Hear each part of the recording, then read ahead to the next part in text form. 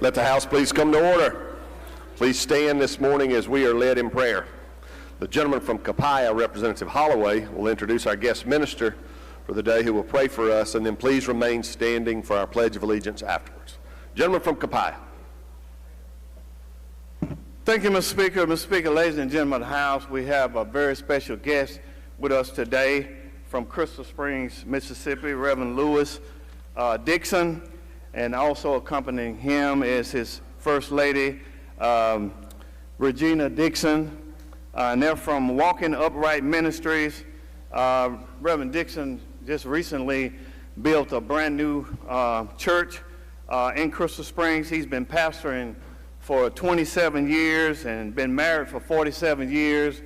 And I want to thank him for his fervent leadership. He's been a great leader. He's been feverishly spreading the good news of the gospel of Jesus Christ in and around not only the Hazelhurst, Copiah County, Crystal Springs community, but also throughout the great state of Mississippi. Y'all help me and welcome Reverend Lewis Dixon. Let us pray.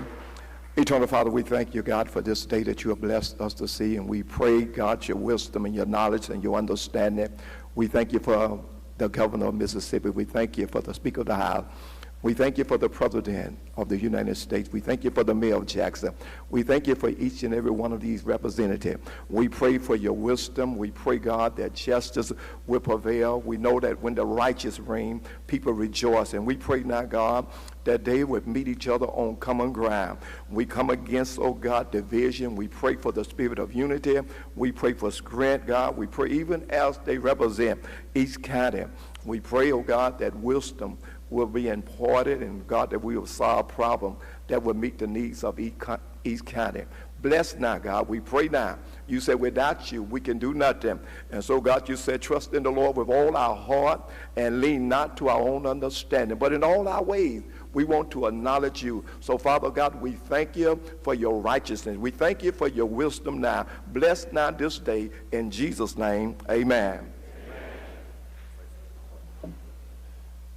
Attention, pledge, salute. I pledge allegiance to the flag of the United States of America and to the republic for which it stands, one nation, under God, indivisible, with liberty and justice for all. Very good. Thank you. Now he's going to get the kick off. Greg. Hoorah! Come on, Greg. Oh, you ready? Yeah, we're waiting on you. All right, okay, I'm sorry.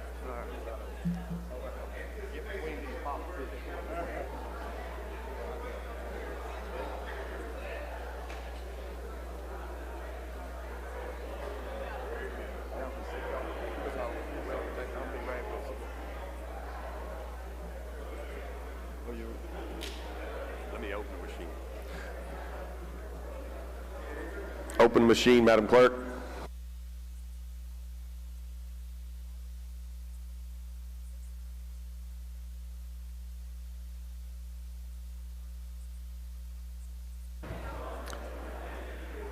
Close the machine, Madam Clerk. There's a quorum present, Mr. Speaker.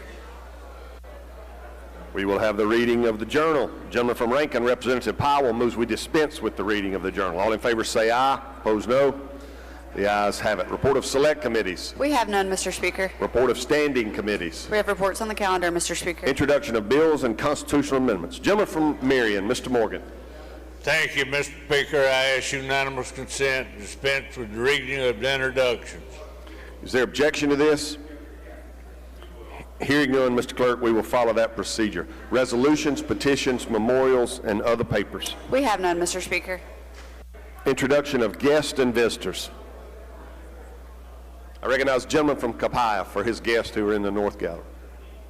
Thank you, Mr. Speaker. If you would direct your attention to the North Gallery, I want to ask the Hazelhurst Middle School to stand, and staff. This is the Hazelhurst Middle School Lady Basketball Team has officially written its name into the history books with a flawless, undefeated season, earning them the title of 2025 Mississippi Athletic Conference Region 7 Class 3A district championship back-to-back. Also, the supporting staff, Ms. Monica Ballard, Dr. Gayla Smith is at the helm. Also, assistant coaches Cola Banks, Mary Cleveland, and Henry Banks. Would y'all give them a round of applause?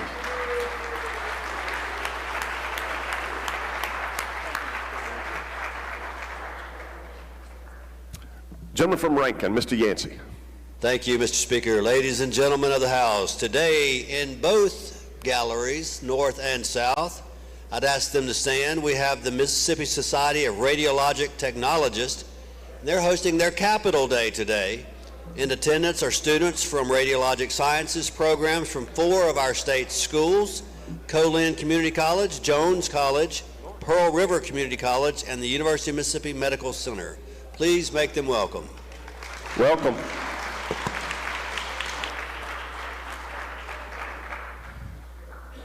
Gentleman from Smith, Mr. Tullis. Thank you, Mr. Speaker. Kind of piggybacking off the gentleman from Rankin, in the South Gallery we have, and on behalf of myself as well as the Pine Belt delegation, we have the Jones College Mississippi Society of Radiological Technologies, and a special friend of mine, Dr. Brittany Barron, who is from Mize in Smith County, Mississippi. Again, make them feel welcome. Welcome. Good to have y'all here.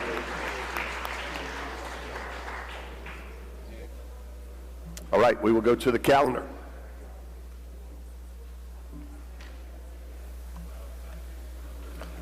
Motion to reconsider calendar. Gentleman from Rankin, Mr. Powell. Thank you, Mr. Speaker. On behalf of the Chairman Hale, I talked to him this morning, went home to take care of his wife, but I'd like to go to item number 9, House Bill 965, move to table. Gentleman's motion on item 9 is to table. Those opposed have 5 minutes. I see no one seeking recognition. Question occurs on the gentleman's motion to table. If you favor the motion, indicate by saying aye. Aye. Opposed, no. The ayes have it. The ayes have it. Rules calendar. Recognize Chairman of Rules. Gentleman from Rankin. Thank you, Mr. Speaker. I would like to go to items 1, item 3, and item 4. Call those up in block and make the usual motions.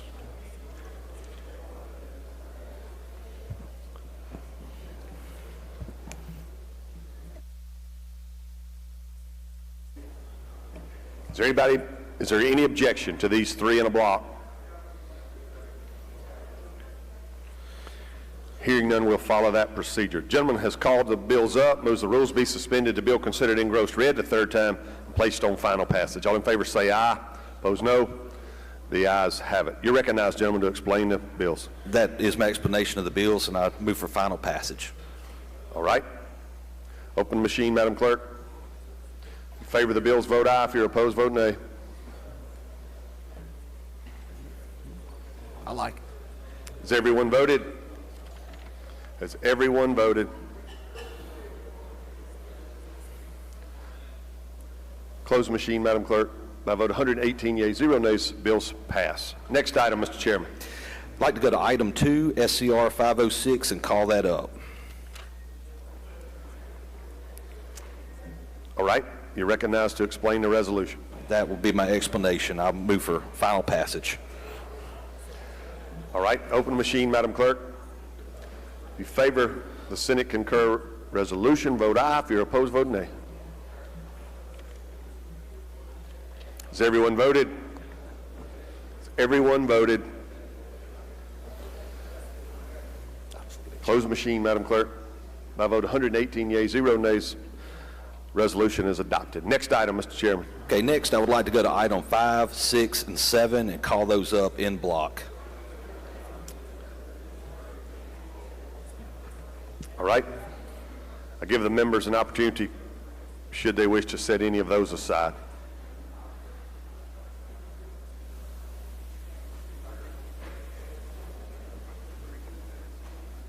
I don't see anyone seeking recognition. We'll proceed in that manner with these 3 in block.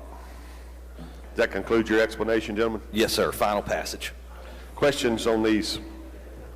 Gentleman from Rankin, Mr. Yancey. I got you. We'll get right to you. All right. Open the machine, Madam Clerk. If you favor the resolutions, vote aye. If you're opposed, vote nay.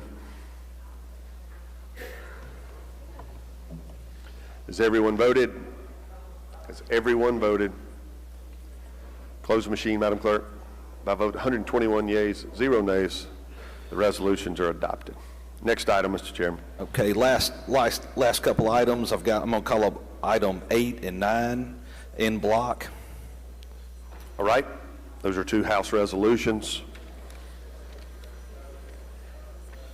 We will proceed, hearing no objection there. Question occurs on the adoption of these two House resolutions. If you're in favor of the resolutions, indicate by saying aye. Opposed, no. The ayes have it. The resolutions are adopted. Anything further, Mr. Chairman? Rules yields. Ways and Means passes. Laid on the table, subject to call. Gentleman from Oktibbeha.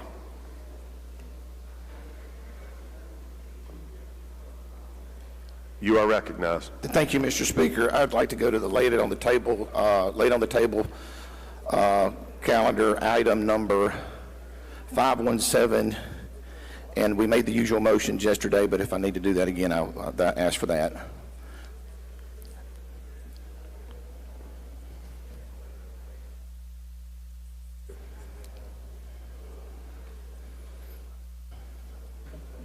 Gentlemen, you're recognized. Thank you. I'm sorry. I got a gentleman waiting back here. Gentleman from Rankin, Mr. Yancey. Thank you for your patience. Thank you, Mr. Speaker. In the North Gallery, we have a group of students from the Oakdale Elementary School in Brandon. They are an amazing group of kids. These are Miss Gordon's class. Would you guys stand up and wave, and we want to make you welcome here at our Capitol. Welcome. At your Capitol.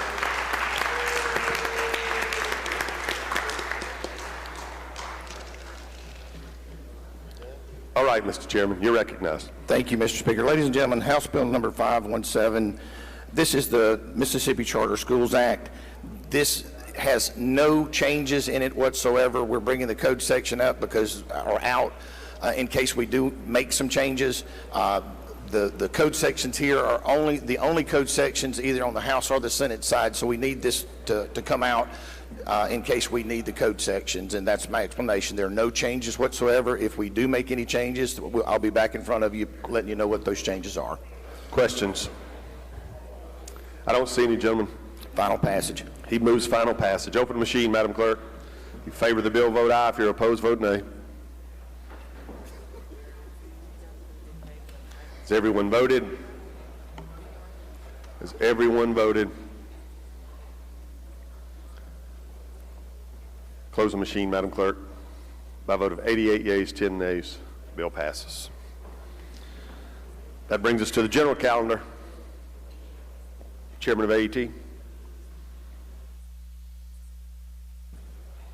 Gentleman from Warren, you're recognized. Thank you, Mr. Speaker. I'd like to go to item number 1, House Bill 644, and call it up.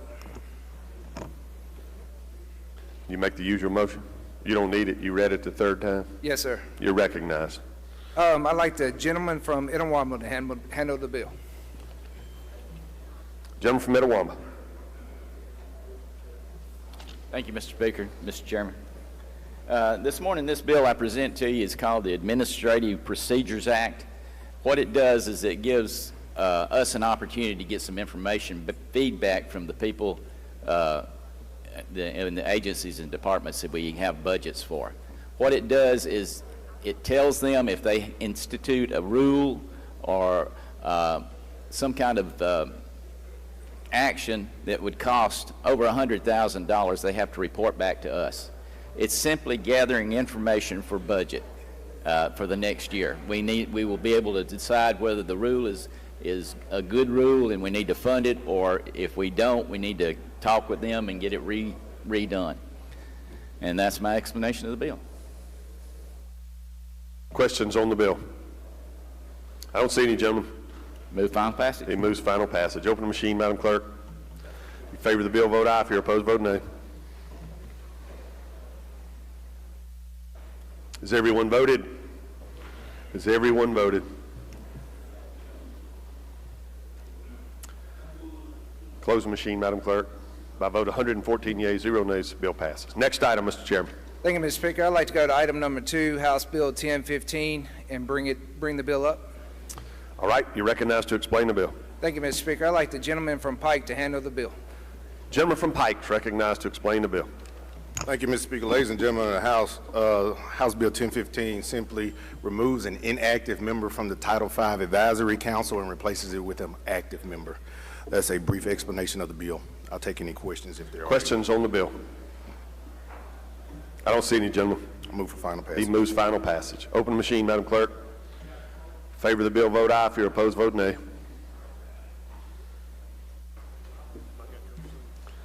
Has everyone voted? Has everyone voted? Close the machine, Madam Clerk. By a vote of 119 yeas, 0 nays, the bill passes. Next item, Mr. Chairman. Thank you, Mr. Speaker. I'd like to go to item number 3, House Bill 1314, and bring the bill up. All right, you're recognized to explain the bill. I do have an amendment, Mr. Speaker. You want to offer that now?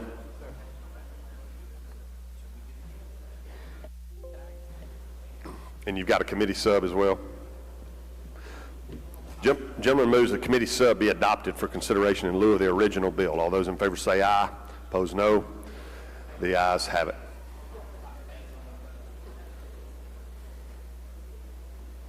You want to explain your amendment now, or? Yes, sir. You're recognized to explain that. All we're doing is raising it up from $75,000 from $25,000, so if they don't have a general liability policy, they can get a bond at the value of $75,000, and that's all the amendment does. Questions on the amendment? I don't see any. Question occurs on the adoption of Amendment 1. If you favor the amendment, indicate by saying aye. Opposed, no. The ayes have it. We have another amendment. All right, you're recognized for that amendment.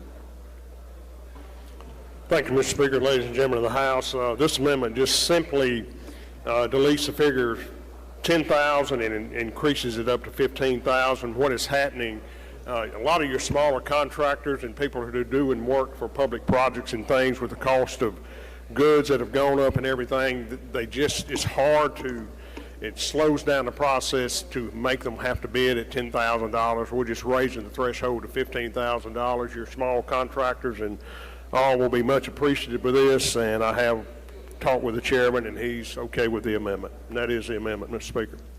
Questions on the amendment? I don't see any, gentlemen.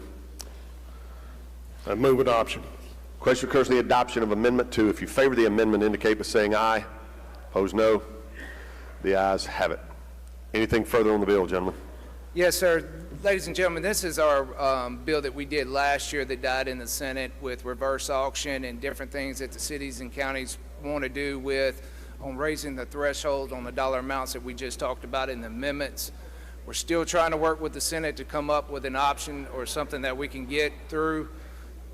It didn't happen last year. Hopefully it will happen this year, but we're going to put as much stuff in this bill as we can to actually get them to come to the table. That's my explanation, Mr. Speaker. Questions on the bill? I don't see any, gentlemen. Move final passage. He moves final passage. Open the machine, Madam Clerk. If you favor the bill, vote aye. If you're opposed, vote nay.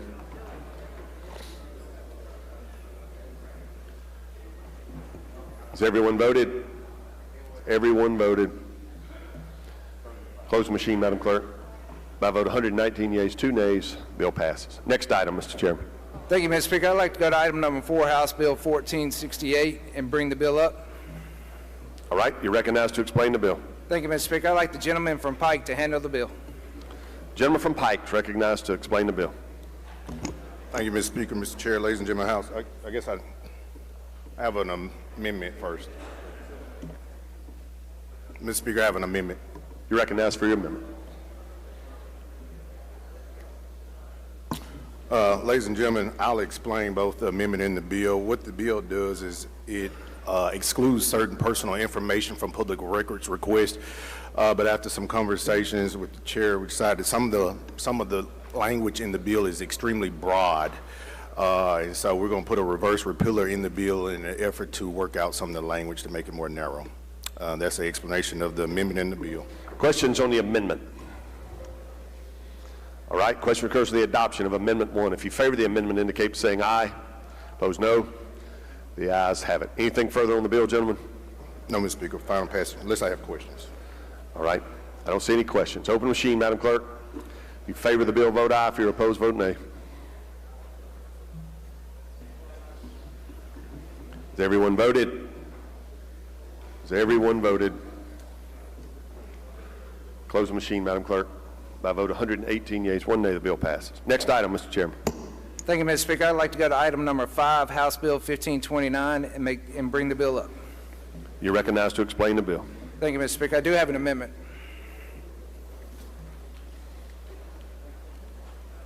You're recognized for your amendment. It just adds a reverse repealer to the bill. All right. I see no questions on the amendment. Question recurs on the adoption of Amendment 1. If you favor the amendment, indicate by saying aye. Opposed, no. The ayes have it. Anything further on the bill, gentlemen? Yes, sir. Ladies and gentlemen, this is the peer bill that we brought forward. There should have been a summary on y'all's desk now for about a month. We're putting a reverse repealer in the bill. I think that the Senate's going to play with the language a pretty good bit, so I just wanted to make sure before we got into the final details, we brought it back before the body. That's my explanation, Mr. Speaker. Questions on the bill? I don't see any, gentlemen. Move final passage. He moves final passage. Open the machine, Madam Clerk. Favor the bill, vote aye. If you're opposed, vote nay. Has everyone voted? Has everyone voted? Close the machine, Madam Clerk. By a vote of 120 yeas, 0 nays, the bill passes. Next item. Thank you, Mr. Speaker. I'd like to go to item number 6, House Bill 1640, and bring the bill up. All right, you're recognized to explain the bill. Thank you, Mr. Speaker. I'd like the gentleman from Hines to handle the bill. Gentleman from Hines is recognized to explain the bill. Thank you, Mr. Speaker. Thank you, Mr. Chairman. I have an amendment. All right, you're recognized for that. The amendment simply changes the date from July 1st of 2026 and inserts its passage. And that's an explanation of the amendment. All right, I see no one seeking recognition. Question recurs on the adoption of Amendment 1. If you favor the amendment, indicate by saying aye. Opposed, no. The ayes have it. The amendment's adopted. You're recognized for further explanation of the bill. Thank you. This bill would authorize the Mississippi Department of Human Services to employ automatic commercial wage verification services. This allows them to get current employment and income information. This is coming down from the federal government. It doesn't introduce any new information. It's just how they get the information. It makes it a little bit easier for them to receive it electronically. And that's an explanation of the bill. Questions on the bill? Gentleman from Hines, Mr. Banks. Gentlemen, if you would, quick question. How long would it take to get this information? It'll be instant on the computer. How long would it take? It would give them instant information. Instant information. Yes, okay. Sir. And it's going to be verified. It's going to be accurate and no glitches and. Yes, this is to improve accuracy. Okay. Thank you. Yes, sir. I don't see any further questions, gentlemen. Move final passage. He moves final passage. Open the machine, Madam Clerk. If you favor the bill, vote aye. If you're opposed, vote nay. Has everyone voted? Has everyone voted? Close the machine, Madam Clerk. By a vote of 115 yeas, 2 nays, the bill passes. Next item, Mr. Chairman. Thank you, Mr. Speaker. I'd like to go to item number 7, House Bill 1754, and bring the bill up. All right, you're recognized to explain the bill. Thank you, Mr. Speaker. Ladies and gentlemen, this is just allowing ITS to be able to own cybersecurity for software and hardware to be able to have a fast-track lane so that they can move quick. And it doesn't mean that they have to do it, but it does allow them if they need it in an emergency. That's my explanation, Mr. Speaker. Questions on the bill? I don't see any, gentlemen. Move final passage. He moves final passage. Open the machine, Madam Clerk. Favor the bill, vote aye. If you're opposed, vote nay. Has everyone voted? Has everyone voted? Close the machine, Madam Clerk. By a vote of 121 yeas, 0 nays, the bill passes. Judd A. Gentleman from Choctaw, you're recognized. Thank you, Mr. Speaker. Item number 8, House Bill 1218. I have a strike all to the bill, Mr. Speaker, to the committee. All right. Ladies and gentlemen of the House, I'll explain it before I offer it. This is the last couple of years we we filed some legislation to study My Kids. My Kids is the current software program for all of our youth court matters.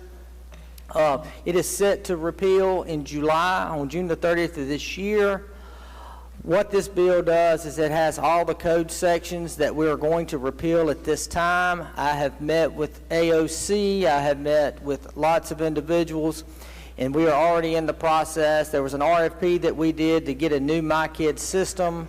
It's going to be subject to an appropriation this year, but when we get this new system, DHS and CPS and all the youth courts should be able to communicate with each other. And the audit proved what we already knew, that the My Kids software system was outdated and not very efficient. We do believe this new system is going to allow us to draw down some federal dollars as well. And what this strike all does is we extend all of these code sections that currently authorize My Kids for one more year. And the reason why we're going to extend it for one more year is I want to make sure that they're making progress on this new system and don't think that we're not serious about getting a new software system for our kids. And so this is the only way I know to keep the feet to the fire when it comes to this program. And so basically what my amendment does is we extend the repealer on all of this legislation for 1 year. I inserted language in there that allows them to continue to use My Kids or any other new system that is approved. I have been told it may take 2 years, up to 2 years, to build this new system. We definitely need to keep the software and give AOC the authority to run it. But I'm going to trust but verify that they're doing what they're supposed to do, and the only way I know to do that is to bring this legislation back in front of this body in the next year. And I'm also requiring that a progress report be given to the chair of Judd A in the House and the Senate. And that's an explanation of the bill and the strike all, Mr. Speaker. Questions on the strike all? Madam Clerk needs that, gentlemen. I don't see any questions. All right, we need to adopt the amendment. Question occurs on the adoption of Amendment 1. If you favor the amendment, indicate by saying aye. Opposed, no. The ayes have it. Anything further on the bill, gentlemen? Move final passage, Mr. All right, Speaker. you yield for questions? Yes, sir, Mr. Gentleman from Holmes, Mr. Clark. Thank you, Mr. Speaker. The gentleman yield. Certainly, gentlemen. I'd like to read the amendment. It hadn't been posted yet. So I trust what you're saying, but why did we do a strike all if we basically just, extending the repealer? That's what council gave me. Basically, when we came out of committee with it, it had a reverse repealer in it. And so basically, I wanted to make sure we reauthorize this legislation for another year, because it does expire at the end of this year, well, June the 30th of this year. The only change in all of those that I made to this bill is to provide a report and allow AOC to continue to run My Kids for another year, and or, I think the language is, or the new My Kids system. And that's, basically I was told they can't, even the RFP, all that stuff's been done, but they can't build it between the end of now and July. So we've got to have something that gives AOC the authority. I suspect the bill may come back again. There are some other agencies that are wanting to have some access, like DHS, like give some authorization, so I fully expect the bill to come back again. And I'm going to trust my law school classmate. I trust you. And gentlemen, I think some of the problems we having with youth court lies with My Kids. It's an antiquated software. Judges complaining about it, so counselors complaining about it. So with that being said, is it going to be uniform that other agencies will be able to tap in and put in information, everything they need to put in with? That's what I've told. Last year before I brought this bill up, everybody had these emails saying how the world was going to fall, and then all of a sudden the audit comes through and everybody's on agreement that we've got to replace it. People that have been practicing law in youth court across the state of Mississippi understand how bad this program was and how outdated it was. But I think it's going to make youth courts more efficient across the state. All right, thank you, gentlemen. Thank you. I don't see any further questions, gentlemen. Move final passage, Mr. He moves final passage. Open the machine, Madam Clerk. If you favor the bill, vote aye. If you're opposed, vote nay. Has everyone voted? Has everyone voted? Close the machine, Madam Clerk. By vote 120 yeas, 0 nays, the bill passes. Gentleman from Rankin, Mr. Yancey, for an introduction. Thank you, Mr. Speaker. Ladies and gentlemen of the House, we have a large group here from Oakdale Elementary. I'd ask them to please stand in both galleries from the 5th grade. They're with Anna Young's class and Miss Decker's class. Welcome to your capital. Welcome, young people.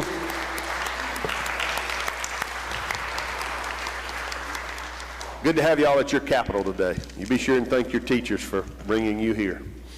Y'all are way ahead of me. I'd never been in this building until I was elected, so y'all got a head start. Good to see you here today.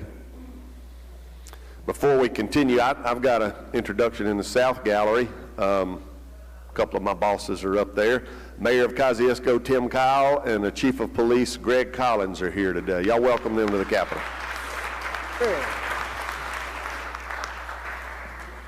All right, gentlemen from Choctaw, you're recognized for further Thank you, work. Mr. Speaker. I've got a committee sub as well, but I'd like to explain it before we go any further. Where are we? On House Bill 12, item 9, House Bill 1225, Mr. Speaker. All right. And I see you've got a committee sub. Yes, sir, Mr. Speaker. Gentleman moves the committee sub be adopted for consideration in lieu of the original bill. All in favor say aye. Opposed, no. The ayes have it. You're recognized, gentlemen. Thank you, Mr. Speaker. Ladies and gentlemen of the House, this is my 3rd year as being chairman of Judd A, and every year we have had an issue with tow trucks moving forward. It seems like every year for the past 3 years we have increased with the amount of tow truck bills that have been filed. What this original bill did is it brought all the code sections forward with a reverse repealer. Pro Tem and the gentleman from Tate had legislation as well with regard to tow systems, and we've had a lot of non-consensual tows that have been taking place inside of our college campuses where cities have had to do ordinances, and you've got just a small number of bad actors, but overall we have a lot of good actors in the state of Mississippi, but some of them are giving a bad name to others, which has required a lot of our local ordinances to go into effect. And so the committee sub is going to take a House position to send over to the Senate. What was originally filed had nothing but the code sections, but we've got, the committee sub deals with 2 things. One, anytime a bill is code non-consensually, either by the property owner or the law enforcement, then they have to make the request and identify who asked that the property to be towed, who asked the car or truck to be towed. They have to give a name and address of who requested it. What's been happening is cars have been towed and nobody can account for who towed the vehicle and why it got towed. So basically, they are required to provide this information. If the tow company does not provide the information, they cannot charge anyone for the tow. So what we're trying to do is make sure that they get that information as well. Once it's towed, then we're going to require a third-party vendor, and this is to require that third-party vendor has access to VIN numbers and lien holders and owners. And what that does, when that tow company runs that number and that VIN number through that machine, it automatically generates a certified letter to the owner and the lien holder of that automobile.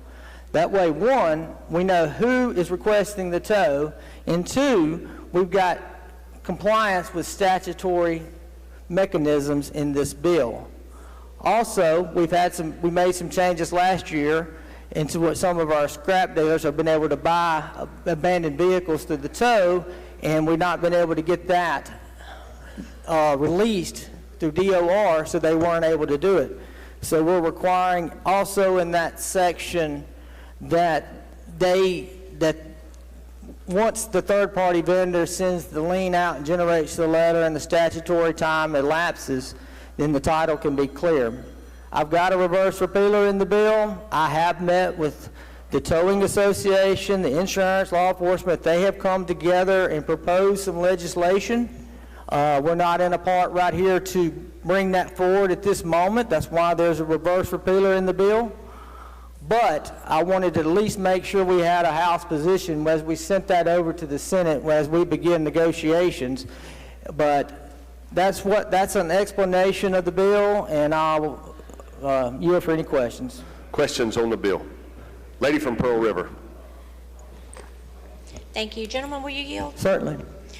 Question. Is there anything in this bill that deals with rotation requirements for commercial or personal vehicles?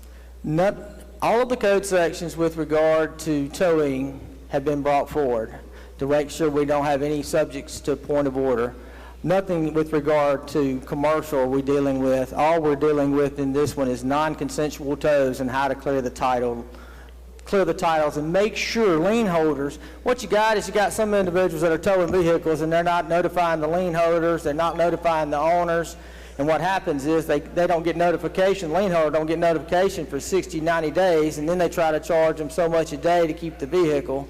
And so what we're trying to do is find a way to where we protect owners of automobiles, and we also protect lien holders for automobiles, and then we also provide a safeguard mechanism for towing companies once they get their lien that the title can be clean and it can be sold if it's wrecked. Because a lot of these cars that we're talking about have been wrecked and they're just Correct. no good. I understand, and I'm for that. I think that's good legislation for the public to protect them. So I'm just making sure, though, because I know we've had some issues in the past with our commercial vehicles, and I'll make sure personal too, where we're not changing requirements that limit the small companies from being able to do rotation because of lack of equipment or change of equipment. So I'm just making sure this doesn't address that. The position of this bill right now just addresses that. The code sections are brought forward because I was hoping that the Towing Association and everyone could get together on non-consensual tows and come to an agreement. But it's not the intent of the House to use those codes to change these rotation requirements. You talking about the commercial?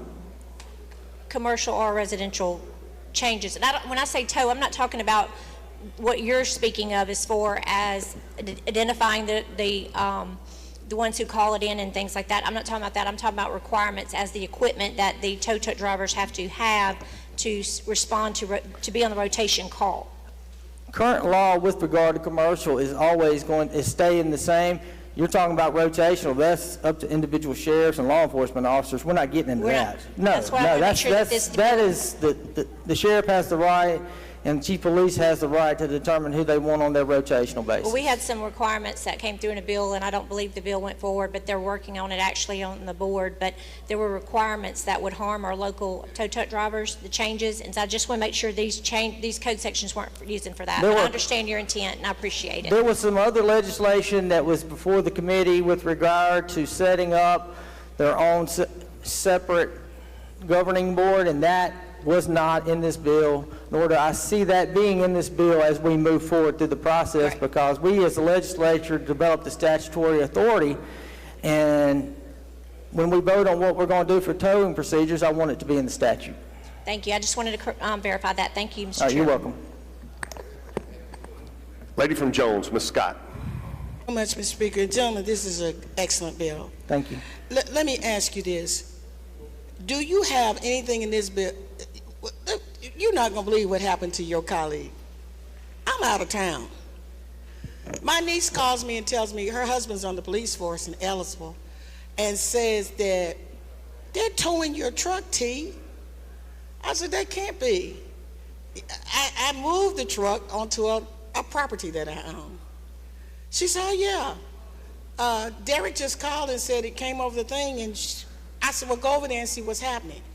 When she got over there, they had towed my truck. Now, gentlemen, this is on my property.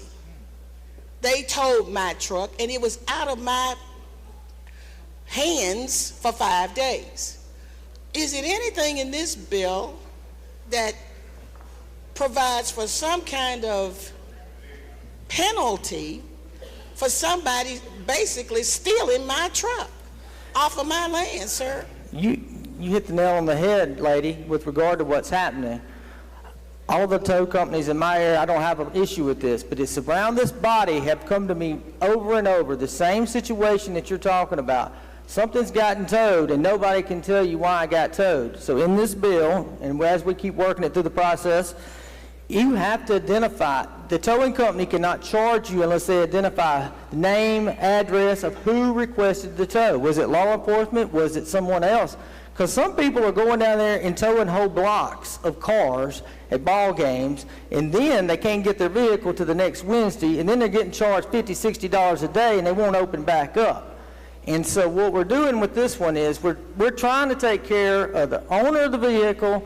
We're trying to take care of the tow company, because if they tow it, then they can get the lien clear. And 3, we're trying to take care of the individual that wants to buy it.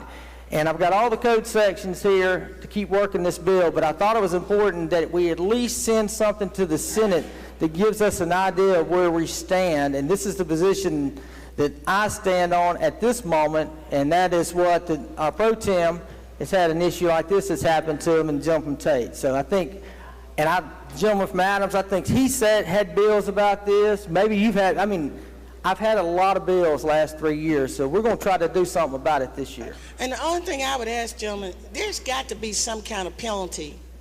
I mean, I know who called is the guy who rents next to my property.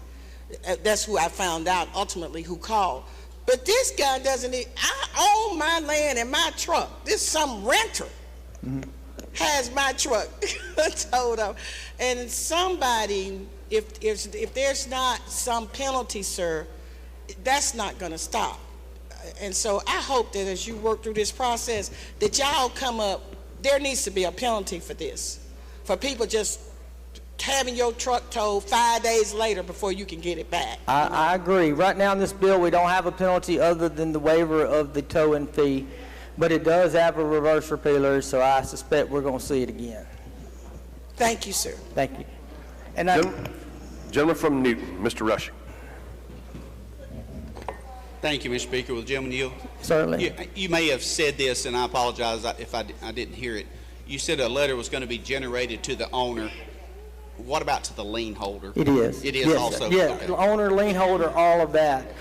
The third-party vendor has access to all the information. So the tow company is going to have to enter that information in that thing to generate the system, to send a letter. And what we've got is we've got some that do it very well. And the overwhelming majority of people in our state do it well. But we've got a small fraction of individuals that you have to comply with the statute, and they're not complying with it. Understood. And so this is going to guarantee that if they want to get paid, they're going to comply with it. Thank you, gentleman. You're welcome. Gentleman from Washington, Mr. Hines. Thank you, Mr. Speaker. Gentleman, you. Certainly. The third-party vendor, who is it somebody already doing this currently? Or are we creating a new entity? No, there's, my understanding, gentlemen, is there's several companies out here that do this already in different states. So will they have to go through a bid process to get the contract?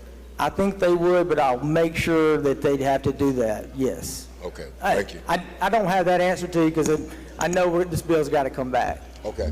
Right. I don't see any further questions, gentlemen. I need to adopt the amendment, Mr. All right. Speaker. Question occurs on the adoption of Amendment 1. If you favor the amendment, indicate saying aye. Opposed, no. The ayes have it. The amendment's adopted. Anything further on the bill, gentlemen? Nothing, Mr. Speaker. I move final passage. He moves final passage. Open the machine, Madam Clerk.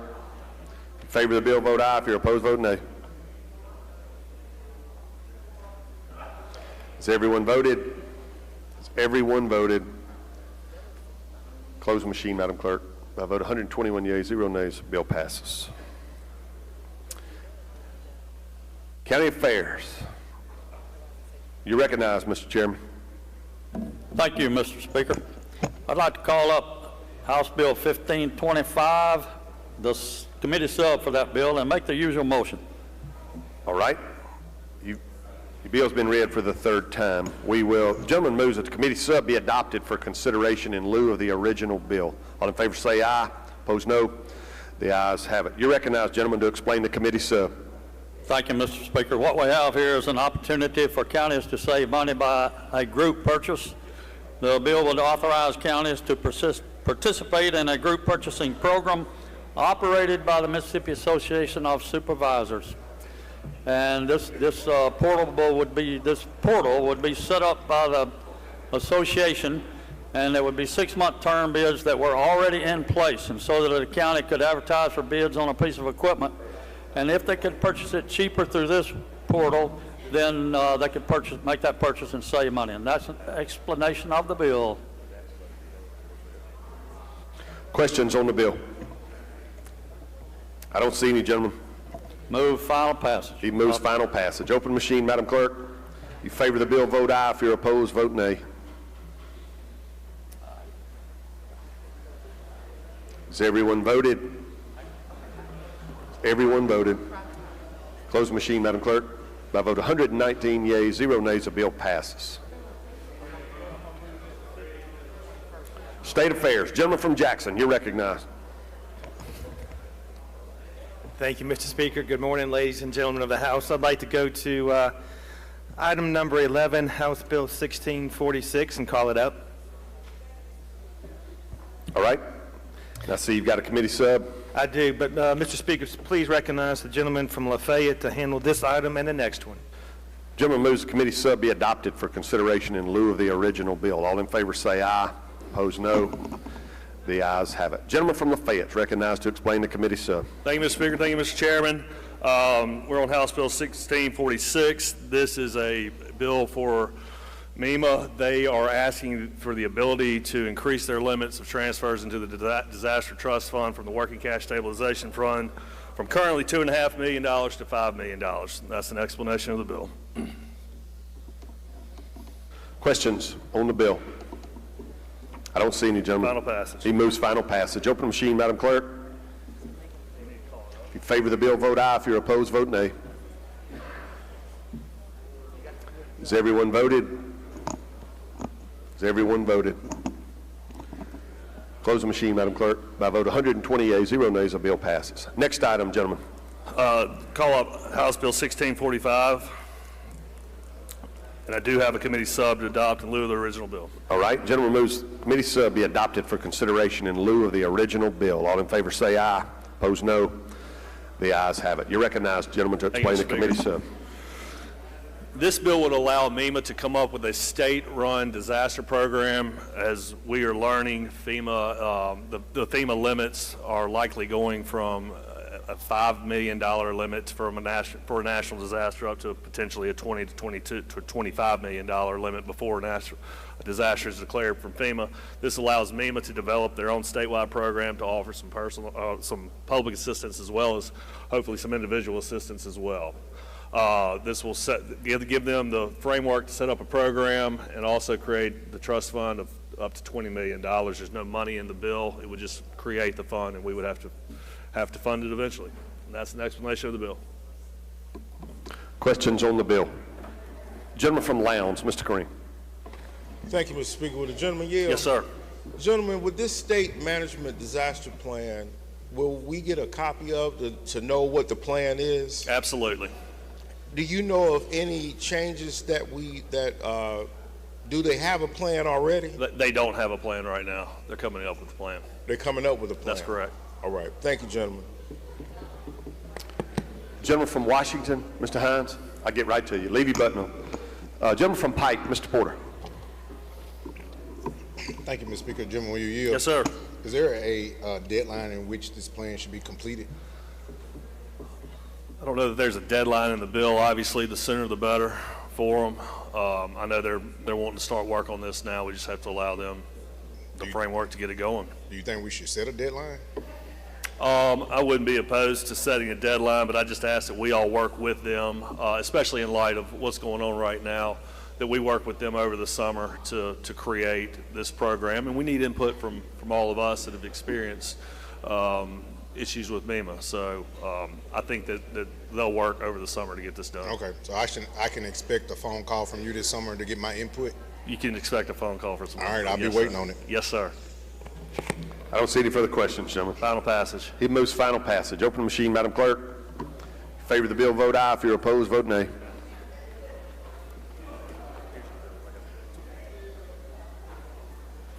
Has everyone voted? Has everyone voted? Close the machine, Madam Clerk. By vote 121 yeas, 0 nays, the bill passes. Brings us down to item 13. I'm sorry, gentleman from Washington, Mr. Hines. Thank you, Mr. Speaker. Ladies and gentlemen of the House, please help make welcome a group of 9th grade students that are with Delta Health Alliance. These students are from LaFleur County, Washington County, and they're participating in their youth civics program with Delta Health Alliance. Please make these young men and women feel welcome in the House of Representatives. Welcome.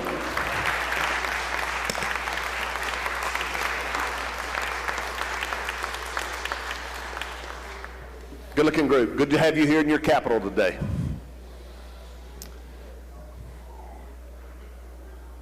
All right, I believe we're down to item 13. I will recognize the gentleman from Lee, Chairman of Banking. Yes, sir. Thank you, Mr. Speaker. I'd like to call up House Bill 1625, and it's already been called up for the third time, or read for the third time. And you got a committee sub? Yes, sir. I'd like to adopt the committee sub. Gentleman moves the committee sub be adopted for consideration in lieu of the original bill. All in favor say aye. Opposed, no. The ayes have it. You're recognized to explain the committee sub, gentlemen. All right. Thank you, Mr. Speaker. This bill is brought to us. It was a collaborative effort between the Banking Commission, the Attorney General's Office, and the AARP. And what we are looking at is these virtual currency kiosks. You may have seen them in convenience stores around around your areas, but we're having a real big problem with the elderly getting scammed and people calling them, convincing them that they need money, and then they go to and they talk them into going to these kiosks and sending money virtually, through crypto across, the world. And so this just sets up some guidelines for these kiosks where they are clearly labeled that it's not an ATM, it's not part of a banking system. Then there are some other safeguards in there to make sure that the people that are at the kiosk are understanding what they're doing. They're not being coerced like that. We've also set up first-time user limits, also transaction limits, and also a limit on the amount of fees that these kiosks can charge people. That's an explanation bill. Questions on the bill? Lady from Hines, Ms. Yates. Thank you, Mr. Speaker. Will the gentleman yield? Yes, ma'am. I feel old and out of touch, but what is a virtual currency kiosk, and do we have those? Yes. Okay. Yes, we do have them, and you may not realize what you're looking at because they look a lot like an ATM machine. But what this is, we're actually making it a point that they have to label these things that make people understand that's not an ATM machine. But you can go to this kiosk, take your money, put it into it, and buy crypto and set up like a crypto wallet. And then that wallet can be, and then you can give other people access to that wallet. And that's what they're doing. They're like somebody over in China or whatever, or anywhere can do that to someone, and they put their money in it, and then that money's gone. And so this is a way for help people understand actually what they're doing. Thank you. You're welcome. Gentleman from Hines, Mr. Banks. Mr. Chairman, if you yield, please. Yes, sir. I'm like my colleague from Hines. I wasn't familiar with these machines. I'm not. Who owns this equipment? Who does this? I mean, who's behind this? Well, there's several different companies that own these crypto kiosks, but they're not owned by banks. They're just like vendors that own these things. They're just owned by people? Not people, companies. Companies. And Yes, these sir. companies are all over? Yes. Okay, and they're here in Mississippi? Yes, sir. Do you know how close one would be to the state capitol? I've never seen these or heard of them before. I don't know exactly how close they are here, but I bet if you went down to the convenience stores on High Street, you might Okay. find one. All right, so are these becoming more and more affluent? They are. In different parts of the state? Okay, Yes. thank you. Gentleman from Jackson, Mr. Zuber. Thank you, Mr. Speaker. Will the chairman yield? Yes, sir. Mr. Chairman, thank you for your work on this subject matter, but I just got one simple question. We're not limiting the use of cryptocurrency in any way, are we? Oh, no, sir. Okay, thank you. I don't see any further questions, gentlemen. I move final passage. He moves final passage. Open the machine, Madam Clerk. If you favor the bill, vote aye. If you're opposed, vote nay. Has everyone voted? Has everyone voted? Close the machine, Madam Clerk. By a vote of 117 yeas, 0 nays, the bill passes. Gentleman from Lauderdale, Mr. Calvert. Introduction out of order. Yes, sir. Thank you, Mr. Speaker. Ladies and gentlemen, if you will, look in the South Gallery. We have, every year we present the state game resolutions. This year, we have the 2025 Male Athlete of the Year, Daniel Weil. Will you please stand? He won the state games for cycling, amongst many other things. Please make him feel welcome. Welcome, gentlemen. Congratulations. Good to have you here today. Gentleman from Clark, Mr. Smith. Introduction, Mr. Speaker. Yes, sir. Thank you, Mr. Speaker. Also in the South Gallery, I have the winner of the disc golf champion in the state game in Mississippi, Miss Caitlin Smith, is here with her father, Carl Smith, my classmate. Everybody make them welcome. Welcome, lady. Good to have y'all here.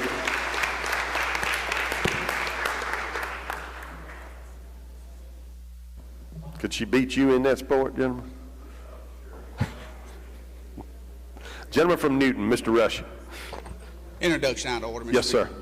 If the House will help me, and the gentleman from Neshoba, Representative Bounds, gentleman from Clark, Representative Smith, gentleman from Lauderdale, Representative Calvert, and the senior gentleman from Lauderdale, Representative Horn, will help me welcome Miss Autumn McMillan, Mr. James Miller, and Mr. Lucas Calvert, part of our East Central Community College staff that are in the building visiting us today. Thank you guys for being here. Welcome.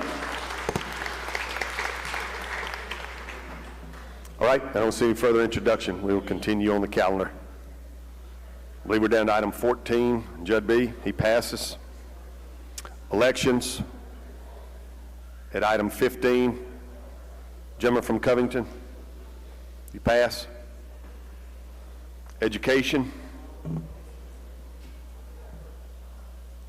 Yes, sir, Mr. Chairman. Yeah, Mr. Speaker, if we could pass and retain them on the calendar, we've got some amendments we're going to try to get to. If we don't, they'll just be dealt with next year. Thank you, gentlemen. What about item 17? Same thing, and 18. All right, that brings us to gaming. He passes.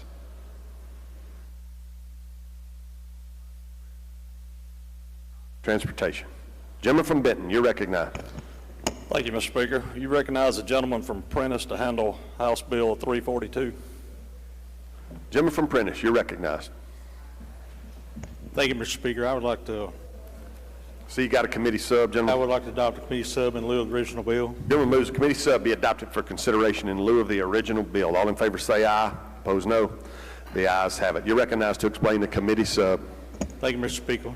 House Bill 342, Section 2 of the bill, a segment of Mississippi Highway 370 located in Itawamba County, Mississippi, beginning at the Lee-Itawamba County line and extended in an easterly direction to its intersection with Houston-Palestine Road in Itawamba County, Mississippi, is designated and shall be known as the Roger Campbell Memorial Highway. Section 3 of the bill, a segment of Mississippi Highway 363 located in Itawamba County, Mississippi, located at its intersection with Central Road and extended in a northeasterly direction to its intersection with Hall Road in Itawamba County, Mississippi, is designated and shall be known as the Jacob Edward Kent Memorial Highway. That is the explanation of the bill, Mr. Speaker. Questions on the bill? Move final passage. He moves final passage. Open the machine, Madam Clerk. In favor of the bill, vote aye. If you're opposed, vote nay. Has everyone voted? Has everyone voted? Close the machine, Madam Clerk. By a vote of 121 yeas, 0 nays, the bill passes. Next item, Mr. Chairman. Mr. Speaker, go to item number 23, 1660, and recognize the gentleman from Lamar. Gentleman from Lamar, you're recognized. Thank you, Mr. Speaker. Thank you, Mr. Chairman. Ladies and gentlemen, House Bill 1660 comes to us from the request of the Mississippi Department of Transportation, seeking to align our state laws with the federal law, number 23 USC-407, concerning bridge safety inspections. That's an explanation of the bill. Questions on the bill? I don't see any, gentlemen. Move for final passage. Steve moves final passage. Open the machine, Madam Clerk. In favor of the bill, vote aye. If you're opposed, vote nay. Has everyone voted? Has everyone voted? Close the machine, Madam Clerk. By a vote of 112 yeas, 7 nays, the bill passes. Gentleman from Rankin, Mr. Yancey. Thank you, Mr. Speaker, for my fourth introduction of the day. Today is Psychologist Day at the Capitol, and you have on your desk an orange heart from the Mississippi Psychology Association. I'd like to ask our psychologists to stand, and please let us make you welcome to your Capitol. Welcome.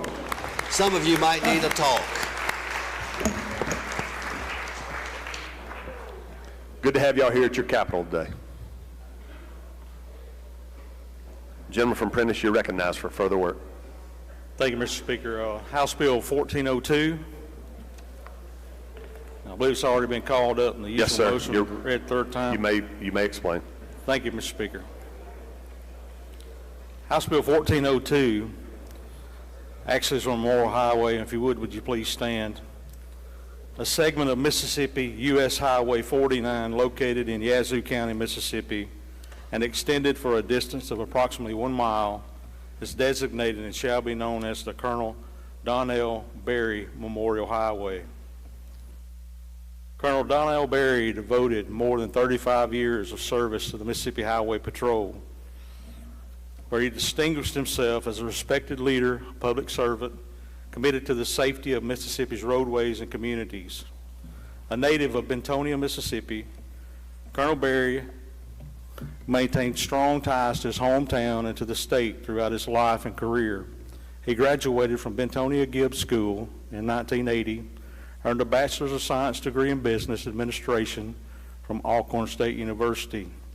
He entered into law enforcement and began at an early age inspired by observing the Mississippi Highway Patrol vehicles on the highway near his home. He later reflected that he was fascinated with that patrol car and knew that one day he would drive one too. In September 1980, Colonel Berry entered the Mississippi Highway Patrol Cadet Class 21, beginning a career marked with steady advancement, increased responsibility, and over 3.5 decades of service. He held numerous leadership roles, including Assistant Troop Commander, Lieutenant District Executive Officer of Troop C, where he gained extensive experience in highway enforcement and troop administration. In 2004, he was promoted to the Lieutenant Colonel and Deputy Chief of the Uniform Enforcement Division, assuming statewide responsibilities for enforcement operations and personnel oversight. In 2011, Colonel Berry was appointed by Governor Haley Barbour as the Chief of the Mississippi Highway Patrol, promoted to the rank of Colonel, named Director of the Mississippi Highway Patrol, Assistant Commissioner to the Mississippi Department of Public Safety. He was reappointed by Governor Phil Bryant in 2012. In this capacity, he led the state's primary law enforcement agency and oversaw trooper training, enforcement strategy, initiatives focused on improving highway safety and reducing traffic fatalities. Colonel Berry retired from the Mississippi Highway Patrol in 2016, included a career defined by professionalism, accountability, public service. After retirement, he spent several years on the Mississippi Ethics Commission. In addition to his law enforcement duties, he was active in civic, professional, and faith-based organizations, including the Mississippi State Troopers Association, Jack and Jill of America, Incorporated, Father's Auxiliary, and the St. Paul CME Church in Bentonia, where he served as a trustee. Throughout his career, Colonel Berry was supported by his wife and was a devoted father to 3 children. His leadership and service have left a lasting impact on the Mississippi Highway Patrol and the many communities that he served. Ladies and gentlemen, a great man that loved this state, devoted his life. He certainly left a great legacy for the Mississippi Highway Patrol. That's the explanation of the bill, Mr. Speaker. Gentleman from Hines. Gentleman from Washington, Mr. Hines. For what purpose? A request, Mr. Speaker. Yes, sir. That the entire membership be listed as authors on this particular. Yes. Very this good. legislation. We will do that. Anyone wishing not to be included, please go by the clerk's office.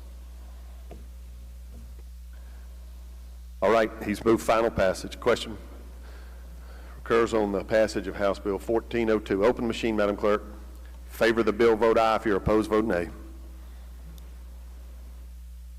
Has everyone voted? Has everyone voted? Close the machine, Madam Clerk. By a vote 121 yeas, 0 nays, the bill passes.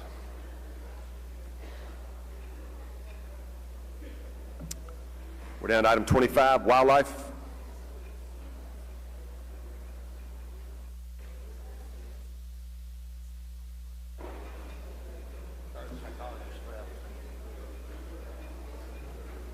Thank you, Mr. Speaker. Ladies and gentlemen, I'd like to call up House Bill, item 25, House Bill 1361, and make the usual motion. All right, you're recognized to explain the bill. Thank you, Mr. Speaker.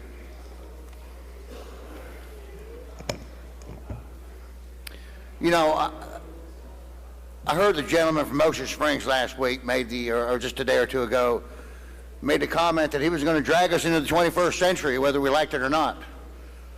And that was very appropriate for the bill that I'm going to discuss today.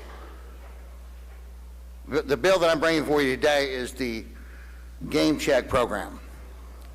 Now, the short title says it's going to establish a program for harvest reporting in our state. And I venture to tell you, ladies and gentlemen, you already have one.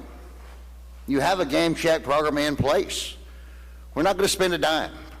We're not going to do anything new. We currently use a Game Check program for bobcats, alligators, turkey. That system's in place, and it works very well, low maintenance. It creates the data available for us to make sound wildlife decisions about how to improve our robust environment. What we're going to do today, and we currently offer this in whitetail on a voluntary basis. But you and I both know that when you have a voluntary program, you're not going to collect the vital data that you need. So, ladies and gentlemen, we are currently one of one in this country that does not require harvest reporting. Every other state, 49 states, require for us or for whomever that harvests report it to their Department of Wildlife. We're the only one that does not. Now, I know when we all travel, and many of you sportsmen do, we travel all over the country, and we have to spend a lot of money to do various types of hunting, and we have to report our activity and what we did. However, when those people come to our state, we don't require that. They can just come in and hunt. What I'm asking, ladies and gentlemen, is that we implement a harvest reporting system that's currently in place, which, by the way, I watched a gentleman from Marion work this bill for many years, and I admire his effort, and it's time that we get this done. Now, let me go into the program a little bit. It certainly is not as convenient as just loading in the back of your truck, because you actually have to do something. You have to go to that phone that's in front of everybody out here today. You're all looking at your phones, and you got to go to that app and just hit that app and answer 3 questions. That's all you have to do. And with that information and with that little effort, you're going to create a database that we can make sound decisions about where are we in our wildlife population in the state. Currently, I can't tell you from county to county who's got a more robust population and who doesn't. Where those harvests need to be restricted or improved or expanded, we have no data to determine that. So what we have is subjective opinion. And we know this is not how this body operates with subjective opinion. We are data-based. We have to be data-based. And when we have an economic impact in excess of $1.2 billion directly affected, that's wildlife or whitetail driven, we know that that data is critically important to all of our communities, to all of our sportsmen, And yes, I've heard from a lot of people that are for this, and I've heard a lot of people say, oh, it's just going to be the end of the world.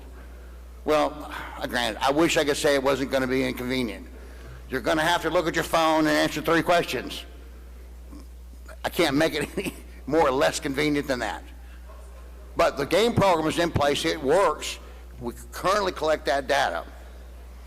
Now I would subject, let me just back up a little bit to 1970. Almost none of you were here, I don't think, but we had a DMAP program that we developed in the state, which is our deer management program. And it was put out by Mississippi State and is adopted by almost every southern state as the premier deer management program available.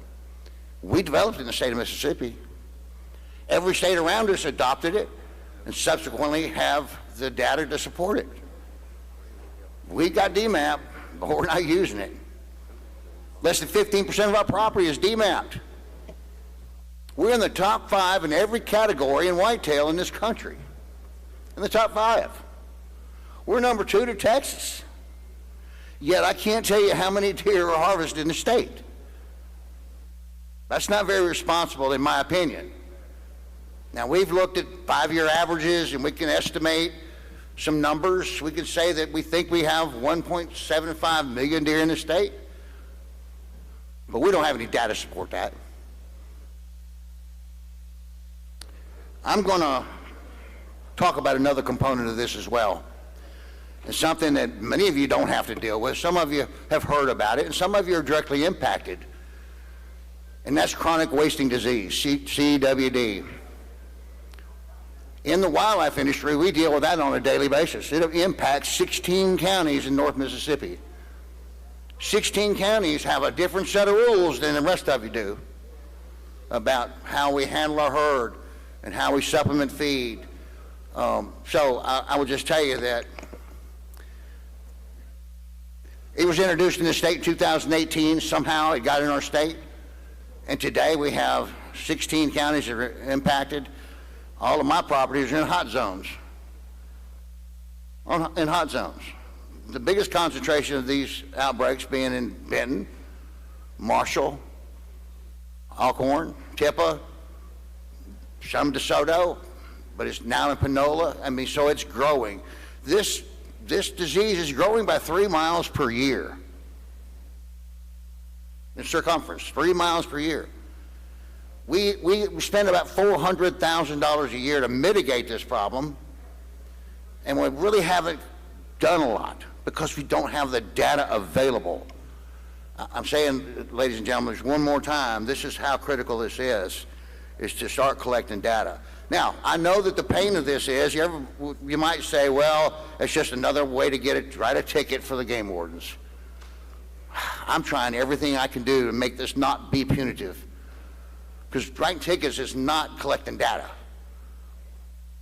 I realize it's going to take some time to get used to this process.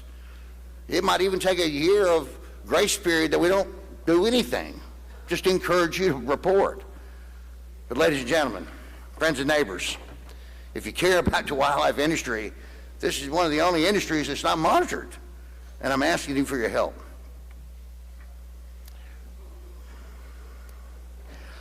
I want to I have an amendment at the proper time. You want to offer your amendment now? You're recognized for your amendment, gentlemen. You want to explain your amendment? On line 23, I'm going to change the penalty from Class 2 to Class 3, which is the lowest designation we can have in a game. It's a $25 fine. Because it's not intended to be punitive. We're not trying to write tickets. It's not a revenue. We're not chasing revenue. We're chasing information. What's more important to us today? Information. So I'm asking the ladies and gentlemen to join me. I do have some. We passed this last year, House Bill 816. The Senate obviously thought they were smarter than us and didn't bring it out. But I have assurances that with our summer hearing, that we've addressed those concerns, and I have assurances it'll come out on the Senate. So I'm asking you, ladies and gentlemen, let's get behind this, and I'd be happy to answer any questions. Questions on the amendment? On the amendment, gentlemen, you're recognized. Gentleman from Adams, Mr. Johnson. Thank you, Mr. Speaker. I can't pull it up right now. You said $25. What about the second or third offense? So you just leave everything at $25? Every offense is going to be a Class 3. Now, Okay. there will be assessments for multiple offenses beyond that, but the Class 3 violation is going to stay Class 3.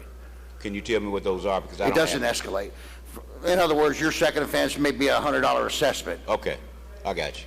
but it'll be a $25 fine. We out of the $500,000 range.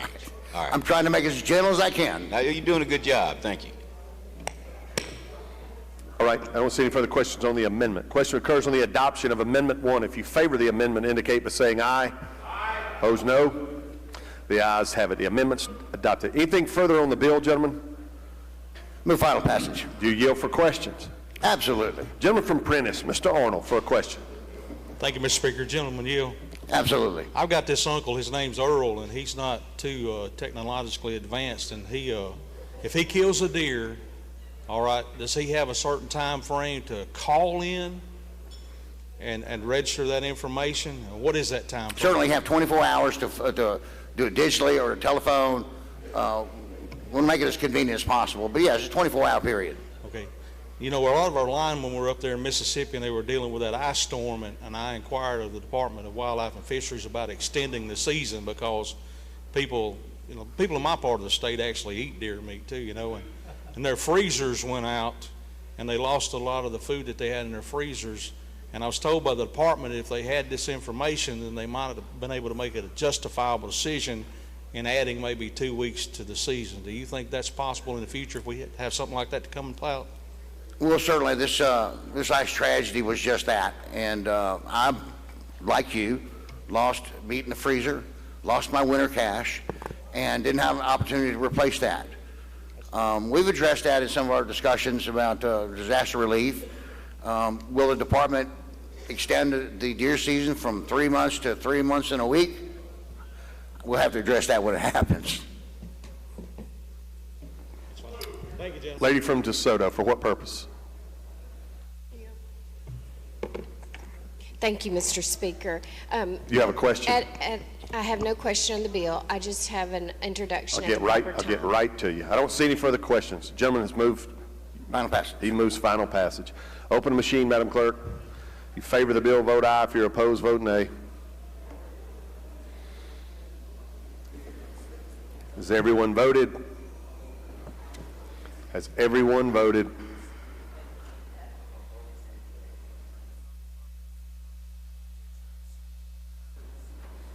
Close the machine, Madam Clerk. By a vote of 62 yeas, 44 nays, the bill passes. Lady from DeSoto, Ms. Remack. Thank you, Mr. Speaker. Introduction in our South Gallery.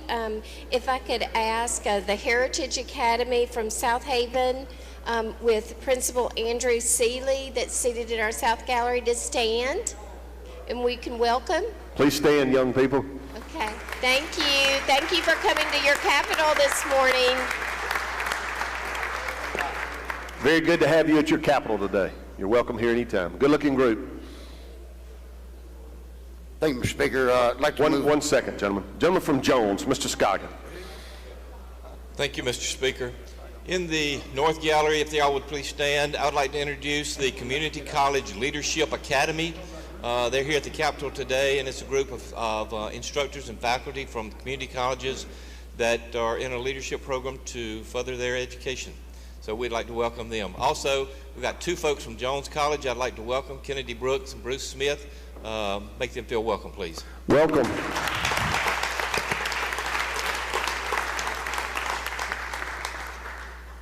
Good to have you all here today. All right, gentlemen, you're recognized for further work. Yes, sir. With unanimous consent, I'd like to move to item 65, call up House Bill 710, and have the gentleman from Neshoba explain the bill. Gentleman's requested unanimous consent to advance to one item. Is there objection? Hearing none, we will follow that procedure. Gentleman from Neshoba, you're recognized. Thank you, Mr. Speaker. Ladies and gentlemen of the House, House Bill 710 is a simple bill. It just simply says that if this legislature in the future passes any legislation that relates to free hunting or fishing license or any discounts for camp park permit fees and all of that, so that money that would be lost would be reimbursed from the general fund. Now, this is not retroactive, so there's no money in it. Anything that's currently in place, it would not be affected. This would just be for any discounts or anything that we may offer in the future. And that's an explanation of the bill. Questions on the bill? Move final passage. Gentlemen, I have a question. Lay it on me. It could be imperative to this bill. Is it your birthday today? Yes, it is, Mr. Speaker. Yes, it is. So is a yes vote on this bill you've been trying to pass for so many years, is that going to suffice as a good birthday present for you? Yeah, let me ask the House to y'all give me your yes vote as a birthday gift today. Happy birthday, gentlemen. Thank you, gentlemen. Open the machine, Madam Clerk. If you favor the bill, vote aye. If you're opposed, vote nay. Has everyone voted? Has everyone voted? Close the machine, Madam Clerk. By a vote 119 yeas, 0 nays, bill passes. Thank you, gentlemen.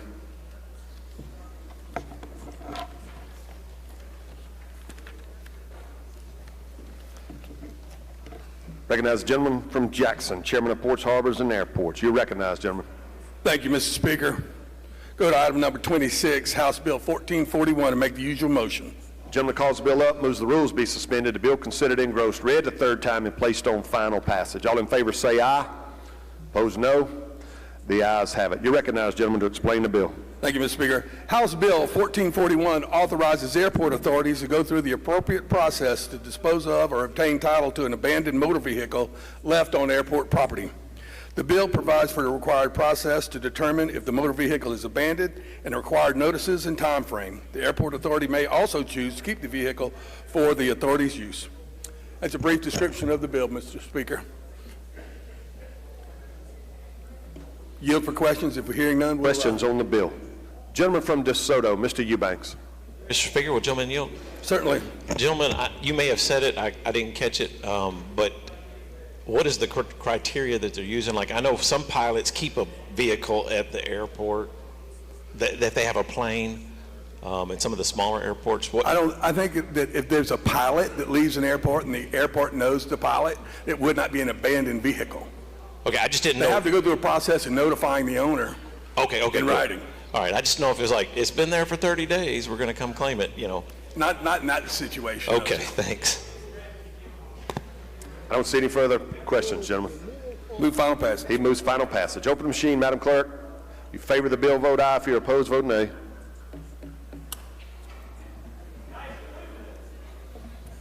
Has everyone voted? Has everyone voted?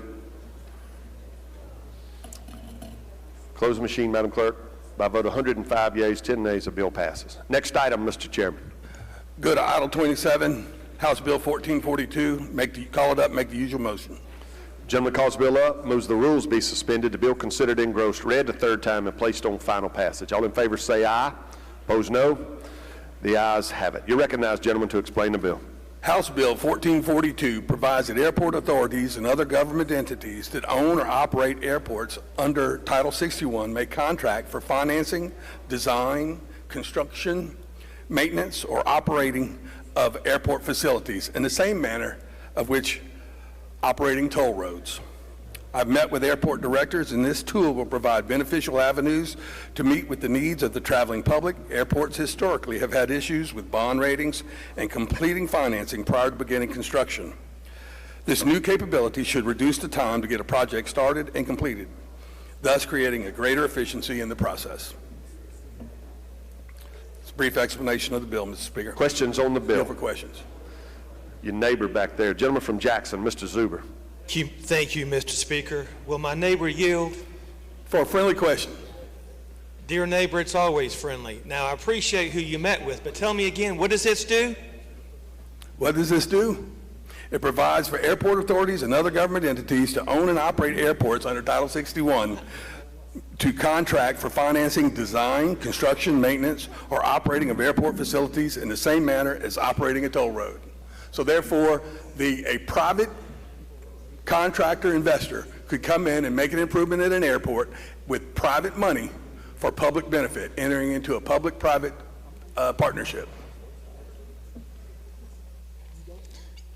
Thank you, neighbor. You're welcome, neighbor. I don't see any further questions. Move final passage. He moves final passage. Open the machine, Madam Clerk. If you favor the bill, vote aye. If you're opposed, vote nay. Has everyone voted? Has everyone voted? Close the machine, Madam Clerk. By a vote of 116 yeas, 0 nays, the bill passes. Next item, Chairman of Business and Commerce, gentleman from Rankin, you're recognized. Thank you, Mr. Speaker. I'd go to item 28, House Bill 1532, and call it up. All right, you're recognized to explain the bill. I recognize the gentleman from Hines to explain the next two bills. Gentleman from Hines, you're recognized. Thank you, Mr. Chairman. Thank you, Mr. Speaker. House Bill 1532 comes to us from the Secretary of State's office. They are seeing a large number of fraudulent filings on their website where a person goes in and opens a business under somebody else's name, and under current law, they cannot remove that. So then your information would stay on their website ongoing, and this bill will allow them to remove that once it's proved to be fraud. It also increases the number of days that they currently have from 10 to 60 to reject a filing that they know is fraudulent. And that's a short explanation of the bill. I'll yield for questions. Questions on the bill? Gentleman from Lamar, Mr. McCarty. He passes. I don't see any questions, gentlemen. Move final passage. He moves final passage. Open the machine, Madam Clerk. Favor the bill, vote aye. If you're opposed, vote nay. Has everyone voted? Has everyone voted? Close the machine, Madam Clerk. By a vote 118 yeas, 0 nays, the bill passes. Next item, gentlemen. I can move to item number 29, call it up, and make the usual motions. All right. It's been read the third time. You are recognized to explain the bill. Okay. This is another bill from the Secretary of State's office. In 2021, the legislature let them start requiring email addresses when you file to open a business. In 2023, we made it where you could opt in to get email or paper mail. Now they're asking that they have every single business, they have an email address for them. They're asking that we change the language where they email them for administrative dissolution instead of paper mail. It would save them about $77,000 a year. And that's a short explanation of the bill. Questions on the bill? I don't see any, gentlemen. Move final passage. He moves final passage. Open the machine, Madam Clerk. If you favor the bill, vote aye. If you're opposed, vote nay. Has everyone voted? Has everyone voted? Close the machine, Madam Clerk.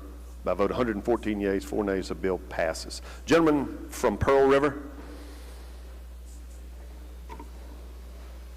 Thank you, Mr. Speaker. Introduction. You're recognized.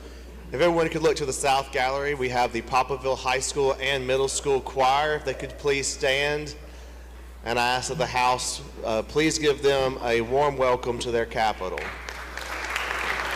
Welcome. Good to have you young people here at your capital today. All right, gentleman from Jackson, you're recognized. Thank you. Hold on, gentlemen. I see a familiar face. I see a Holmes County native in the North Gallery, and I can't let her get out of here without being recognized. Miss Nikki Boutwell from Holmes Community College does great work there in Goodman on their campus. My baby girl is fortunate enough to serve under her as one of her ambassadors there on the campus, and she has been a great mentor and leader to her and all of our students there. She's a homegrown product. We're really proud of her. Good to see you, lady. All right, now you're recognized, gentlemen, from further work. Thank you, Mr. Speaker. I'd like to go to that next item, item number 30, House Bill 561, and call it up. All right, you're recognized to explain it. Thank you, Mr. Speaker. Ladies and gentlemen of the House, pretty simple bill. This will simply allow package retail owners to sell lottery tickets. That's my explanation. Questions on the bill? Gentleman from Harrison, Mr. Haney. Thank you, Mr. Chairman. Gentleman Yield? Yes, sir. Was there a reason why it was excluded in the first go around? Was there a reason why it was not included? What do you mean in the first go around? When we voted on the lottery. It wasn't in there, right? Oh, I can't answer that, gentlemen. I don't know why it was originally excluded. Any speculation? I'm sorry? Any speculation at all? I do not. Okay. You'd have to ask the commission or the author of the bill back then.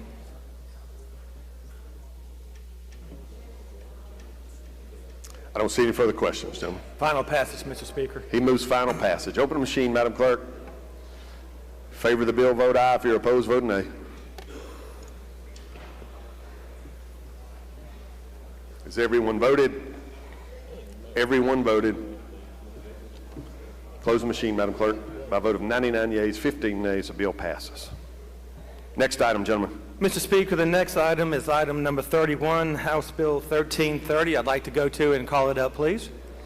All right, you're recognized to explain it. Thank you, Mr. Speaker. Ladies and gentlemen of the House, this is the vehicle that we will use for our resort status request. I think I have maybe about 6 or 7 right now. We're going to have a conference report.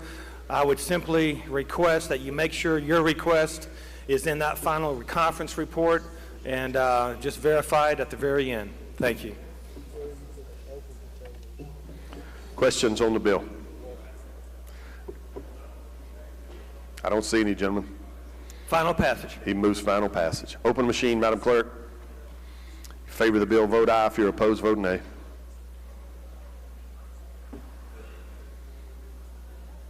Has everyone voted? Has everyone voted? Close the machine, Madam Clerk. By a vote of 105 yeas, 9 nays, the bill passes. Next item, Mr. Chairman. Mr. Speaker, that next item is item number 32, House Bill 1520. I'd like to call it up and recognize the gentleman from Neshoba. Gentleman from Neshoba is recognized to explain the bill. Thank you, Mr. Speaker. Mr. Chairman, House Bill 1520 comes to us at the request of the Department of Archives and History. Archives and History currently owns the land where the Treaty of Dancing Rabbit Creek was signed up in Noxubee County, and they are wanting to transfer or desiring to transfer this land to the Mississippi Band of Choctaw Indians, and the Mississippi Band of Choctaw Indians is in support of this. Just real brief, the Treaty of Dancing Rabbit Creek was the treaty that was signed back in 1830, and it was signed in the southwest part of Neshoba County. This transfers about 28 acres of land, and I have checked with the gentleman from Noxubee on this, and he's good with this, and I would ask final passage. No questions. Questions on the bill? I don't see any, gentlemen. Move final passage. He moves final passage. Open the machine, Madam Clerk. Favor the bill, vote aye. If you're opposed, vote nay. Has everyone voted? Everyone voted. Close the machine, Madam Clerk. By a vote of 119 yeas, 0 nays, the bill passes. Item 33, gentleman from Grenada, Chairman of Judd B. Thank you, Mr. Speaker. I call up item number 33, House Bill number 377, and recognize. Gentlemen, I see you got a committee sub. I got a committee sub. Move to adopt the committee sub as well. All right, gentleman moves the committee sub be adopted for consideration in lieu of the original bill. All in favor say aye. Opposed, no. The ayes have it. You recognize, gentlemen. I recognize the 8th in line junior gentleman from Harrison County to explain the bill. The junior gentleman from Harrison. He's recognized. Thank you, Mr. Speaker. Thank you, Mr. Chairman. House Bill 377 is an act to create the Missing Persons Reporting and Identification Act. What it would do is require law enforcement to take an in-person report when it comes to a missing person. It defines when that missing person needs to be elevated to a higher risk. It also gives law enforcement the ability to go out and collect DNA for maybe related persons to try to locate the missing persons. And it also requires DPS to come up with a policy of how to handle those samples and make that effective in locating and notifying other agencies and surrounding law enforcement agencies.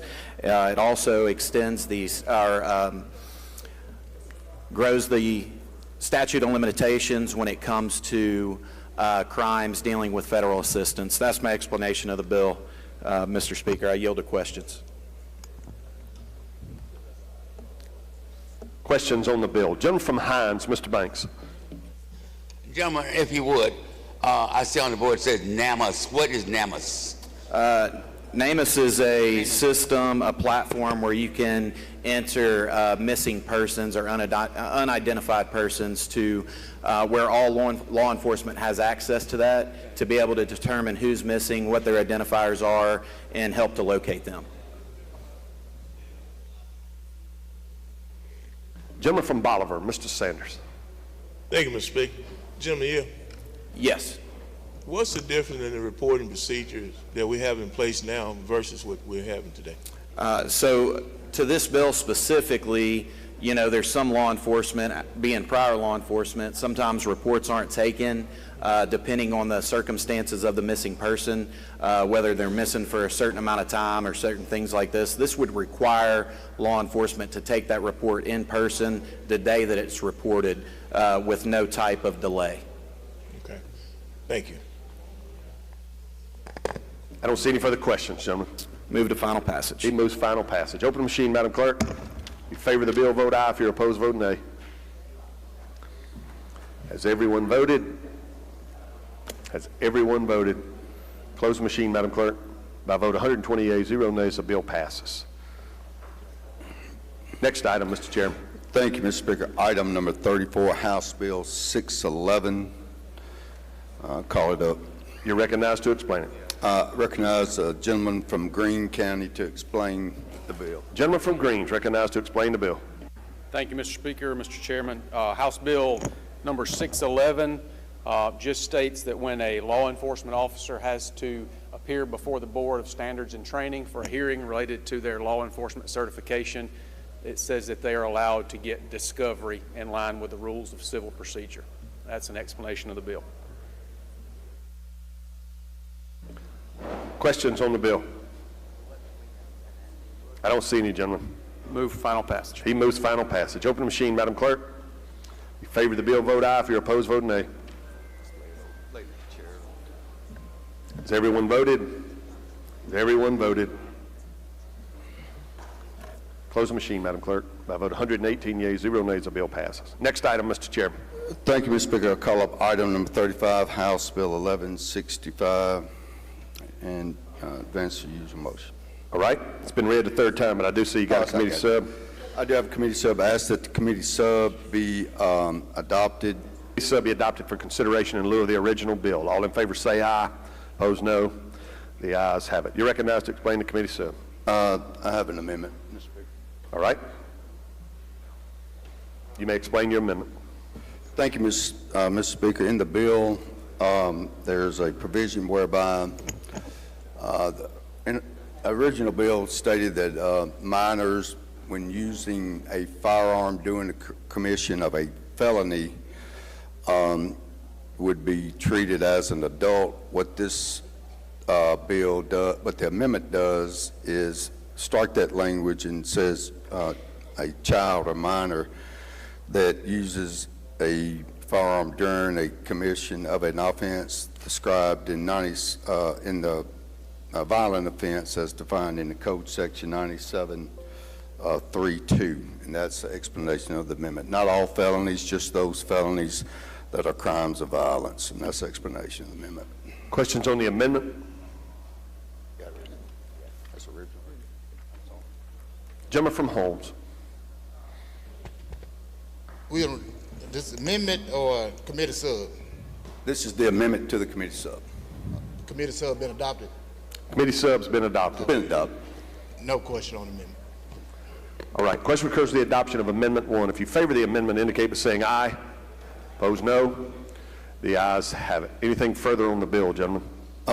Basically, that is the bill in effect, other than the fact there are 3 provisions whereby when an adult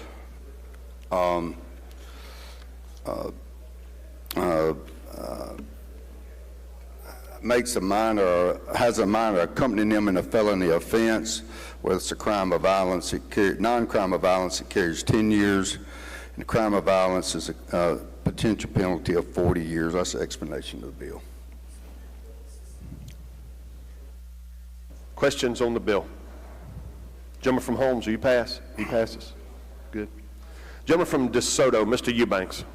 Thank you, Mr. Speaker. Will gentlemen yield? Yes. If I understood your description, you're saying that minors that are in the commission of a crime with a firearm will not be charged as an adult in which? No. If they use a firearm during the commission of a violent offense, the original jurisdiction will be in circuit court. It does not prohibit circuit court from sending them back down to youth court, but original jurisdiction will be in circuit court if they commit a violent offense with the firearm. Okay, so this is just about jurisdiction, not on this particular part of the bill, right? All right, thank you. I don't see any further questions, gentlemen. Move final passage. He moves final passage. Open the machine, Madam Clerk. If you favor the bill, vote aye. If you're opposed, vote nay.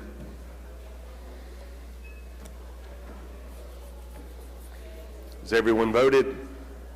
Has everyone voted? Close the machine, Madam Clerk. By a vote of 92 yeas, 22 nays, the bill passes. Gentleman from Copiah, Mr. Holloway. Thank you, Mr. Speaker. Ladies and gentlemen of the House, in the South Gallery, help me make welcome a good friend of ours, Reverend Darnell Moffitt for Southern Pines election. Welcome, gentlemen. I got a bunch of them. Come on. Gentleman from Grenada. Yield the floor. Gentleman from Choctaw. Thank you, Mr. Speaker. I'd like to call House Bill, let me get my calendar right. House Bill 538. All right, it's been read the third time. You're recognized to explain the bill. Thank you, Mr. Speaker. Ladies and gentlemen of the House, House Bill 538 is an amendment to our Sanctuary City Bill. As many of you know, it was in this body. It was enacted several legislative sessions ago, and basically what this bill does, it says that any state, county, municipality, or any other political subdivision of this state or law enforcement agency shall not have any type of order, policy, or practice in effect that prevents them for cooperating or assisting ICE in illegal immigration in the state of Mississippi. Failure to comply or to act is a waiver of sovereign immunity based upon that official. And so what we're trying to do here in the state is ensure that that we have cooperation with our immigration officials, and that's an explanation of the bill. Questions on the bill? Gentleman from Hines, Mr. Bell.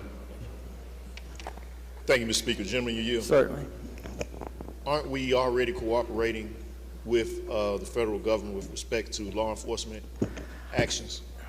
Gentlemen, I don't know. I can't answer that to effect. All I know is that we're going to make that the policy of the state that we don't have any individuals that do not, any law enforcement agencies or any other municipalities, they were not in the previous legislation, and so that's what we're doing. Is we're adding that they will cooperate if in their duties. So you just said to me that you don't know of any entity or community that has not participated helping the federal government, federal law enforcement agencies with respect to immigration. Is that what you just said? I didn't say that. I said I don't have a first-hand knowledge, gentlemen. That would be speculation, maybe even conjecture on my part if we did that. All I'm saying is we as a legislative body of this state have the right in a republic form of government to do that, and that's what the legislation does, is allows them or requires them, not allows them, requires them to cooperate. So is this an attack on sanctuary cities? This is a policy of the state of Mississippi that we're going to require any county, state, municipality, police department, or other individual in the event that someone from ICE or immigration comes within this state to enforce United States customs or immigration laws, that they will assist or not be in the way. So what are you afraid of? Gentlemen, I'm here to explain the bill, and all I'm saying is what we're going to do here is we're going to put it in the statute that says counties, municipalities, and agencies are not going to interfere. So you can't name a county or a municipality who hasn't participated or helping the federal government with respect to law enforcement. As you look in the bill and the statute, it talks about the policy of the state of Mississippi, and this is what we're going to do with regard to policy with legislative findings. As you know, gentlemen, we can provide the findings that we're going to amend any statute at any time, and that's what we're doing. I appreciate that answer from you, but it doesn't answer the basic question of why is the necessity of this legislation when there is no record of any county or municipality not helping the federal government with respect to law enforcement? You know, Republican form of government, we have an opportunity or a right to add amendments to do legislation and bring it forward, and that's what we have here. We have legislation that's brought forward, it's went through the committee, and it's come out, and now we're here before this body. And that's what we're going to do here today. We're going to take a vote of whether we want that to be the policy or not. Oh, I agree with you. Thank you so much. All right, thank you, gentlemen. Gentleman from Jefferson, Mr. Harness. Thank you, Mr. Speaker. Would the gentleman yield? Certainly, gentlemen. Is there any federal statute that requires the state that's making this requirement to the state?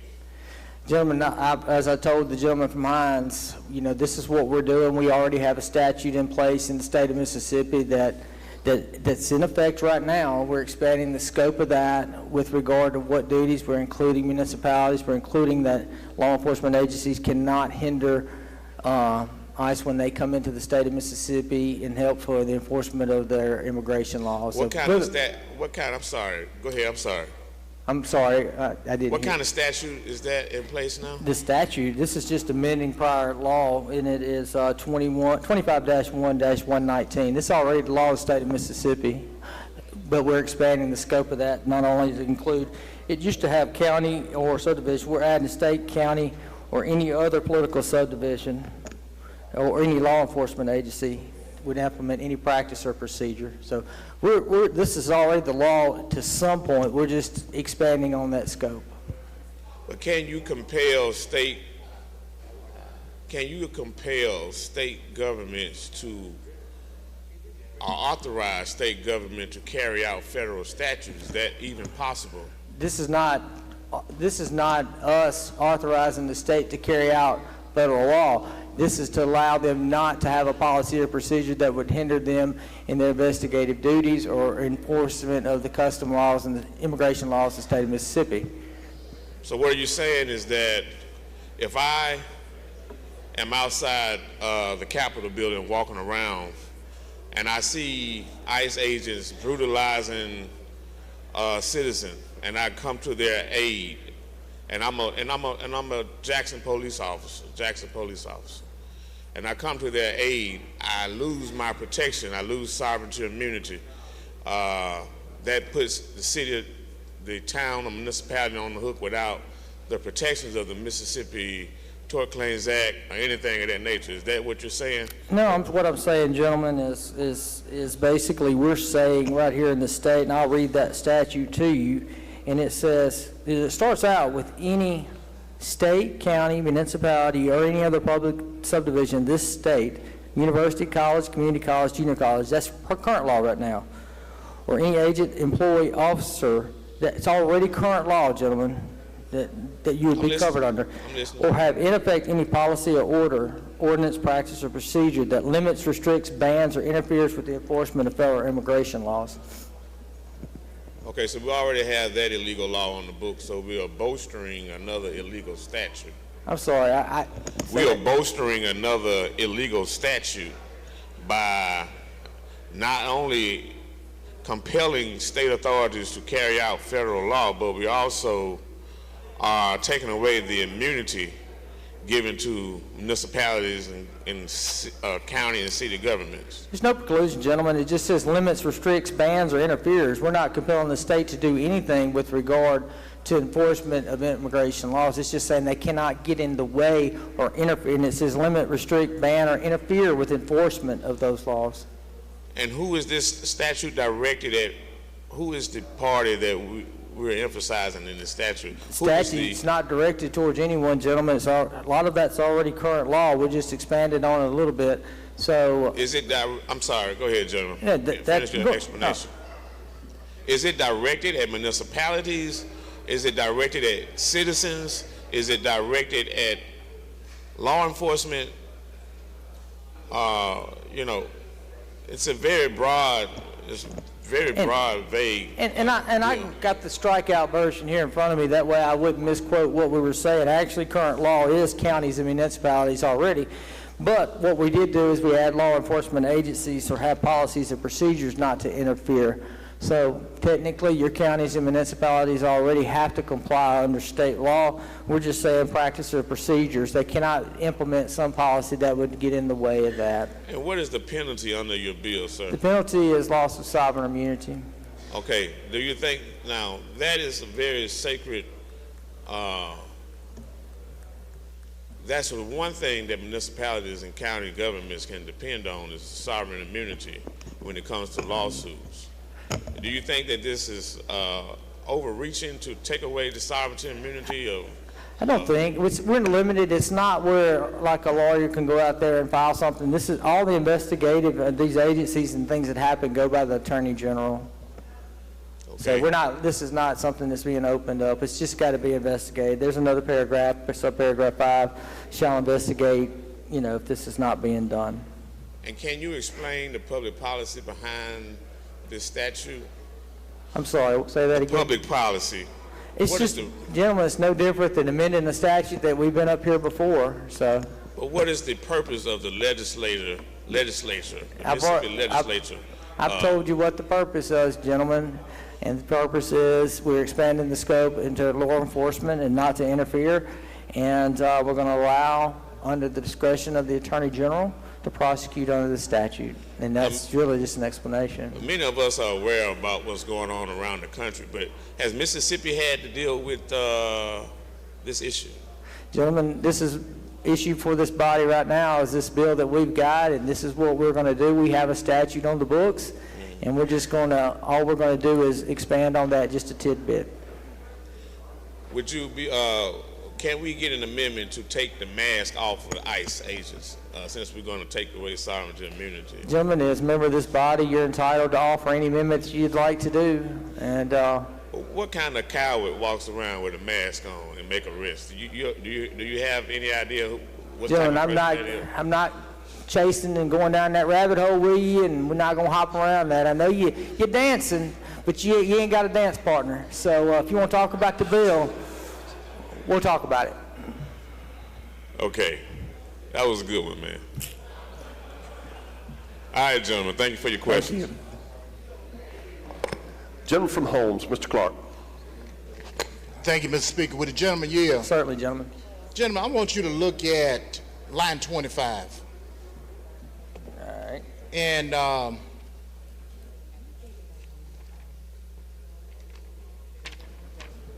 we'll start on line 24. 24, it basically says, A, limits, restricts, ban, or interferes with the enforcement of federal immigration laws by any person. Explain that interferes, because it's not unlawfully interfere, it just says interfere.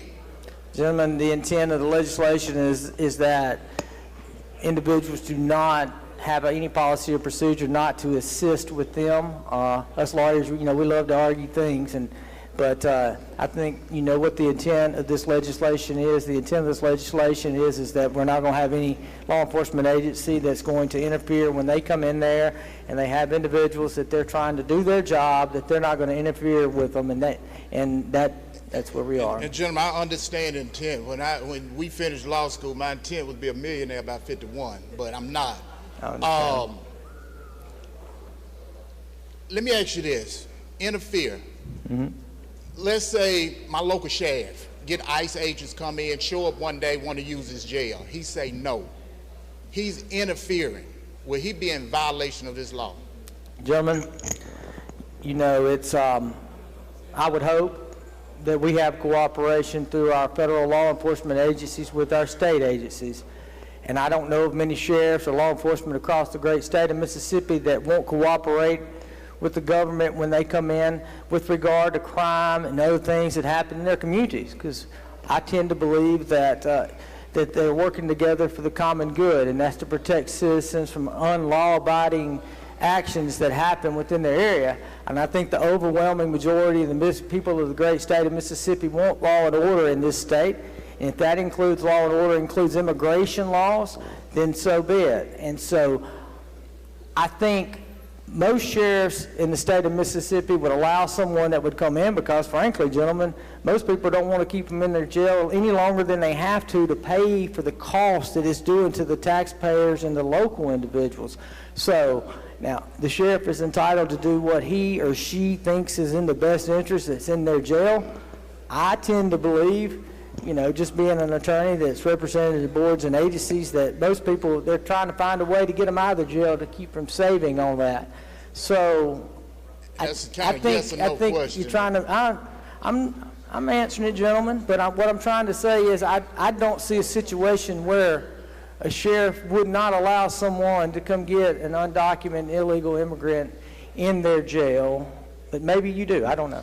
So I take that as a yes, he would be interfering. Now let me ask you this. That would be speculation, gentlemen. What if he just don't have the room and he decide to file a federal lawsuit? Would that be considered interfering? We're not we're not going down the rabbit hole, we gentlemen. You know what the bill says. The bill says that they're not going to interfere, limit, restrict with someone if they have someone that's an undocumented illegal immigrant under federal law. We know the supremacy clause. You know how that works. But what I'm trying to say is I don't foresee a situation where someone is not going, if they have someone in that situation, not to let them to come do what they're supposed to do, which is enforce the immigration laws of the United States. And what I'm hearing is you okay with taking legal recourse, the bedrock of this country, to be able to go to court, gentlemen, when you disagree with an action of the government and be able to go before a judge. You know that's a leading question, gentlemen, so I'm not going to agree to it. But what I am going to agree to is what this bill does. And what this bill does is says that we're not going to have interference. We're not going to have public policies in this state. Now, we have a bedrock of a judicial system, and there are things that if they want to file federal lawsuits and federal other things, they can do that. Now, this is not addressed. What we're saying is, as this policy of this state with regard to immigration laws, we're not going to have individuals based through county, state, municipalities, or law enforcement organizations that's going to hinder immigration officials, and that's basically what it says. And that's where we disagree, because the bill don't say that. If anybody listening to this bill, college, university, sheriff, police department, municipalities file a lawsuit, they'll be interfering with federal immigration. Gentlemen, some of this is already current law. I've got the strikeout version right here in front of me. We already have some of this in law. We're adding some things that we will have cooperation. Mr. Speaker, I have a amendment at the appropriate time. Gentleman from Marshall, Mr. Faulkner. Thank you, Mr. Speaker. Chairman, you yield. Certainly, gentlemen. I had a number of questions, and then I thought maybe not to get up, but just this last exchange just brought one question to mind that I would ask you. Did you just say to the gentleman from Holmes that you can see no situation where a local sheriff would fail to cooperate with ICE? I said I think the overwhelming majority of the individuals in Mississippi and across the United States have seen a desire and a request that some of the immigration laws be enforced. I think what this bill does is it expands a little bit on what current state law is. Now, saying I could never see a situation, I don't think that's inaccurate of what was said. I think I said the overwhelming majority may be like that. But I can't speak for what any sheriff or any other individual would want to talk about. All I can talk about is what's in this bill, and that's where we are. That's my question. So, if you're confident that they're going to cooperate anyway, why do we need this bill? We're just going to clarify. We just don't clarify the cooperation that's already in place, that's already is happening, right? We're just going to add to it. Gentlemen, let me explain.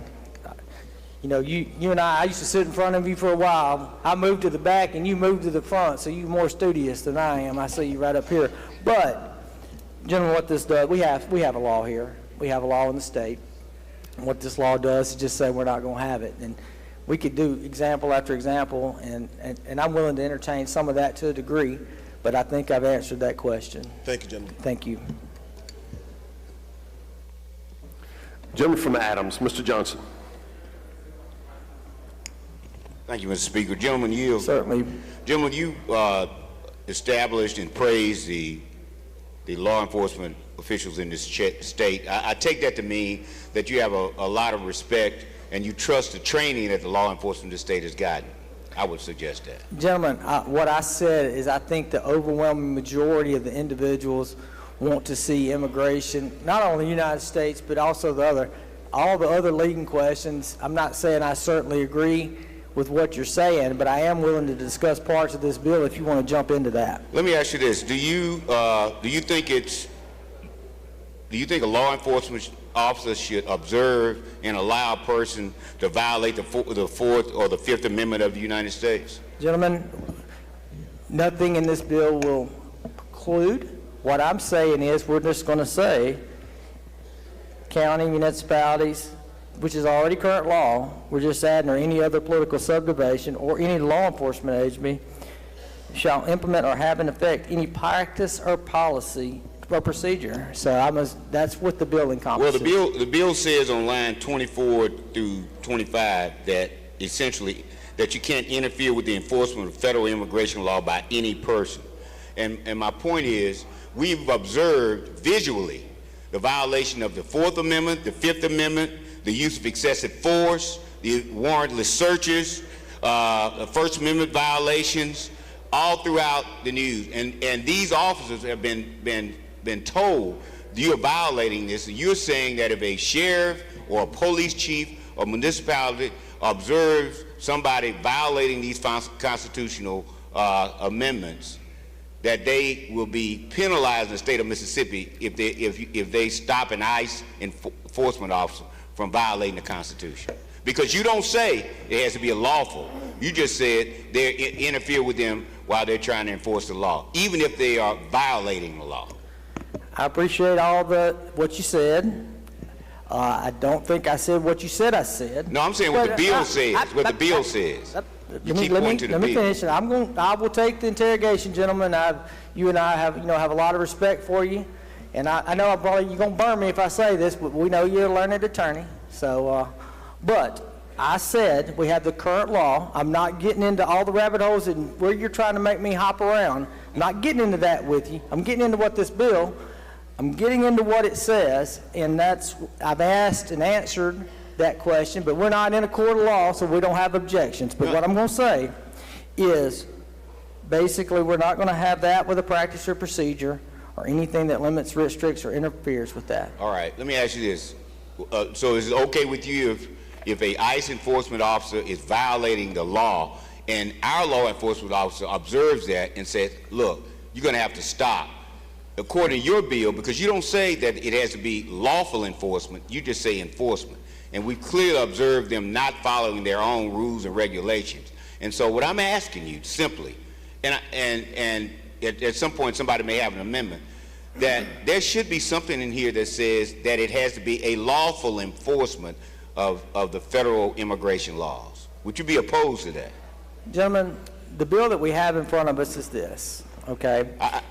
Gentlemen, please. I just recited the line and page to you. This is the bill. I'm just talking about what the bill says. And there's nothing in there that says that it has to be a lawful carrying out of the federal enforcement laws. And we watched them violate their own laws. And I'm just saying there should be some protection for our own local law enforcement who understand the law, I'm asking you, who understand the law and watch the law and say, hey guys, you all are wrong, so you need to stop.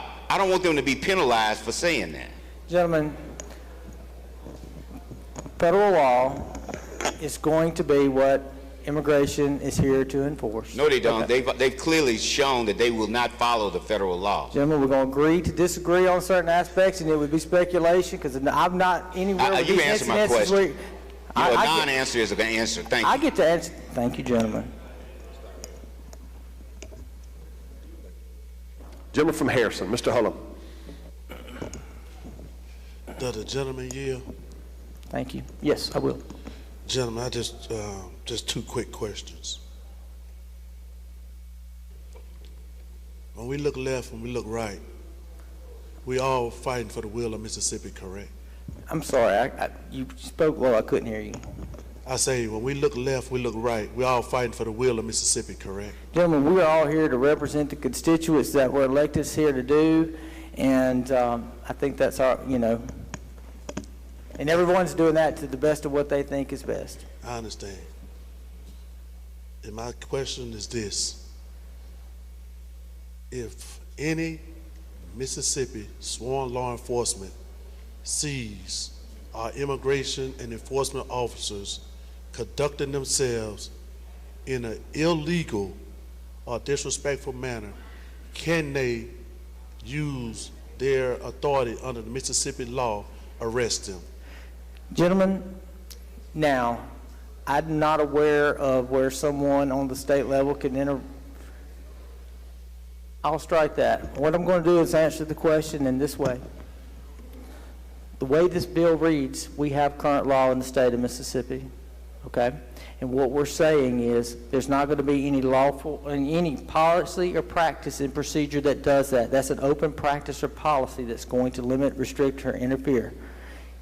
Now, anyone can be charged with obstruction of justice. We're not going to go down that rabbit hole of what you can do under federal law or not. I would hope there would be cooperation between the agencies, between both the state and the federal. That is where we are with regard to this. We're back into the policy, the practice and procedure. We'll be hopeful that they would cooperate with each other as they did that. Anyone under federal law would be violated. If they violated, then they would be responsible under federal law of those violations. We're not getting into what happens if something like that. We're just saying they're going to cooperate with each other. Then it goes to the Attorney General to investigate to determine whether that violates a prosecution or something under this act. It's not what individuals think, it's what they would think right there. So that's the protection that is limited with regard to that. Okay, so do we have an interagency agreement at this point with the state of Mississippi, the local municipalities, and the ICE? I do not know that question, gentlemen. I'm just here to explain what this bill does. Okay. And reason I asked that interagency agreement, because if we get an interagency agreement, a lot of this stuff will not only protect our law enforcement, our police, sheriff, and individuals. And the reason I asked that question, because we're a constitutionally carried state. And I ain't trying to go down that rabbit hole either. I carry 2 guns every day, a handgun and a shotgun. And I don't want nobody stopping me from executing my God-given right as a Mississippian to conceal carry my firearms. And the reason I bring that in, because we have interagency agreement, they let the people coming into that area, that geographical area, know this is what some of the things that we have done. Because some of our law enforcement officers off duty, they carry multiple firearms as well. So if you can, if you will, going forward, look at an interagency agreement to make sure we're protected. That's all I ask. Thank you, gentlemen. As this bill works itself through the process, we'll look at a lot of the things that have been discussed right here today. Gentleman from Oktibbeha, Mr. Taylor. Thank you, Mr. Speaker. Gentlemen, will you yield? Certainly, gentlemen. Gentlemen, you've mentioned the word intent several times the intent of this bill. Can we talk just briefly about home rule? Can you tell me what home rule means? Gentlemen, I presume you already know what that is, and you're leading. We're trying to walk down the path to where you want to go, but you got to have a willing participant to go down that path. Gentlemen, it pertains to the bill. I appreciate the answer. I promise, but go ahead and if you want to say what your interpretation is of that, that's fine. And I've asked and answered what this does, and that's why I like this process. I like the process where we can have debate, but sometimes when you keep having to ask the same question, and I've asked and answered. You know what home rule, you know what supremacy is, you know federal law trumps state law, you know that. That's with regard to immigration. So anything that we had that preclude that would be illegal anyway, and you know that. Because listen, no, I want to just move just a second. Because we know when we debated this bill, and I was in this body a while back ago, they kept saying, I believe everybody saying in this body that was opposed to it said, it's a federal law. We can't enter. I get an opportunity to say what I want to say, and you can respond. But when I was in this body, I remember everybody saying it's federal law. It's federal law. You got to let them do it. Now we're in here saying let the feds do it, and you're opposed to it. So that's what I'm trying to say. We're not, as the policy of this state, going to act a policy or procedure that restricts or interferes. The gentleman from Adams had some questions about it. I know he has an amendment. I'm going to look at that as we move the bill through the process. But I find it ironic that I sat in this body and heard individuals say we ought to let ICE and immigration do it and the state say out, and now we have flipped and we're the opposite way. So that is what we're saying. We're going to let ICE do what they are allowed to do. Gentlemen, did you yield for questions? I yield now, gentlemen. Say again? I'll yield now. Thank you. Thank you. But, gentlemen, gentlemen, you said that you didn't want to dance. That you're only, one person, all that stuff. Anyway. I said I didn't want to dance with that gentleman. I may dance with you. Was about home rule saying that our local government officials know our communities better, that our local government officials and our law enforcement actually understand the ebb and flow of what's happening in our communities. When you import these devices, but let me go a little further though. Gentlemen, are you aware of a gentleman named Steve Bannon? Gentlemen, we'll talk about the bill. Let's go. Yes. So we talked about intent. If local law enforcement is seen if ICE is being imported, Steve Bannon said this very clearly, that ICE will be surrounding our voting precincts. Make no mistake about it. In fact, that's what he ended with. Now, I see armed guards as a form of intimidation. And you're saying in this bill that local law enforcement has no way to interfere with voter intimidation.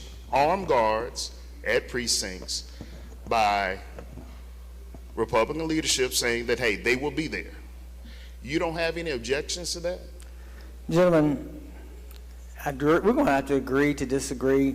You have walked in through several leading questions of what you're speculating is going to happen. What you're speculating is going to happen with regard. I'm saying that we got practices, procedures that limit, restrict, or ban or interferes with immigration laws. That's your opinion of what could and speculatively may happen. I disagree that that is going to happen, but you're entitled to your opinion, and of course, I always appreciate your questions and your entertainment, and thanks for dancing.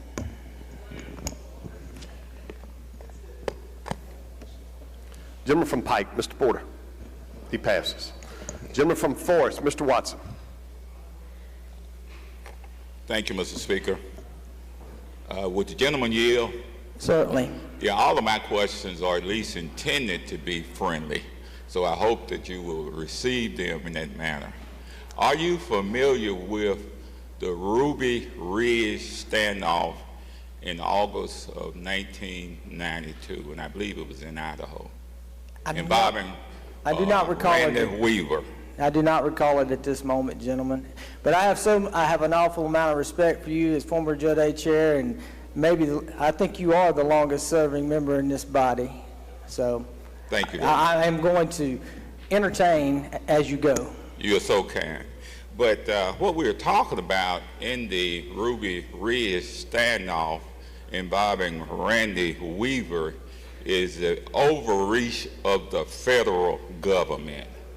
And the government can overreach, and administrations do change. I mean, we are dealing with a current administration in Washington, and those administrations change. And my concern is, what are the instances that you can bring before this body to indicate that there is a need for this legislation? I think there's an overwhelming, or at least I've heard from a lot of individuals that are legislators in this body that represent, that want to see cooperation with regard to these, this bill. I think a lot of people's constituents across the state want to see this bill passed, and it is a process as we move along. The gentleman from Lowndes that used to serve in here, he used to say the good thing about the legislature is we always come back every year.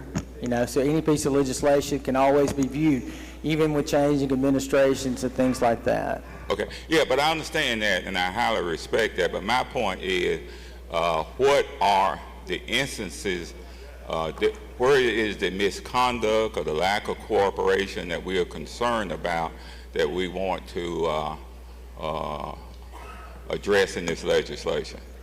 Gentlemen, we're addressing any agency or any law enforcement agency or anybody that has a practice or procedure, and if someone is not named individually, we're precluding that as going forward in the future. So I think it's more of a statement as of now and moving forward. All right, thank you.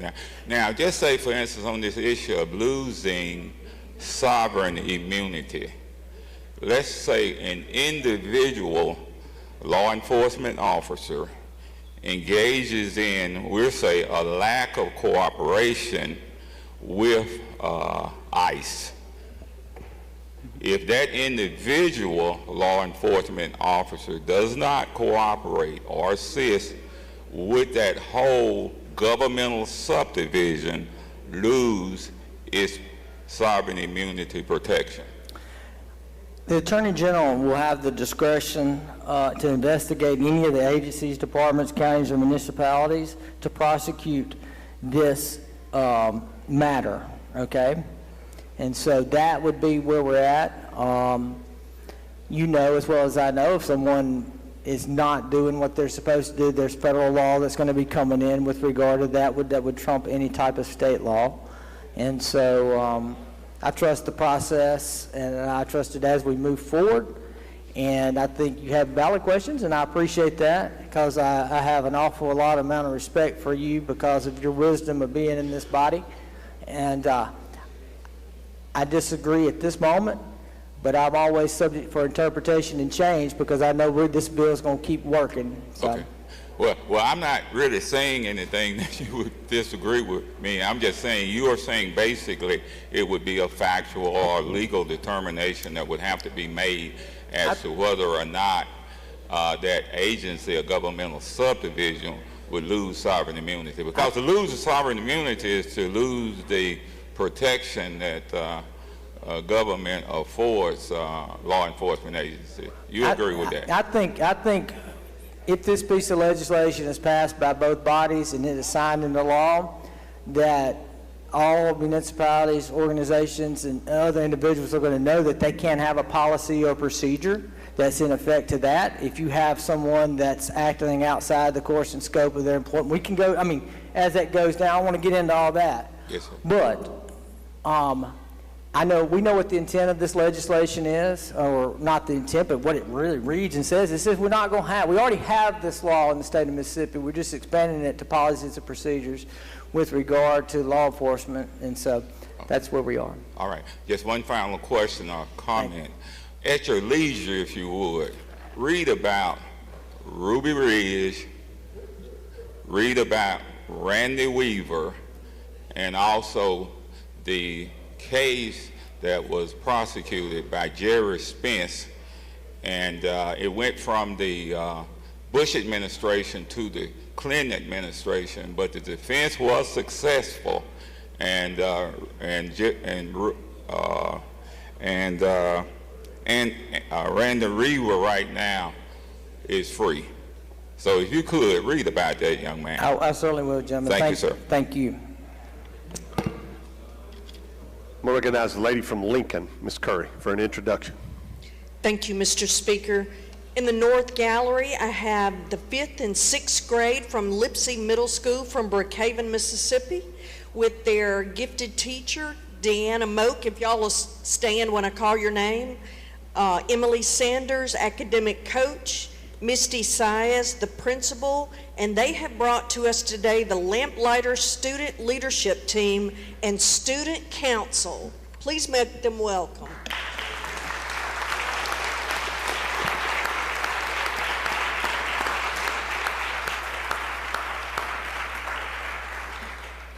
Welcome, young people. Good to have you at your Capitol today.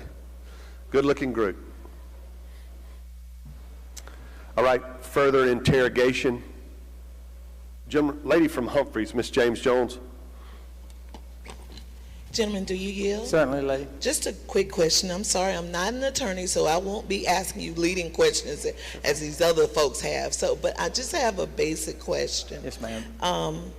In the oath that we all take in elected officials' positions, folks such as sheriffs and chiefs of police departments and what have you, if some of the instances that have been mentioned by some of the other gentlemen, such as poll precincts having folks doing stuff that they shouldn't be doing, and just interfering, as mentioned, just interference.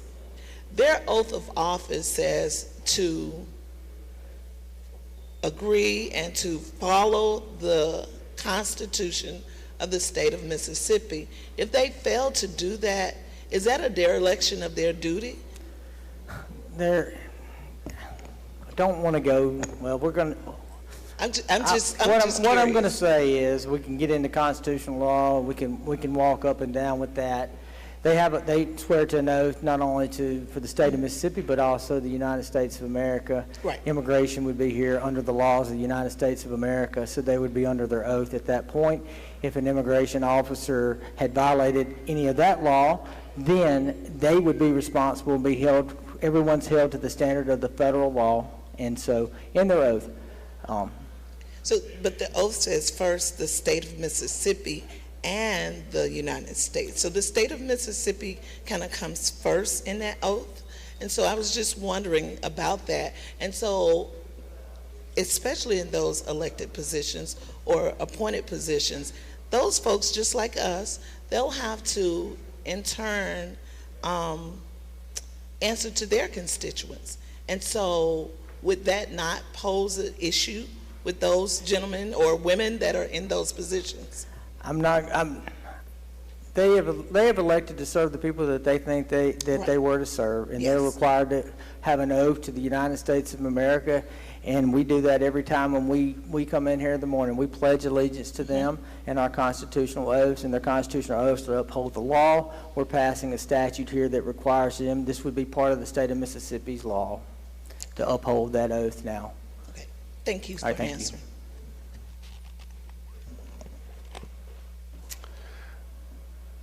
Gentleman from Holmes, Mr. Clark. For further interrogation, you waiting on your amendment? I got you. I got you down on your amendment. Lady from Jones, Ms. Scott.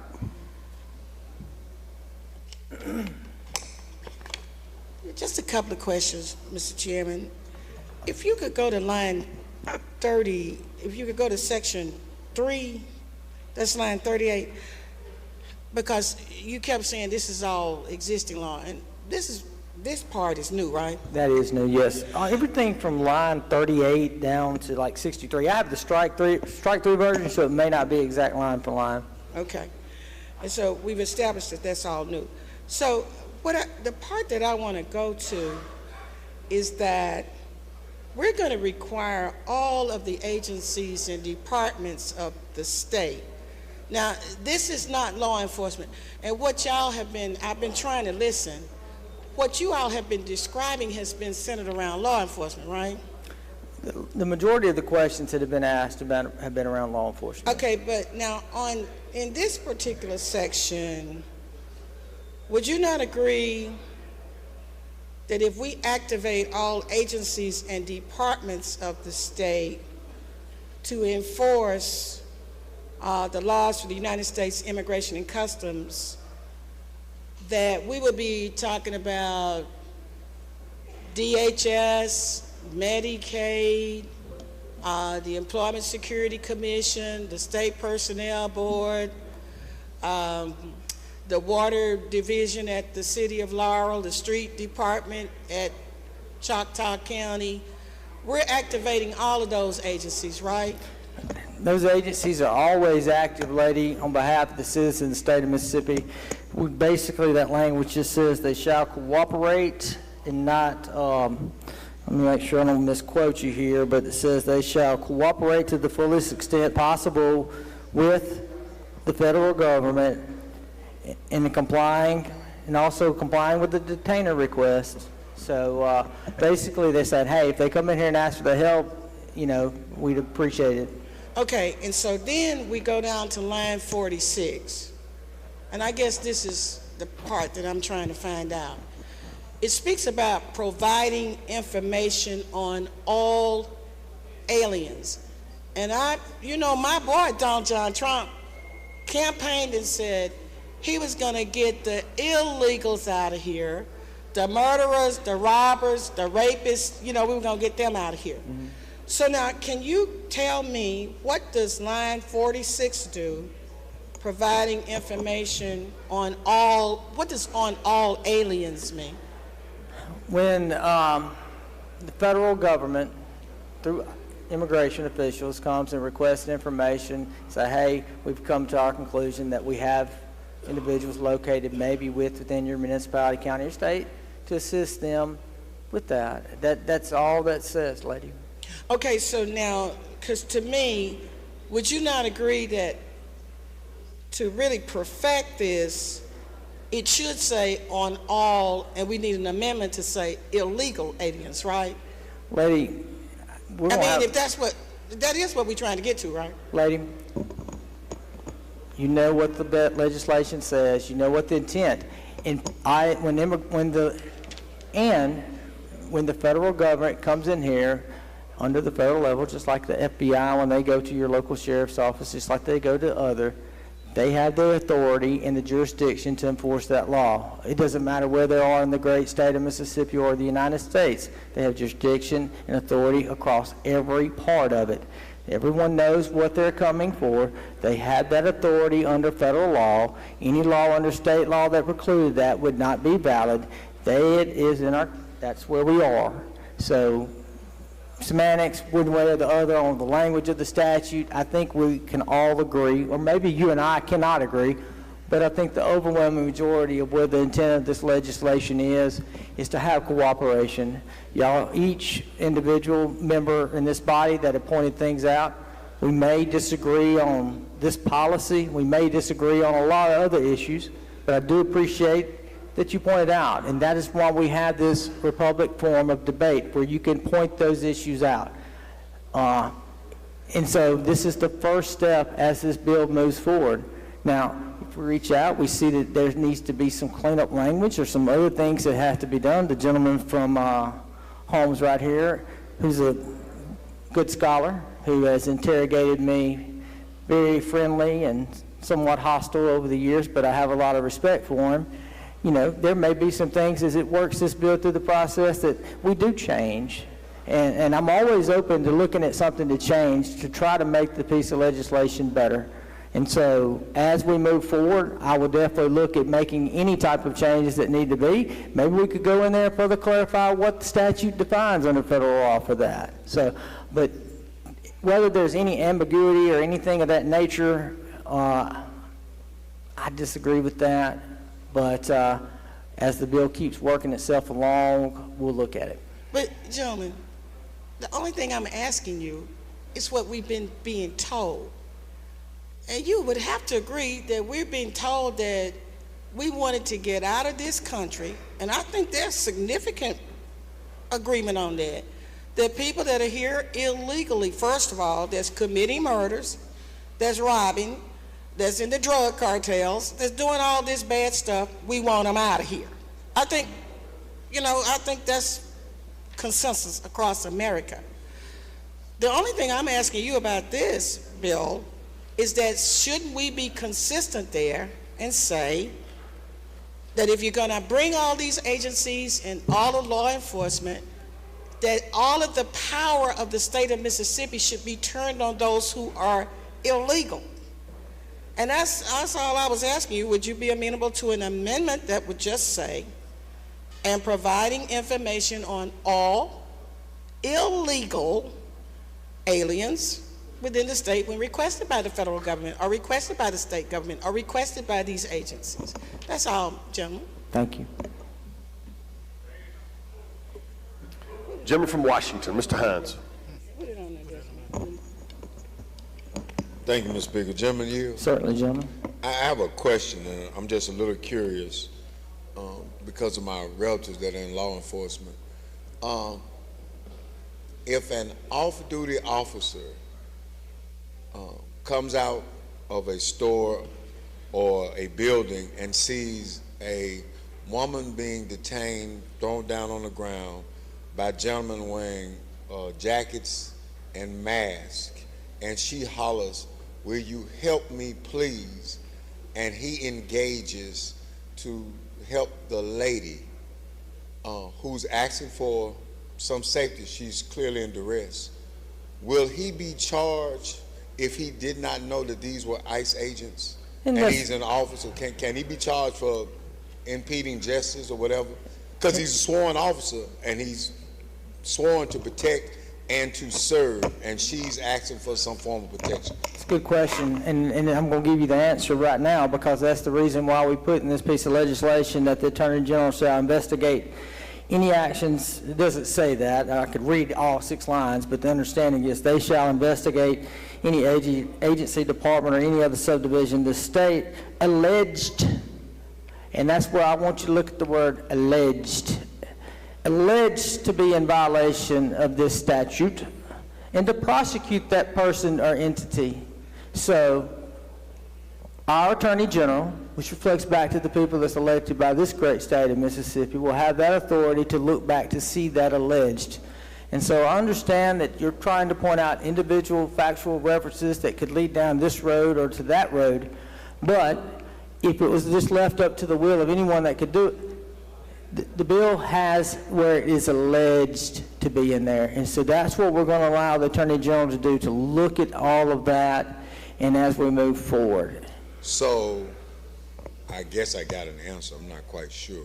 However, so if while he's doing this and after they inform him he's a law, that they're ICE, will he be detained in a city or county jail until they sort this out?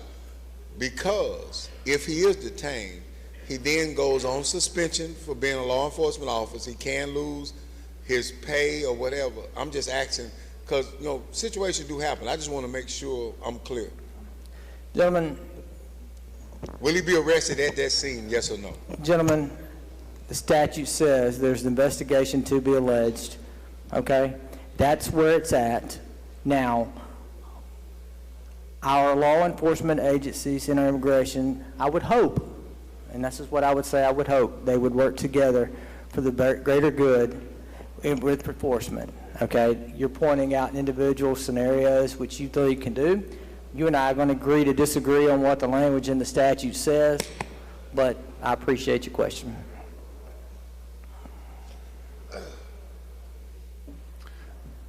Gentleman from Monroe, Mr. Crosby. Will gentleman yield? Certainly, gentlemen. So, and I assure you, all I've done is watch Matlock and Perry Mason, so I'll do my best. But the first thing I have is when it talks about the ICE detainees, right? or what have you. I guess my thing is that we're holding someone, and my worry is what happens when they're held too long and we potentially trigger the Fourth Amendment? What in the bill speaks to that? Because it seems like it's blanketed that they can come in and do what they will, and now we have our own laws that we have to follow that could cause an issue. See, I think that's where you're mistaken on this, gentleman, with regard, we all have habeas corpus in the state of Mississippi under the federal Mississippi constitutions with regard to individual things of that nature. If they're already in a current jail facility with regard to a state charge or a federal charge, all individuals have access to the court system which would be trumped by federal law. So the constitutional stuff are different things that's out there with regard to this. This is just saying we're not going to have an interference with regard to current law that's being amended to that. Okay, so, well then let's go a little bit further. So, because holding someone is still holding someone, correct, gentlemen? This bill does not get into holding someone. This bill gets into whether we're going to have a policy, procedure, or effect. You're talking about illegal detainment, that like. Sir, I'm speaking to detainment in general. Well, this law does say if someone, if I'm an ICE agent and I ask you, Sheriff, to hold someone, this law does speak to that, correct? In general detainment. They have their policies and procedures, and the state has their policies and procedures, and the county has their policies and procedures. I asked a yes or no question, gentlemen. But it does say with regard to detainment, and let me make sure. So that's like a yes. So if someone's being held, gentlemen, or who incurs that cost? Anyone that's held in a county or a state facility there would be responsibility of the county. You know, the interesting argument, and I know you weren't in this body because you've just gotten here, and this is my first friendly interrogation by you, but I remember the exact opposite argument made by sides that opposed this bill when it came into effect. So I just want to point out that it's interesting that over the period of, 10 years, that some sides have changed with regard to anything on this issue. I appreciate that, gentlemen, but as you said, I wasn't here. I wasn't here 60 days ago, so I'm not familiar with that conversation. But to the point that now we have ICE agents that can now have the sheriffs put people in jail, and that cost goes to the county. How do we speak to having the crowds now in the jails, and who pays for that now when the county goes over budget? Gentlemen, the legislation talks about complying and with request, okay, and with detainer and with other things. Correct. And I've answered the question, okay, and it's a violation of state law. It would be a violation of the federal law, okay, and so that's where we are now. The individual argument that we had many years ago was they would never come pick them up and take them, but I believe it would be up to ICE on how they do that. I cannot speak to how that would happen, but that is getting into peripheral matters that we're not going to expand beyond the scope of this. What we're going to say is that we're going to not have policies and procedures that interfere with federal immigration law, and that's where we are with regard to that.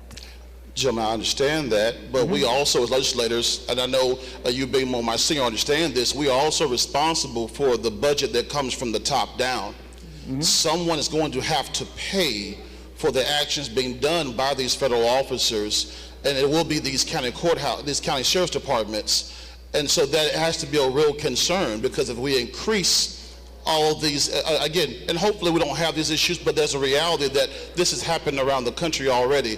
If we increase the cost of our prisons and the cost of our jail houses, someone will have to pay for that, and we'll be here, as you said earlier, a year from now, dealing with that issue. Would you not agree on that? This is already the law with regard to any federal offense, gentlemen, even if it doesn't have to do with immigration. So, I mean, give me just a second. Yes, sir. Just a second, gentlemen. It's already. So if you got an issue with that, I know you're disagreeing with the immigration status. You need to take that up with the federal government for every other request that they do on your city and your county. Absolutely, sir. Last question, and I'll leave you be. Again, there's language that speaks to it that says that all aliens within the state. My only fear about that is that it doesn't speak actually to anyone that's actually in custody, charged, or convicted.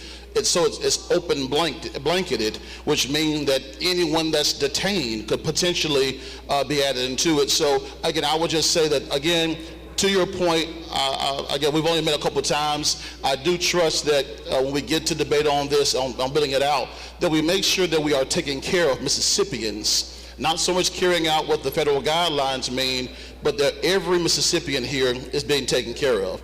I do thank you. Thank you for your friendly questions. Gentleman from Lawrence, Mr. Evans.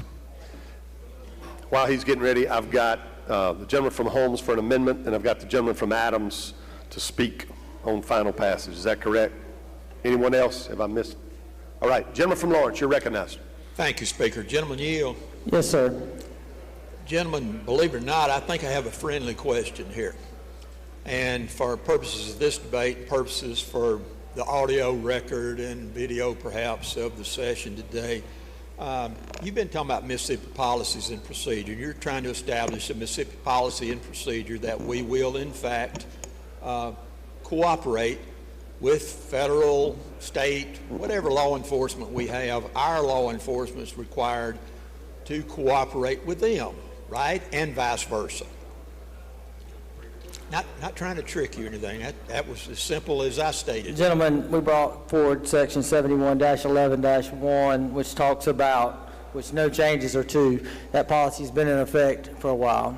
Whatever, I mean, I'm not saying I necessarily agree with how you stated that. I'm telling you I'm going to agree with what's in this statute because that's what's been voted, and your opinion is yours, which I respect, and so what my opinion is going to matter what's in this statutory code right here, and that's where we are. My statement just then wasn't my opinion. It was my recitation of what I thought I heard you say up to this point, that we're merely trying to make a Mississippi policy and procedure that say our local law enforcement, whatever the agency is, Mississippi related, that it will cooperate with ICE or any other federal agency that has a need to come into Mississippi. Is that correct? What I referenced was, I said that this is what it is and this is what we have. We brought forward this section that talks about the legislative intent. So now I'm going to let the statute of that speak for itself. The legislative intent is discerned from the video that we do, the audio, the discussions that we have on the floor of the House. You can't establish legislative intent by saying it's said in the statement. But nevertheless, let me ask you this. I'm trying to be friendly. I'm not trying to be tricky. I know I'm a lawyer too, and I know you are, and you dodge, and you know we dodge, and we do that kind of stuff. But let me ask you this. Would you agree with me that it would never be the intent of this legislative body to require anyone to assist anyone else to do any illegal act? Citizen, law enforcement, preacher, speaker, we are never going to have a legislative intent to require someone to assist anyone else to do an illegal act. I think that's an easy question. I may be wrong. Gentlemen, I'll talk about the bill with you all I want, and all you want to talk about it, if you want to get down here in between any of the paragraphs of 16 to 86, I'm willing to talk with you about it, but all of the lead-in information of what I will or will not agree to, what I'm agreeing to is in this statute right here that I'm presenting. And so if you want to talk about the legislation, let's roll. If So not, we're going to move on. So you're not going to answer my question that it is the intent of this legislature never to require anyone to help anyone else or any other agency do anything that is illegal. You won't answer that question. Gentlemen, I'm answering the question on the legislation. Thank you, And gentlemen. thank You did in fact answer. Thank you. Thank you. Lady from Hines, Ms. Butler Washington. Thank you, Mr. Speaker. Will the gentleman yield? Certainly.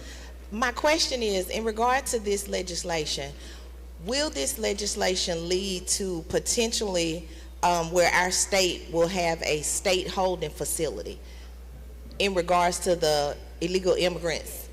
I can't talk to whether we'd have a state holding facility. I know that there's been some talk about a federal purchasing something for a holding facility, but I can't talk to you about that. I can talk to you about the bill.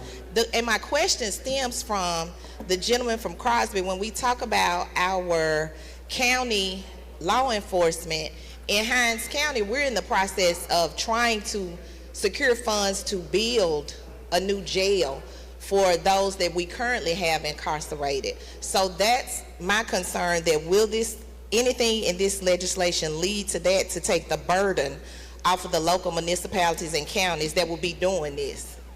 Lady, there's already burdens that are put on local and county facilities with regard to violation of federal law. I certainly can sympathize with you and your district and needing additional jail facilities, but I can't speak to that right now. What I can speak to is what we're going to do with regard to amending current state law to go that a little bit further. All right, thank you.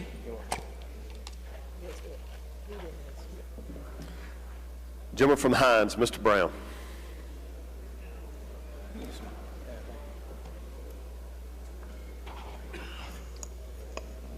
Thank you, Mr. Speaker. The gentleman yield. Certainly, Mr. Brown. Certain gentleman. I would just like to ask a simple question, Mr. Gentleman, and that is, why can't we all get along? I tell my two kids that all the time when they get to fighting. So Got two groups of citizens of Mississippi here debating law and procedure and policies, and yet we can't see eye to eye, not even halfway, it don't look like, on any of this discussion.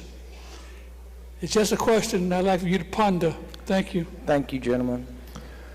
All right, I don't see any further questions. I recognize the gentleman from Holmes for his amendment.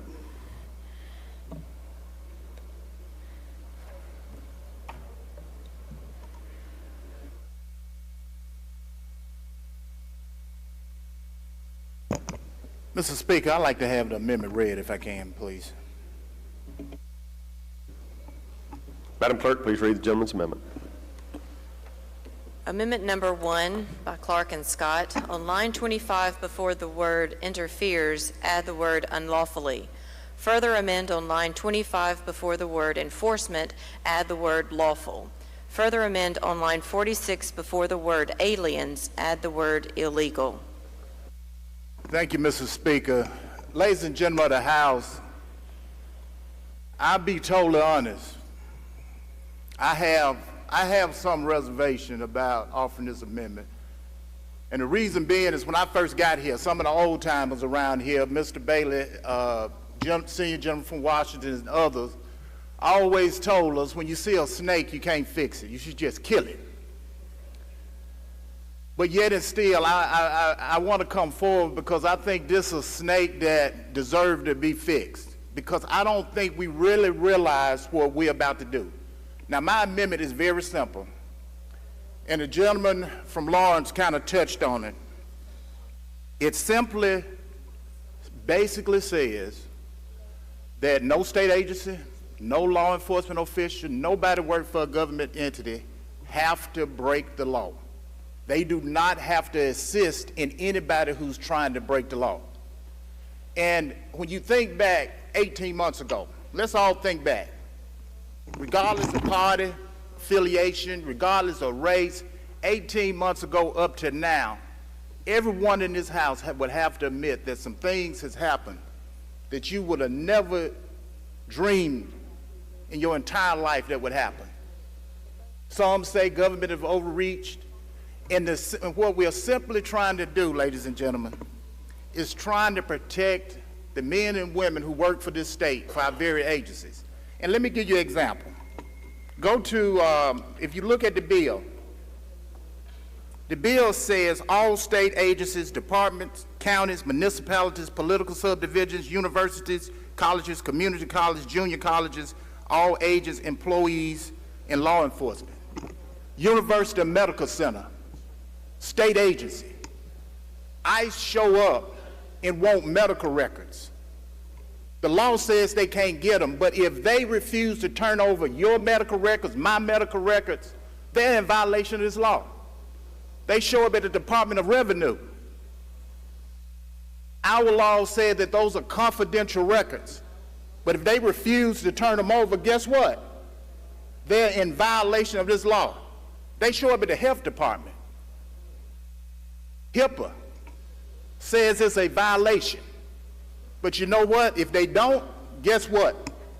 They're in violation of this law.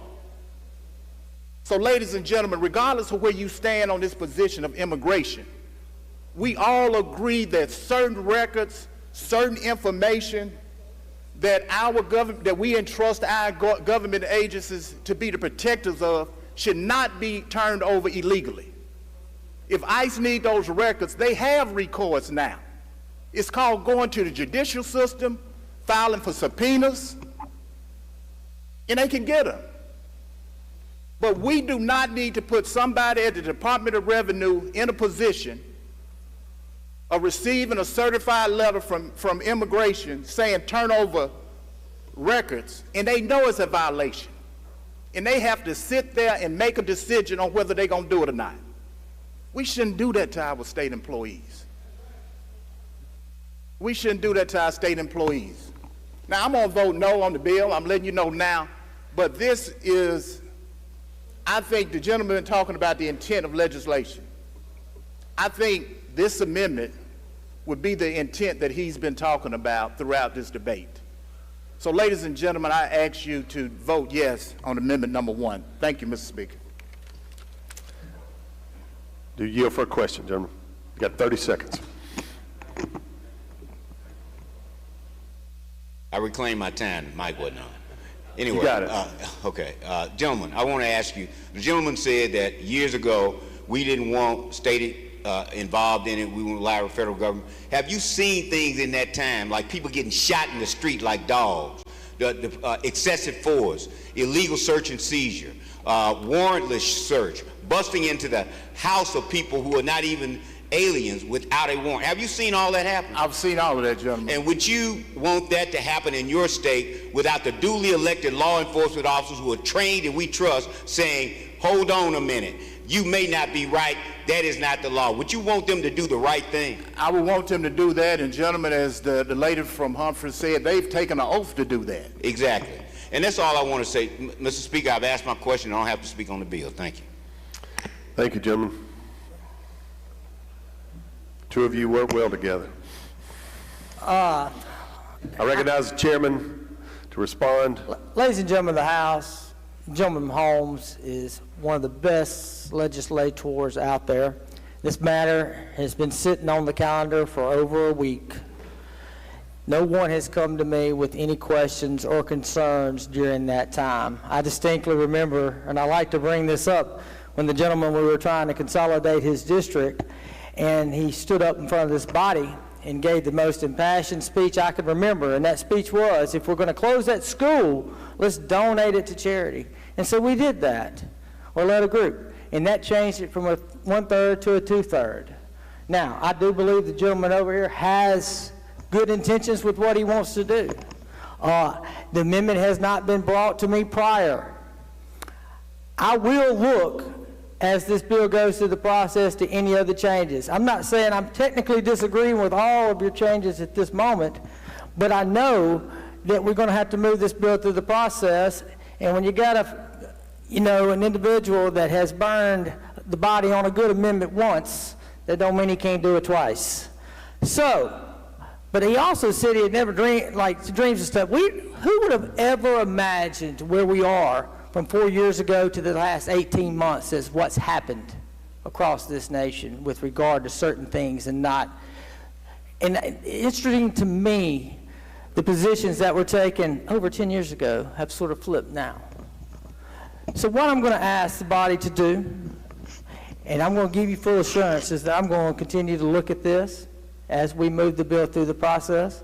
I know he's trying to create words that could create doubt, and I'm not saying I disagree with the gentleman on some stuff, and I'm not saying that we won't come back in and tighten this bill up. I don't see that this bill is going to go straight forward as we move it through the process. But I will give assurances to the body that if there's something that I need to correct on this bill moving forward, that I will, that I'll sit down with the gentleman from Holmes to make sure that we do those types of things.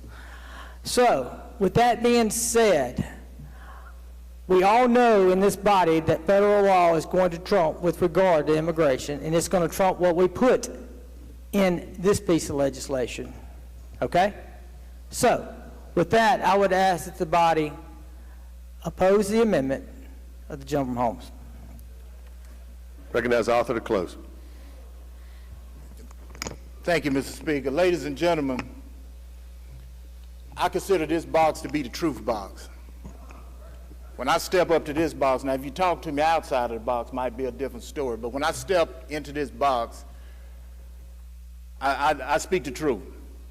And when the gentleman refers to the consolidation, everything I said, he might be right, but I told the complete truth when I was up here. But let me just say this. We're adding 3 words to this amendment. It's 3 words. The first word is lawful. Other word is unlawful. And the last word is illegal. There's nothing hidden in those simple amendments. And what I'm just going to say to you is that the only thing we're doing is carrying out what the gentleman said the intent of this legislation is. State agencies will still have to be required to do what? Work with ICE. Our sheriff departments will still have to work with ICE. But if something that they deem to be illegal, and they have legal counsel, then they do not have to conform. If they see a rogue ICE agent doing something, they do not have to violate the oath that they took and assist that ICE agent. That's the only thing that this amendment does. I don't think it do no foul or harm to the intent of this legislation. And again, I ask you to vote yes on the amendment. Thank you, Mr. Speaker. All right. Question occurs on the adoption of Amendment 1. If you favor the gentleman's amendment, indicate by saying aye. Aye. Opposed, no. No. Noes have it. Noes have it. Roll call is demanded. There is sufficient number. Open machine, Madam Clerk. If you favor the amendment, vote aye. If you're opposed, vote no. Has everyone voted? Has everyone voted? Close the machine, Madam Clerk. By a vote of 43 yeas, 71 nays, the amendment fails. All right. Gentleman from Adams passes on his speaking to close. Anything further, Mr. Chairman? Final passage, Mr. Speaker. He moves final passage. Open machine, Madam Clerk. In favor of the bill, vote aye. If you're opposed, vote nay.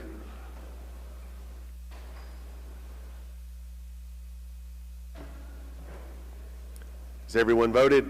Has everyone voted? Close the machine, Madam Clerk. By a vote of 77 yeas, 40 nays, the bill passes. All right, we will break here for lunch.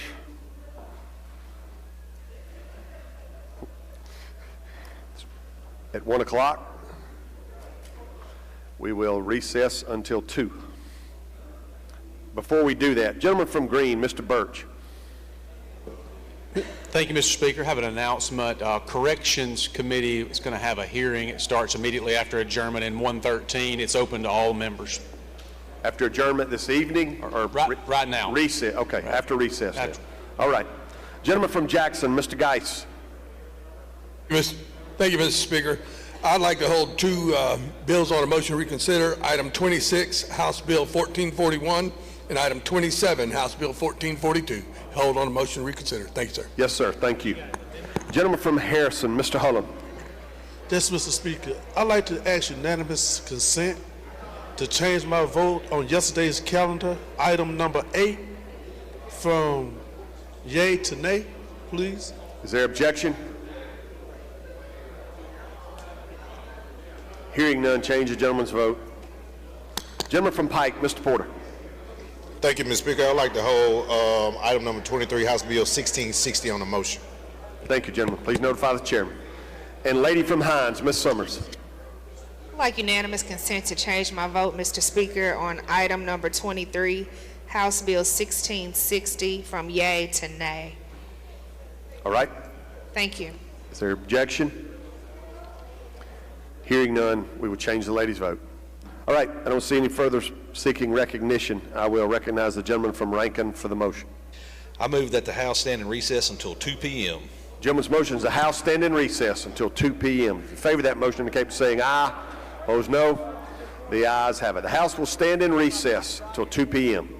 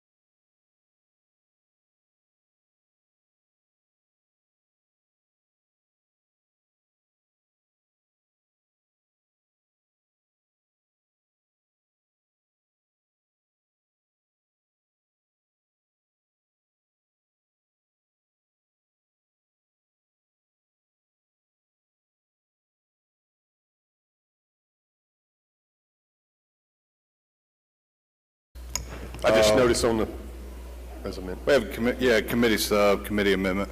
All right, you want to adopt the amendment now, or you want to explain it and then we'll adopt it? Why don't you explain it and then we'll adopt it?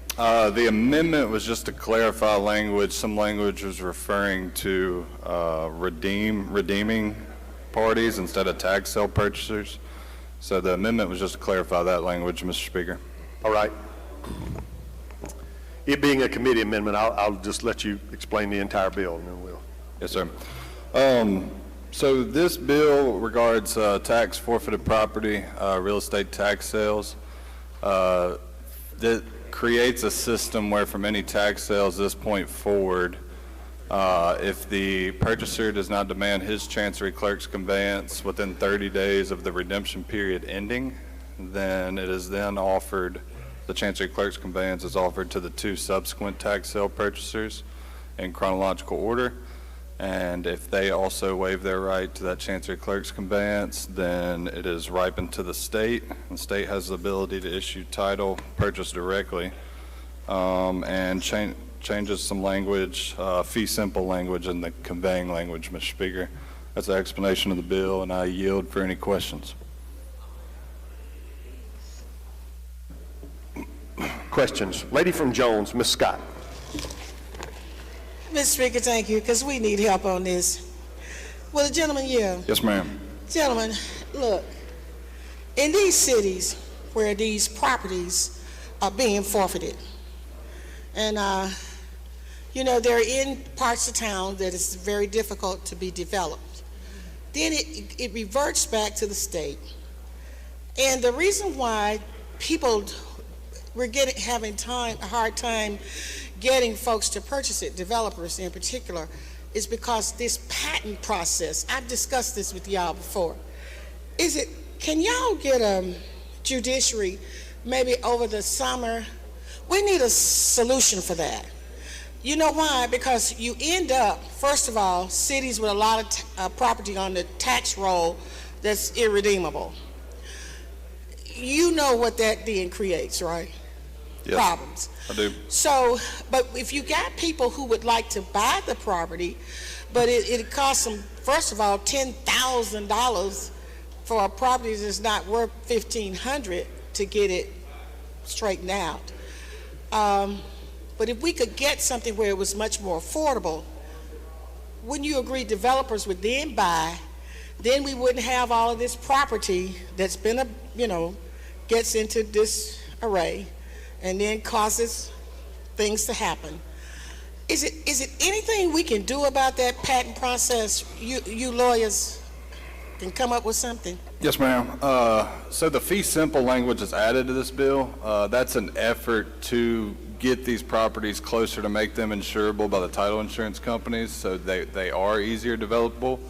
I don't know that it's the perfect end-all solution, but that's what we're working towards. And I'm really trying to cut off the bleeding here, because we got a situation right now where you can really have an unlimited amount of chancery clerks conveyances, and they all say they guarantee perfect title, but we all know that's not true if you got 7 outstanding chancery clerks conveyances. Trying to stop the bleeding, that's the issue we're trying to solve, and I do understand the issue. Yes, ma'am. So, I asked y'all this last year. I mean, I introduced a bill, but it doesn't solve it. I introduced it to try to get you all thinking about it. But we do need something, sir, that helps, because if you don't, like in a place like Laurel, we're going to end up with a lot of empty lots that for whatever reason went back to the state and can't be developed because people can't afford to try to do it. And then it just sits there, and then bad things happen. And that is the only reason I'm saying this to you all, is that I'm trying to stop some of all this bad stuff that's happening in the area that I represent. So can y'all do something, please, something that people can afford? Because even with what you're describing, that's still expensive, I think. So I do understand, and that is the goal of this. What I'm describing is not expensive per se. These people purchased the tax sale at that year that the taxes didn't get paid, and then they're simply requesting their Chancery Clerk's conveyance based on paying those taxes. We're trying to get around the confirmation process, but I'm afraid all this is going to do right now is stop the bleeding, and maybe in the future it might get around that confirmation process. Okay, so well, then what is the difference? So then what is the difference? Do we need to stop it from going to the state? Maybe elongate the time, or what? I don't know. But I do know that if we don't do something, you just get these vacant lots. I mean, I'm not going to speak on, I try to be positive. But you and I both know things happen when you have a lot of vacant properties and vacant lots and stuff like that.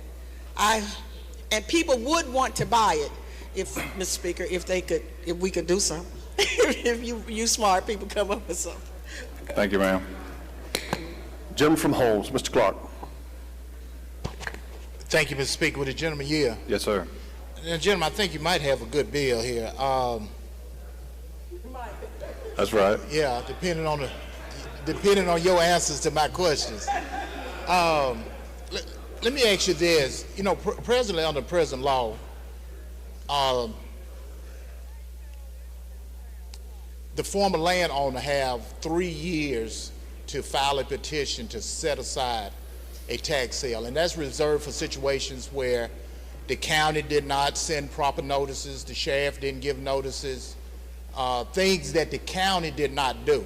And it gives landowners an opportunity a few years after the property has matured to go to court and have that tax sale set aside.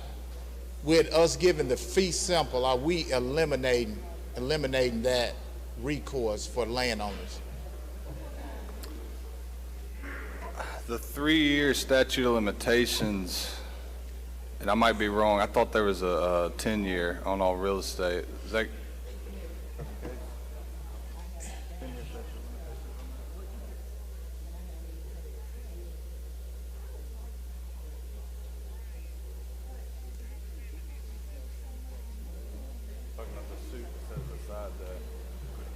Gentlemen, I'm not sure right now. I know there's a 2-year redemption period. What we're doing is trying to convey fee simple after that redemption period is done. I really don't know the 3-year. And gentlemen, I think you got a good bill, but what the law allows is that it's 2 years, I apologize, 2 years from the time that the property mature. Correct. At the redemption period. Still, the present law gives landowners the opportunity to come forward, and although the property has matured and gone to somebody else, they could set aside a tax sale if the court determines that the county did not do something they were supposed to do. And one of those things, gentlemen, is that the law actually says that the sheriff's supposed to personally serve each landowner before it's sold, and that 99% of the time that don't happen. So I do think that we probably need to look at that. But let me ask you, would this bill fix situations where tax investors often purchase property, the redemption period pass, they don't request a deed, they don't go in and pay the back taxes, they hold on to the property, the county don't receive any funds, and they hold on to the property until they find a buyer, which in my opinion hurts the counties. Would sound like that prevents them from continuing to do that process, right? Yes, sir. And the intent behind it is, like you said, you got that 2-year redemption period. Well, I didn't want to reduce that because then you're dealing with homeowners that, they're like, oh, I thought I had 2 years to redeem that. Well, I don't want to take people's property away for that. The way the bill is written, they got 30 days, the investors, to request a conveyance. Right. A notice is sent to the subsequent purchaser, because there's going to be 2, since there's a 2-year redemption period. They have the opportunity, and then to the next one. And if they all waive it, matures to the state. We're trying to get these back to the state as quickly as possible so we don't have this ongoing cycle of competing Chancery Clerk's conveyances that never end. General, I think you got a good bill, but I just think we still need to give landowners who no fault of their own, well, I guess they do know they owe taxes, but when the county don't do something, that they still have recourse in court. But if we get together, you committed that we can try to fix that little small issue. I'll work with you, gentlemen. Thank you, gentlemen. All right, gentlemen's time has expired on the amendment. We're actually way over. And y'all may still have further questions after we actually act on the amendment. Question occurs on the adoption of Amendment 1. If you favor the amendment, indicate by saying aye. Opposed, no. The ayes have it. The ayes have it. Gentlemen, you yield for further. Well, I see buttons. I yield, Mr. Speaker. All right, the lady from Humphreys has a question.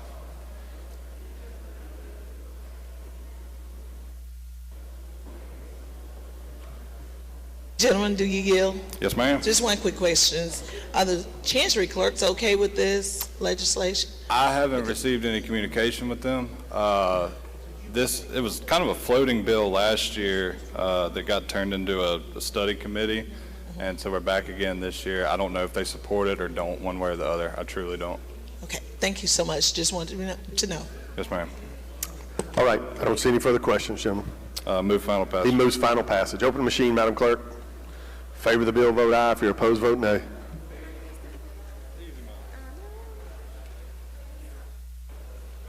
Has everyone voted? Has everyone voted? Close the machine, Madam Clerk. By a vote 118 yeas, 0 nays, the bill passes. Gentleman from Marshall, Mr. Kincaid, for an introduction. Introduction, Your Honor. Yes, sir. Today in our North Gallery, we have Leadership DeSoto from South Haven. Would like to recognize them, make them feel welcome. Welcome.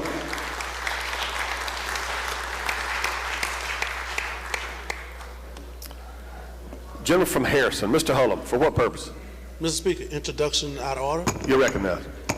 Ladies and gentlemen, in the South Gallery, we have Miss Yolanda and her daughter came up from the Golden Gulf Coast. Let's please make them welcome. Welcome.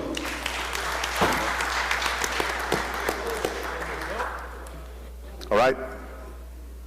Mr. Chairman, you're recognized for further work. Thank you, Mr. Speaker. I'd like to go to item 44, House Bill 514, call the bill up and make the usual motions. All right, it's been read for the third time, so the bill is before us. I do see you got a committee sub. Yes, sir, and I'd like the gentleman from Rankin to explain the sub in the bill. All right. Gentleman moves a committee sub be adopted for consideration in lieu of the original bill. All in favor say aye. Opposed, no. The ayes have it. Gentleman from Rankin is recognized to explain the committee sub. Thank you, Mr. Speaker. Ladies and gentlemen, like I told the committee, this is I should rename this the Bring My Daughter Home Act. Currently, Mississippi State University has a program to certify to teach vet technicians, but the state of Mississippi does not recognize them as a board certified, so they don't get paid. Of the 40 or so students that graduated, 35 of them moved out of state and only 5 stayed in state just because of this. So what this does is the vet board got together and they decided how to certify them, and that's what this is going to do. And I will answer questions on the bill. I don't see any, gentlemen. Final passage. He moves final passage. Open the machine, Madam Clerk. In favor of the bill, vote aye. If you're opposed, vote nay. Has everyone voted? Has everyone voted?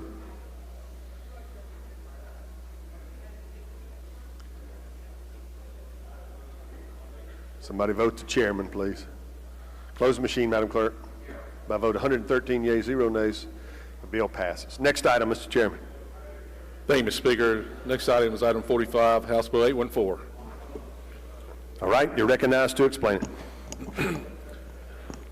Ladies and gentlemen, House Bill 814 comes from the Mississippi Department of Health, and as you know, they have to permit and examine our restaurants, and currently they're losing about $1 million or a little more a year on these examinations. They would like to go up in fees, would like to increase the fees 33.3% over 3 years with increments once each year. The categories are 1 through 4, with category 1 being the least risk, category 4 being the most risk, category 1 being the least expensive, going from $40 to $80, category 4 going from $265 to $510. The Restaurant Association is in favor of this. They also have to investigate on-site wastewater, which would be your septic tanks, all the way down to manufacturing and installing pumps. These fees would also double, going up about a third each year over a 3-year period. That's an explanation of the bill, Mr. Speaker.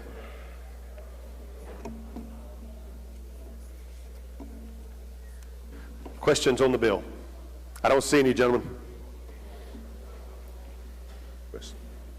Final passage. He moves final passage. Open the machine, Madam Clerk. In favor of the bill, vote aye. If you're opposed, vote nay.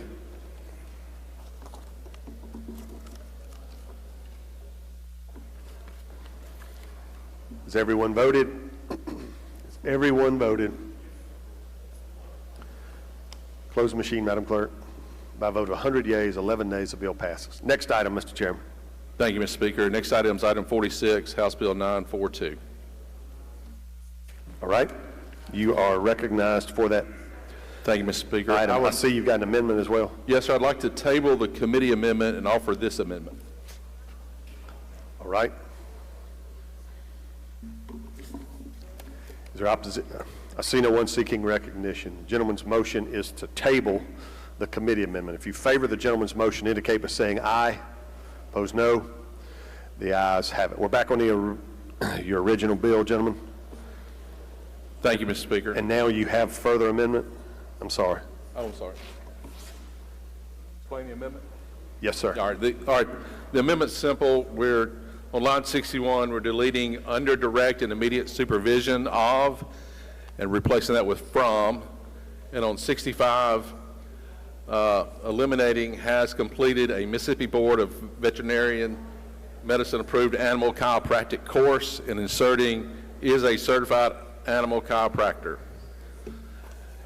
And basically, this is a repealer bill, ladies and gentlemen, but what this amendment does is allow an animal chiropractor to work on a pet without the veterinarian being there.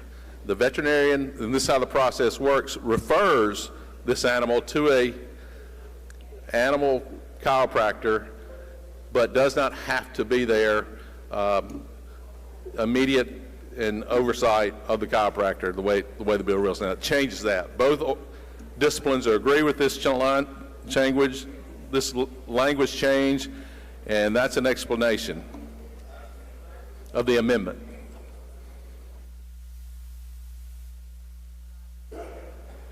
Questions on the amendment? I'm sorry. Does that conclude your explanation of the amendment, gentlemen? Yes, sir. I do have a joke at the proper time. All right, why don't you tell your joke? Why did the dog go see the chiropractor? Because it was a positive adjustment every time. All right. I don't see any questions on the amendment. Question occurs on the adoption of now Amendment 1. If you favor the amendment, indicate by saying aye. Opposed, no. The ayes have it. The ayes have it. Anything further on the bill, gentlemen?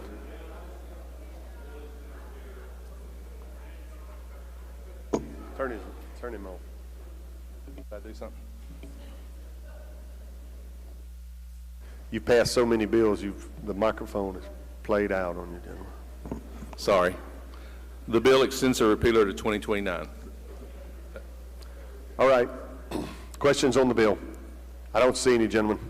Final passage. He moves final passage. Open the machine, Madam Clerk. In favor of the bill, vote aye. If you're opposed, vote nay. Has everyone voted? Has everyone voted? Close the machine, Madam Clerk. By a vote of 117 yeas, 0 nays, the bill passes. Next item, gentlemen. Thank you, Mr. Speaker. I'd like to go to item 50, HB 1572. All right. It is before us. You've had it read the third time, but I see there's a committee sub. Yes, sir, and I'd like to recognize the gentlelady from AMIT to explain the bill.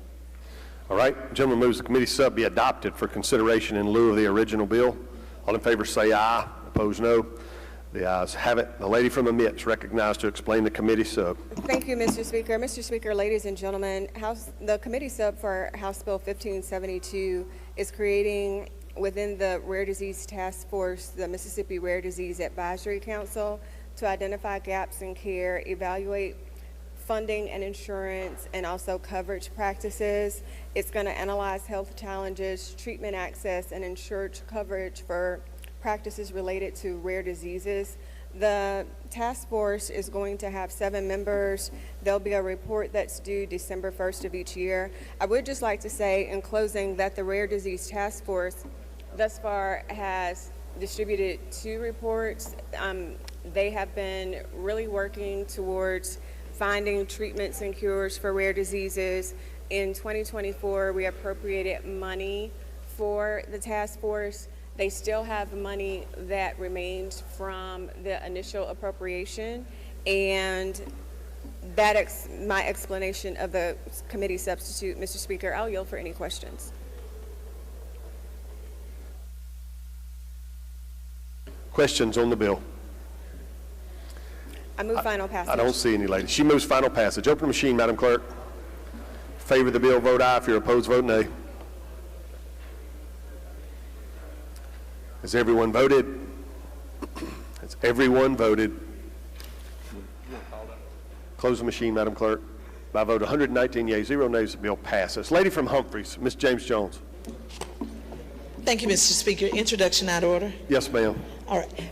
In our South Gallery, we are so proud to have the community health workers with Mississippi Shine Project. They're the ladies in the red jacket. So glad to have them. They provide services to over 21 counties in the southwest state of Mississippi.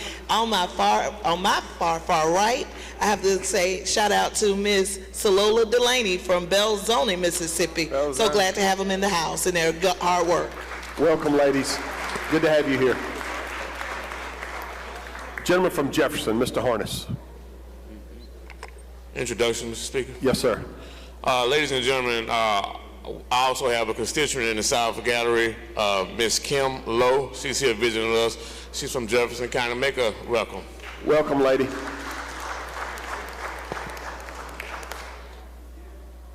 All right, I recognize the gentleman from Harrison. Item number 52, House Bill 1772, Mr. Speaker. All right, you're recognized to explain that bill.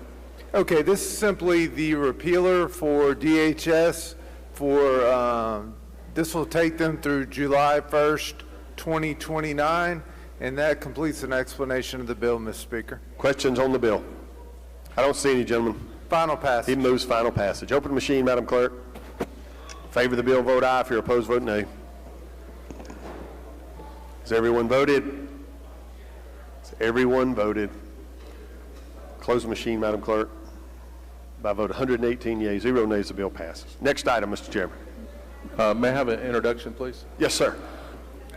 Ladies and gentlemen, we have a guest in the South Gallery. I want you to make welcome. It's the new mayor of New Albany, Mississippi, Mr. Jeff Olson. Please stand up. Welcome, Mayor.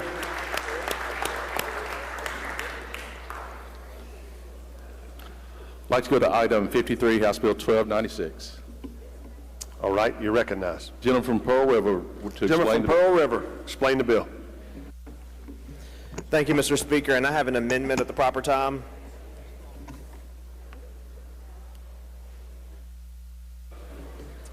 You want to explain your amendment now, gentlemen? The amendment basically just amends the bill to require reporting to the Maternal Mortality Review Commission, and then I'll explain additional, the rest of the bill on the bill. All right. Questions on the gentleman's amendment? I don't see any. Question occurs on the adoption of Amendment 1. If you favor the amendment, indicate by saying aye. Opposed, no. The ayes have it. You're recognized, gentlemen, for further explanation. Thank you. This bill is entitled Megan's Law. Megan Smith Bates was a very close, a cousin and friend of mine from Poplarville, Mississippi. She was 32 years old. A few weeks ago, she went to the hospital to give birth to her third child, and she suffered what's called an amniotic fluid embolism, which is when your amniotic fluid gets into your bloodstream and leads to your organs shutting down and many times leads to death, as in Megan's case. So she died giving birth to her third baby at just 32 years old. The baby did survive and is now home with her dad and siblings. But Megan's story is a story that unfortunately is happening too much in Mississippi. As many of you know, Mississippi ranks second in our rate of maternal mortality. And we are actually number one in our rate of infant mortality. What this bill will do, it will require that the instances of this amniotic fluid embolism be reported to the Commission on Maternal Mortality so that we can get an idea of when this is happening and why this is happening. It will also require an education campaign to ensure that physicians and even parents are aware of the early signs of this disease. After working with the lady from Hines, Representative Summers, we have also added some additional provisions in this bill which would also have the health department establish training as it relates not only to maternal health, but also the impact of fatherhood on maternal health. It also has a significant amount of resources we're hoping to bring to women as it relates to the various issues that are facing our pregnant women in Mississippi.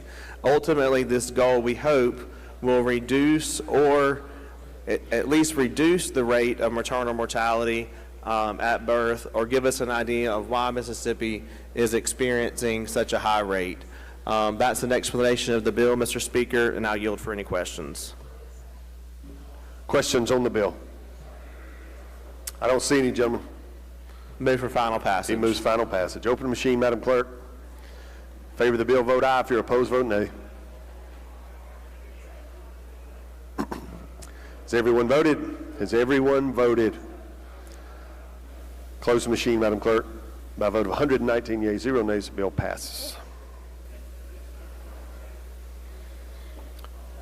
Corrections.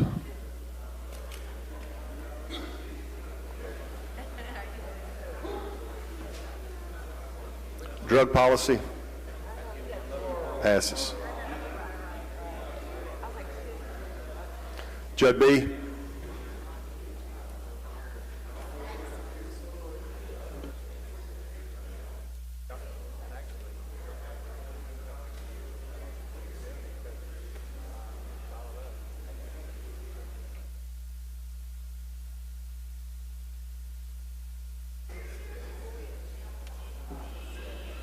Just hold on a minute.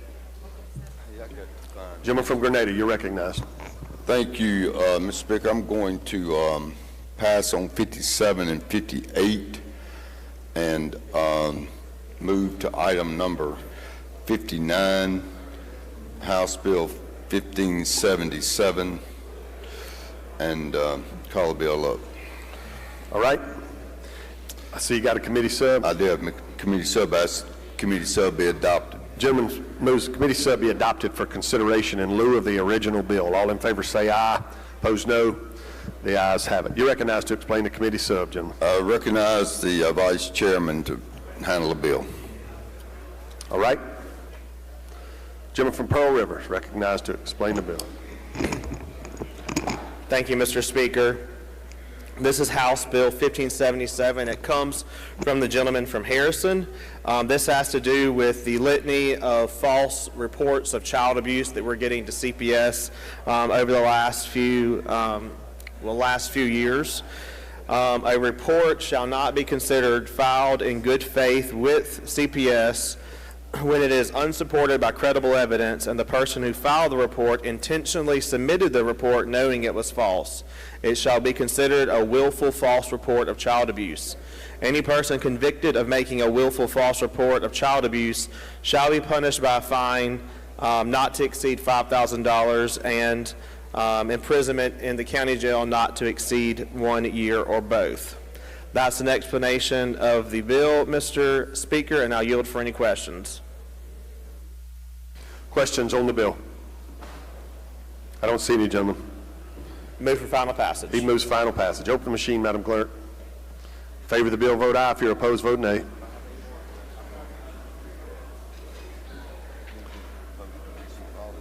Has everyone voted?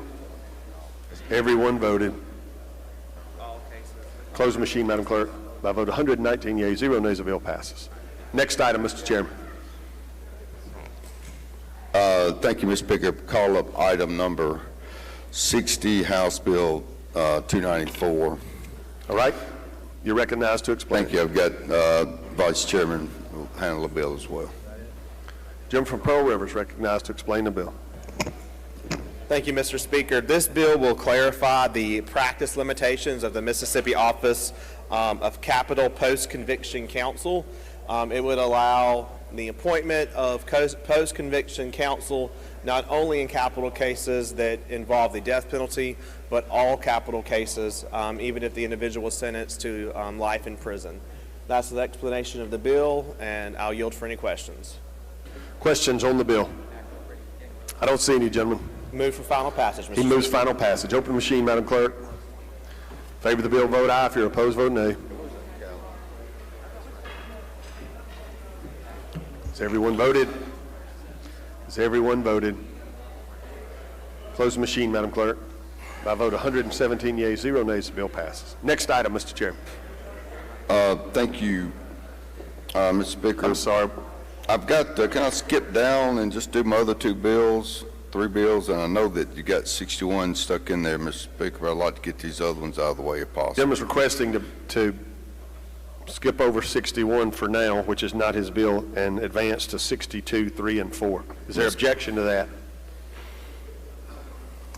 Hearing none, we will follow that procedure, gentlemen. You're recognized. Thank you, Mr. Speaker. Call up 62 House Bill 1615. All right, you're recognized to explain the bill. Thank you, Mr. Speaker. What this does is provides CPS workers the same protection as first responders as far as enhanced penalties. A lot of times CPS workers are required to go into homes and different places, and when they're attacked or assaulted, this bill gives them the same protections as far as enhanced penalties as first responders during the line if they're acting within their scope of employment. That's the explanation of the bill. Questions on the bill? I don't see any, gentlemen. Move final passage. He moves final passage. Open the machine, Madam Clerk. In favor of the bill, vote aye. If you're opposed, vote nay.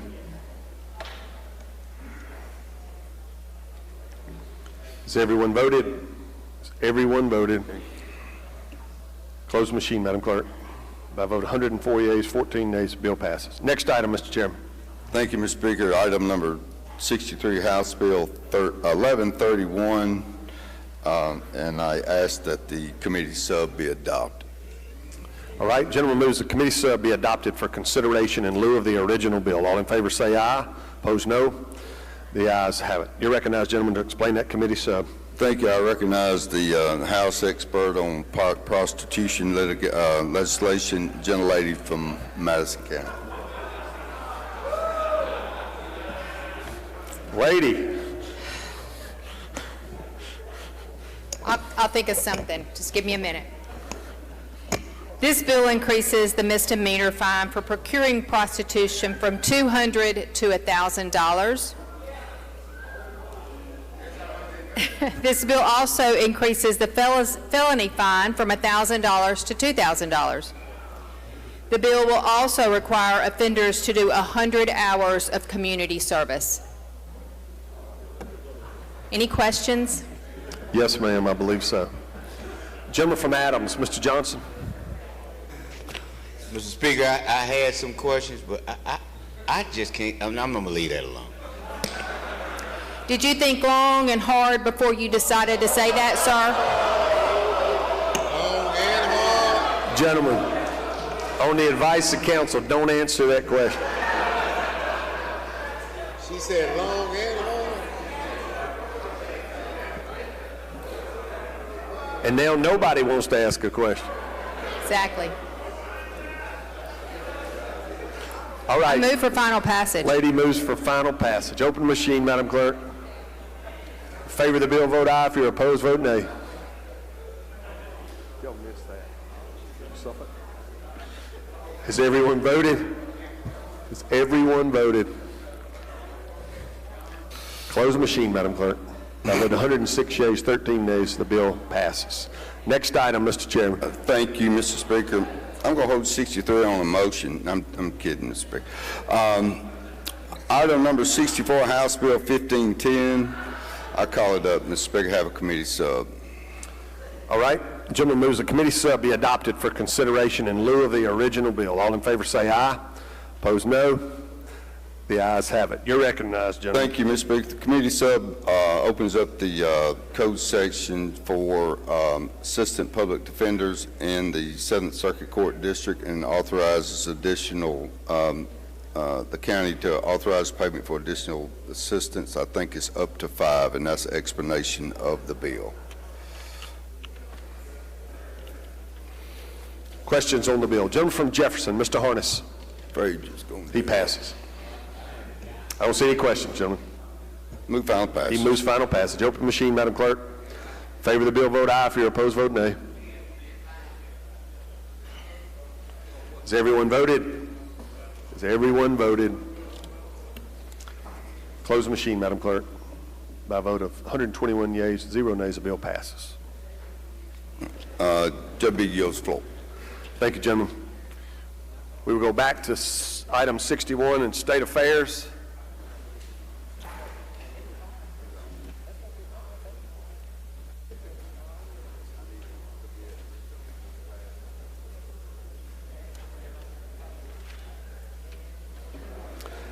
Gentleman from Jackson, you're recognized.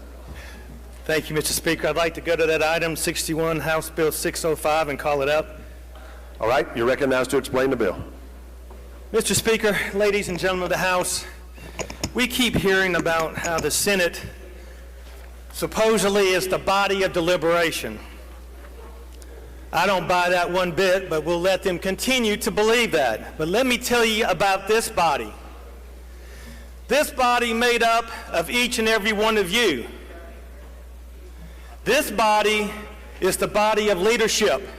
This body is the body of tackling big issues, moving the needle, and, like I said yesterday, moving Mississippi into the 21st century. So how do we do that? How do we move Mississippi into the 21st century? How do we move the needle? One of the best things that we can do to accomplish that and to help our health care providers in the great state of Mississippi is to help small businesses provide insurance for their employees and to increase the number of our fellow citizens that have insurance. That will help the state, it will help the budget, it will help the medical providers, and will be a tremendous thing. Thus, State Affairs, beginning next Tuesday at 1:30, is going to start looking into a state-sponsored health care exchange. It's time to do it. We've got the enabling legislation that we passed, I believe, last year, the year before. But we're going to help our employers provide insurance for our hardworking citizens. We're going to bring down medical costs, and we're going to increase the number of insureds in Mississippi. Now, what this bill does is it buys us some time. I'm not saying we're going to do anything this session. We're going to probably look at it this session, this summer, and maybe even into next session. We're going to see if it's the right thing to do. With some of the changes on a federal level with CMS, I'm being told that we need to have a state-sponsored health care exchange. This simply buys us some time. It brings forward the code sections subject or pursuant to the meeting that we have next year, and as the session goes by, if we come up with something that I think is good for our citizens and will help bring insurance costs down and help our health care providers, then we'll have the code sections, if the Senate is willing to pass it, to be able to do something this year. But it's over the next year or two, this is going to be a pretty important piece of legislation. I look forward to working with each and every one of you, and we're going to bring down, we're going to increase the number of citizens in this state that have insurance. That ends my explanation. Questions on the bill? Gentleman from DeSoto, Mr. Eubanks. Thank you, Mr. Speaker. Will gentleman yield? Yes, sir. Gentlemen, will this increase Medicaid costs for the state? I don't see how. This is for the private sector. If you are getting more people, this is just private sector. This isn't going to be like state reimbursed plans or anything like that. Absolutely not. Okay. Lady from Jones, Ms. Scott. Yeah, thank you so much, Mr. Speaker. Will the gentleman yield? Yes, ma'am. Yeah, thank you so much, Mr. Chairman. I wanted to make sure everybody has health insurance, so I'm with you on that. Well, lady, I do too, because you know why? One of the outcomes is it's going to help your patients back home. Well, it's going to help everybody, actually. But let me ask you this. When on line 50, it says that this exchange is going to be modeled after the Federal Patient Protection and Affordable Care Act. I want to ask you, will the people have a selection of or options of what their coverage will be? Do you expect this state healthcare exchange to look similar to the ACA exchange that was already in place? Lady, if we get to that point, this legislation or the outcome will be what's in the best interest of Mississippi taxpayers, small businesses, and the citizens. So will it look similar? Will it look exactly alike? I mean, you may have similar provisions, but I can't stand here in front of you today and say what it's going to look like because we don't have that product. We don't have the final language. Okay, well, the only reason I asked you that, gentlemen, was because you were so adamant about us that this was almost a panacea, the way you described it, that we were going to give everybody health insurance.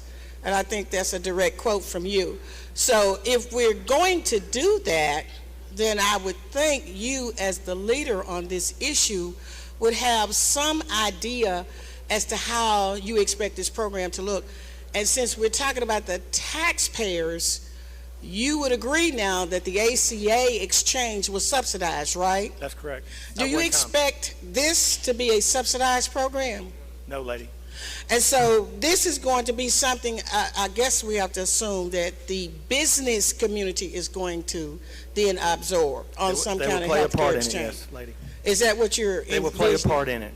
Okay, and for those of us, well, not me because I'm out of business, but for extremely small businesses, people that have 3 to 5 employees, do you think that this, in your mind, do you think they will be able to afford to participate in the program that you have, that you're thinking about doing? Lady, you're asking me to anticipate something that, I mean, that's impossible for me to answer. Okay.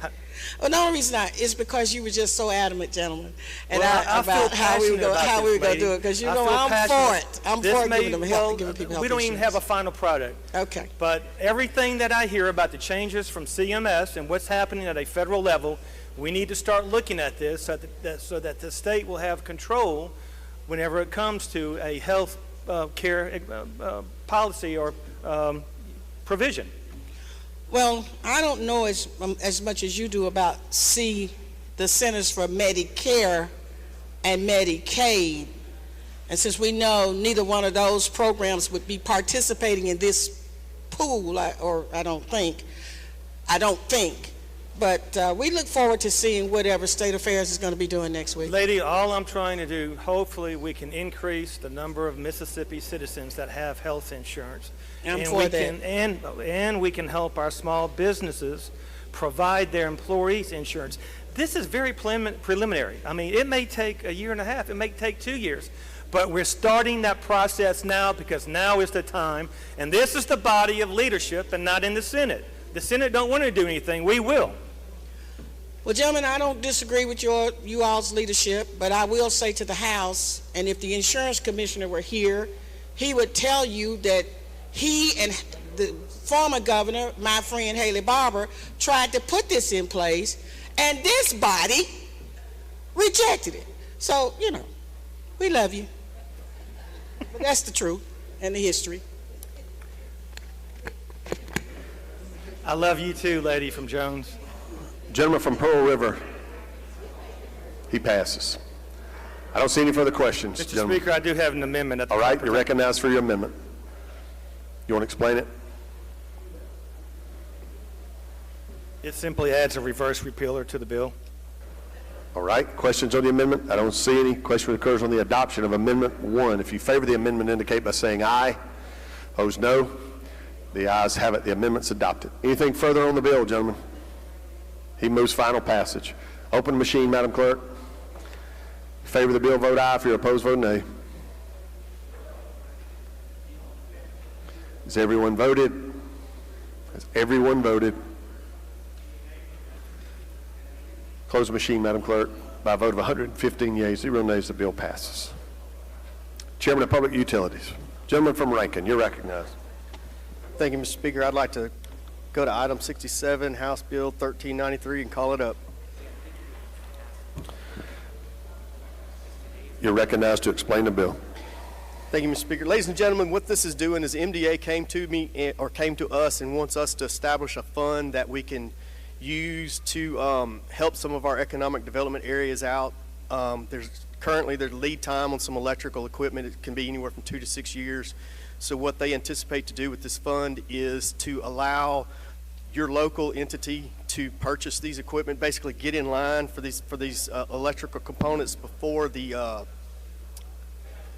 economic development comes to you. In other words, say we get another data center in one of your districts, your district is able to go out and secure some electrical supplies with this grant and loan fund and get ahead of the system to where we can get the development done faster. There's no money in this bill. That would be a separate appropriation. I'll be glad to answer any questions if there are any. Questions on the bill? I don't see any, gentlemen. Final passage. He moves final passage. Open the machine, Madam Clerk. Favor the bill, vote aye. If you're opposed, vote nay. Has everyone voted? Has everyone voted? Close the machine, Madam Clerk. By a vote of 118 yeas, 0 nays, the bill passes. Gentleman from Union, Chairman of Public Health. Thank you, Mr. Speaker. If I can go to item 55, House Bill 1744.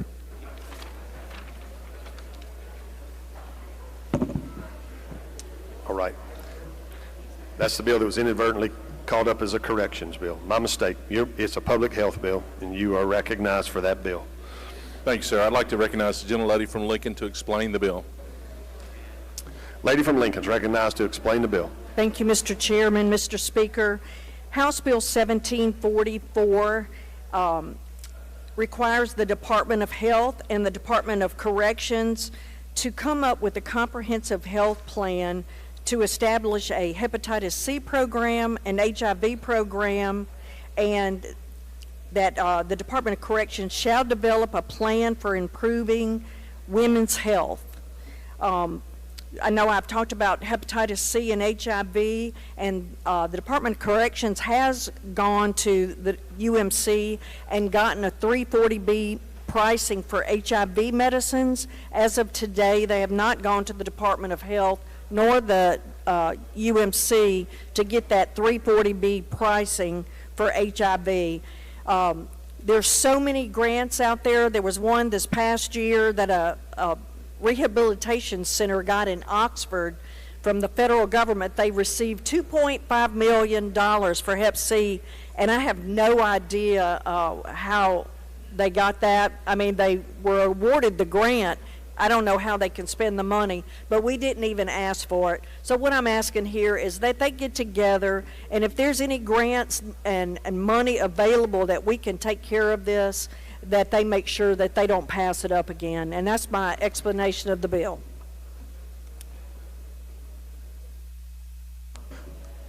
Questions on the bill?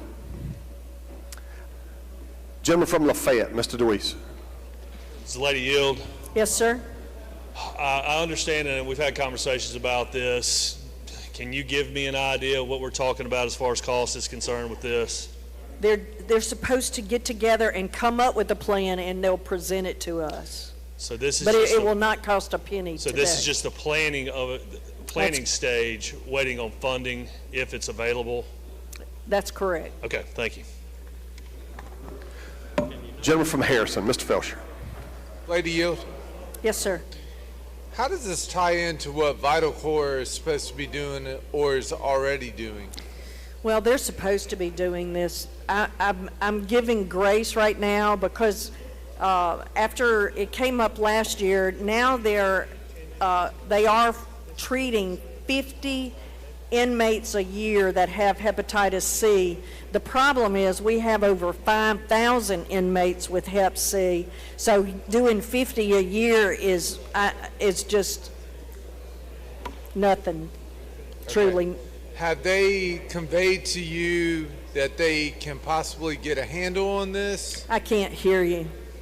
Have they conveyed to you that they can actually handle this problem in due time? They don't want to handle the problem because it is an expensive problem. But just like I said, there was grants this past year that would have paid for it. Angola in Louisiana has a program through the federal government that pays for it 100%. What I'm wanting them to do is please try. Just try. I think there's ways to get this done that won't cost the state any more money on the medical contract than we already pay. We pay $124 million. You would think that would be enough, but it's apparently not. Okay, I just want to ensure that we're not paying duplicative cost. Well, I understand what you're saying, but I can't get them to do that. Maybe if I got the medicines free, they would at least treat the patient. Thank you for your efforts. Thank you. Lady from DeSoto, Ms. Remack. I just have a question I was hoping you could answer for me. Is there a state law that requires the Department of Corrections, when an inmate goes in under a doctor's order with medication, that they do in fact give that medication? No, ma'am. They have to see their doctors, and their doctors prescribe what they feel like they need. But are they required by law to give it to the prisoner? Are they required by law to treat the patient? Yes, ma'am. Yes. They are. And also, they have a medical contract that states that they will. They are in complete violation of the contract, and we just keep letting them go and do whatever they want to, and we do not enforce the contract, and people are dying. We had 8 people die last week. We will never know what they died of, whether it's overdose. I know 2 were stabbed, but I have no idea if these patients, I call them patients, I'm sorry, I'm a nurse, if these inmates died from not being treated, an overdose, which I do have a video I'd love to show you. I can't seem to get it off email to y'all, but it was sent to me with 2 inmates completely unconscious in their cell from drugs, but we don't treat the inmates. Yes, ma'am. I'm sorry to hear that, lady. I would think that the state of Mississippi would make inquiries into that, and also that we take care of our inmates just as we take care of, you and I have taken care of patients in the hospital. Yes, ma'am. Thank you. And they are wards of the state. They're our responsibility, whether we like it or not. They are our responsibility. I agree. Thank you. That's my explanation. I'm sorry. Gentleman from DeSoto, Mr. Eubanks. Thank you, Mr. Speaker. Will Gentlelady yield? Yes, sir.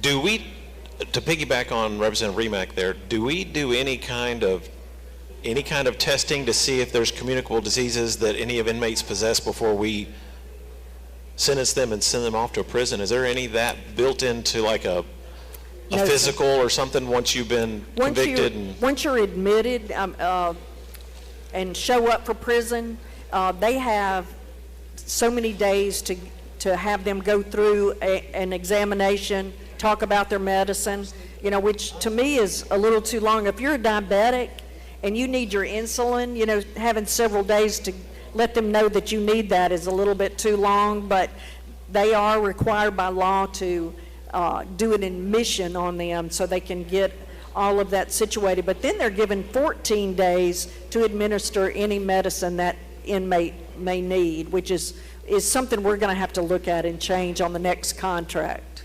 Well, I think it's a good idea to do something, because if you've got communicable diseases like this and it's allowed to just They're going to pass and- spread to Yeah. other inmates. It's going to cost the state more money in the end, will it not? And 95% of inmates will get out. That means that the 20,000, there's some that are not getting out, I'm well aware of that, but most of them are getting out and coming into a community near you. Do we have any protocols or procedures in place within MDOC that helps to mitigate the spread? Not at all. Prophylactics or whatever might be the case, or just knowing who's got what? And Nothing. okay, yeah, thank you.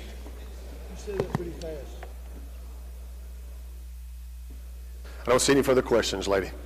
Final passage. Gentleman from Rankin, do you have a question? Okay. She moves final passage. Open the machine, Madam Clerk. If you favor the bill, vote aye. If you're opposed, vote nay.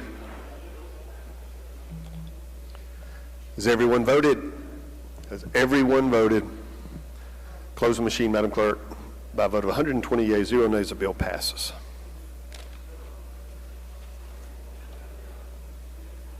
Wildlife passes. Wildlife passes.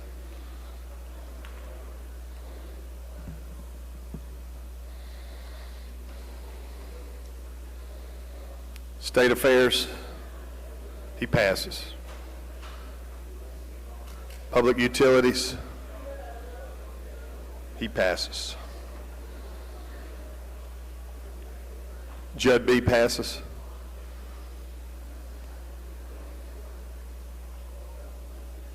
Universities and colleges passes.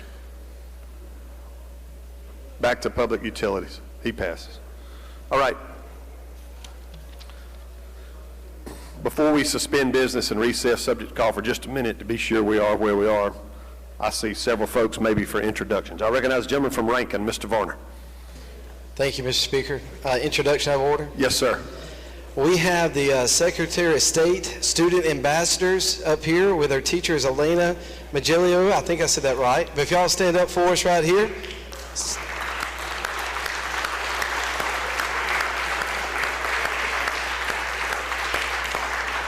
And we also have one of my Florence folks here, Avery Clark is up here. So Avery's ready with us right there. So Avery Clark's from Florence, Mississippi. Y'all give him another hand. Thank y'all. Welcome. Good to have you all here. Gentleman from Hines, Mr. Gibbs. Thank you, Mr. Speaker. Introduction. Yes, sir. Turning our attention to the North Gallery, we have the daughter of Chancery Court Judge Crystal Wise Martin with us today. I'd like to have Miss Anna Martin stand and recognize her. Welcome to the Capitol.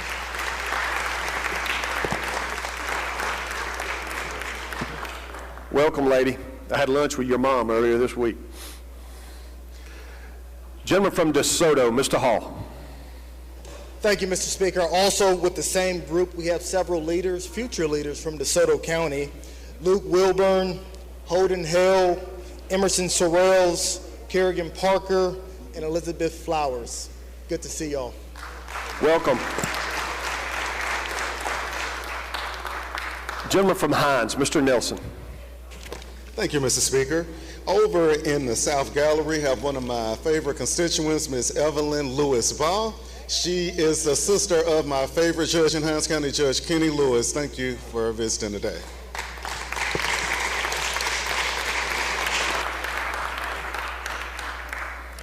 Gentlemen, what are the flowers and balloon for back there? Okay. Gentleman from Lamar, Mr. McCarty. Thank you, Mr. Speaker. I'm also with the group in the North Gallery. I see one of my favorite constituents, Louis Schramm at Oak Grove High School, who's joined us as a page the last couple of years. If y'all will please be sure to make him welcome. Welcome.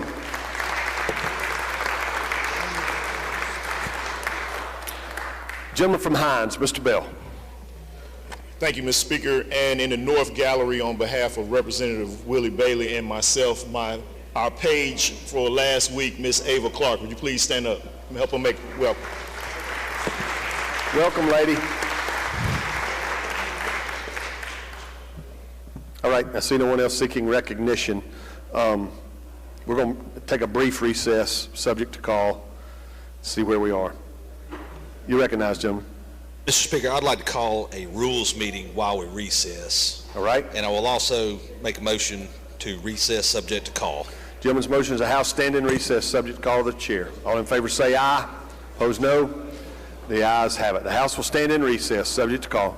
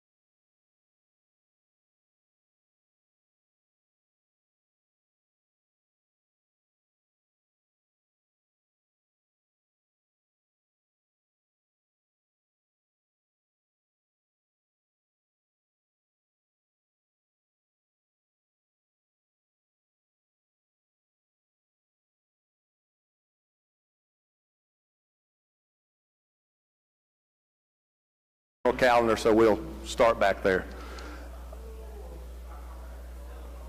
You can go now? Okay. Did you have an introduction, gentlemen? No? Okay. I'll come back to you. All right. That concludes our work on the general calendar.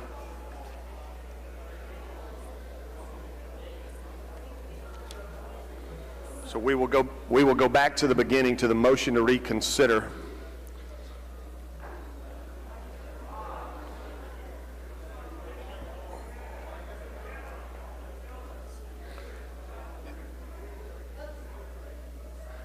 He passes on item 1 and 2,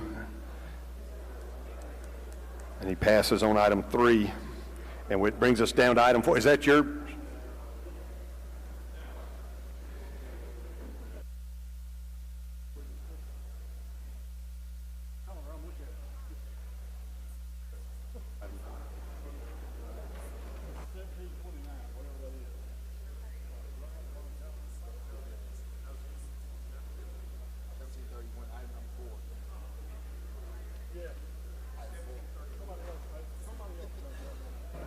Right, and that brings us down to item 4, which is the one the gentleman from Rankin, Vice Chairman of Public Properties, is attempting to address.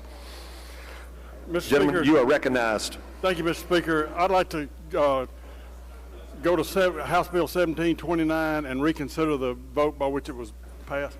You mean 1731? Yes, I'm still looking. All right, item 4, 1731, correct? You the boss. All right, item 4, 1731. Gentleman moves to reconsider the vote by which this passed. Does anyone wish to speak to the gentleman's motion? All right. The question occurs on the gentleman's motion to reconsider the vote by which this passed. All in favor say aye. Opposed no. The ayes have it. We're back on the bill, gentlemen. It's back before us. I have an amendment, sir. All right. Madam Clerk, have a copy? You may explain your amendment. I'm going to just read the amendment to amend in line 2627 by striking upon appropriation by the legislature for the sole benefit of the Department of Revenue and inserting in lieu thereof the following. By the Department of Revenue to offset the cost of constructing the relocated new ABC warehouse located in Canton, Madison County, Mississippi. That's the language. So this deals with that bill that we passed a couple of days ago on the warehouse in Madison that where they're selling the old warehouse. Chairman Lamar had promised everybody that when it was done and they sold that warehouse, that the proceeds would go to help offset the construction, and that's what we're doing. We're fixing that. We're just fulfilling his promise. That's an explanation of the amendment. Questions on the amendment? I don't see any. Question occurs on the adoption of Amendment 1. If you favor the amendment, indicate by saying aye. Opposed, no. The ayes have it. Anything further on the bill, gentlemen? Final passage. He moves final passage. Open the machine, Madam Clerk. Favor the bill, vote aye. If you're opposed, vote nay. Has everyone voted? Has everyone voted? Close the machine, Madam Clerk. By a vote of 117 yeas and 1 nay, the bill passes. And the senior gentleman from Holmes and myself still have to endure every time we deal with this warehouse the fact that this body voted that the new warehouse should have been in Holmes County. And we couldn't find consensus with the other end of the building. No offense, lady, and your colleagues from Madison, but gentlemen, I hope we don't have to see any of those votes for a while. Maybe we can move on to something else. Gentleman from Harrison, Mr. Hullum, for what purpose? Introduction out of order. Yes, sir. Ladies and gentlemen, in the South Gallery, we have one of my good friends from the Golden Gulf Coast, Mr. Mickey, from the AFL-CIO. Make him welcome, please. Don't be scared. Lady from Amite, Ms. Cockerham. Gentleman from Pearl River there. Thank you, Mr. Speaker. On the motion to reconsider calendar, the next item, item number 5, House Bill 1613, move to table. Those opposed have 5 minutes. Anyone wish to speak to the gentleman's motion? I see none. Question occurs on the gentleman's motion to table. If you favor the gentleman's motion, indicate by saying aye. Opposed, no. The ayes have it. The ayes have it.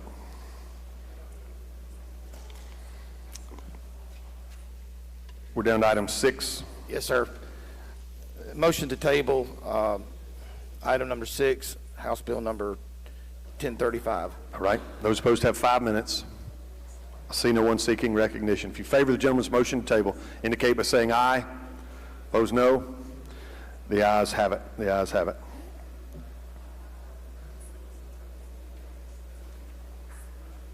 Brings us down, I believe he's skipping item 7, he says. What about item 8? Gentleman from Marshall.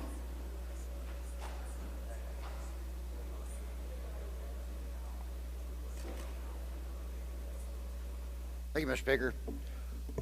Call up item 8 on the motion to reconsider calendar. House Bill 1069, bring it back up for purpose of an amendment. All right, so you have a motion to reconsider the vote. You favor the gentleman's motion to reconsider the vote by which this bill passed. Indicate by saying aye. Opposed, no. The ayes have it. The bill's back before us, gentlemen, and I believe you have an amendment. Yes, I've just given the clerk amendment. Amendment is just to put a reverse repealer in it. Obviously, we've got to still got some work to do with this, so I'm going to do have a reverse repealer filed. All right. Any questions on the amendment? I don't see any. Question occurs on the adoption of Amendment 1. If you favor the amendment, indicate by saying aye. Opposed, no. The ayes have it. Anything further on the bill, gentlemen? Final passage. He moves final passage. Open the machine, Madam Clerk. If you favor the bill, vote aye. If you're opposed, vote nay. Has everyone voted? Has everyone voted? Close the machine, Madam Clerk. By a vote of 116 yeas, 4 nays, the bill passes. And then I believe we've already dealt with item 9. Gentleman from Rankin, Mr. Yancey. Introduction. Yes, sir. Speaker. In the South Gallery, I see a preacher friend of mine, Brother Scott Sullivan from Jackson County. We're glad to have you here. His daughter is part of the Secretary of State's Ambassador Program. Please help me make him welcome. Welcome, gentlemen. Good to have y'all.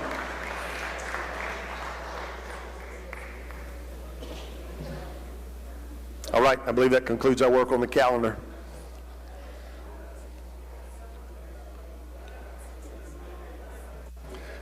Lady from Jones, Miss Scott. For what purpose?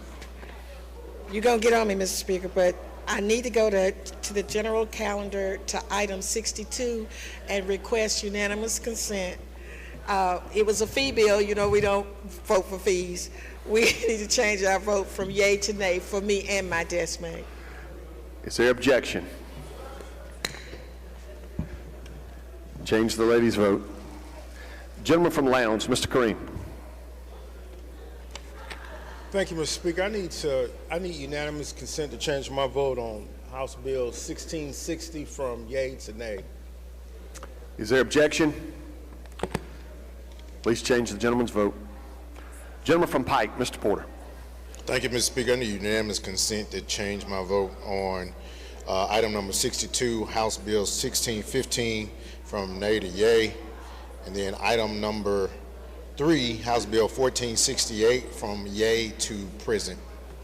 All right. Is there objection? Hearing none, change the gentleman's vote. Gentleman from Bolivar, Mr. Sanders. Same request, Mr. Speaker. On today's calendar, item 61, 605, change my vote from not voting to voting yea.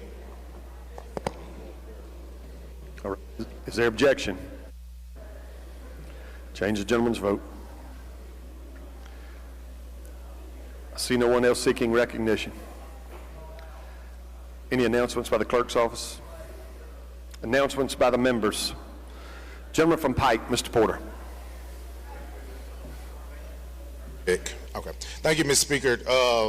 Just want to remind the members, a lot of you tried to give me your suffrage applications. We're going to ask you to, tomorrow's the deadline, and we're going to ask that you take it to Ms. Tatum. She'd love to get those from you all. Thank you. Thank you, gentlemen. Clerk reminds me, page pictures immediately after adjournment today.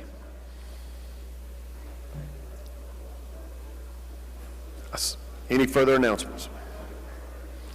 I recognize the gentleman from Rankin for the motion. I move that the House stand adjourned until 9 a.m. tomorrow. Gentleman's motion is the House stand adjourned until 9 a.m. tomorrow. If you favor that motion, indicate by saying aye. Opposed, no. The ayes have it. The House will stand adjourned until 9 a.m. tomorrow.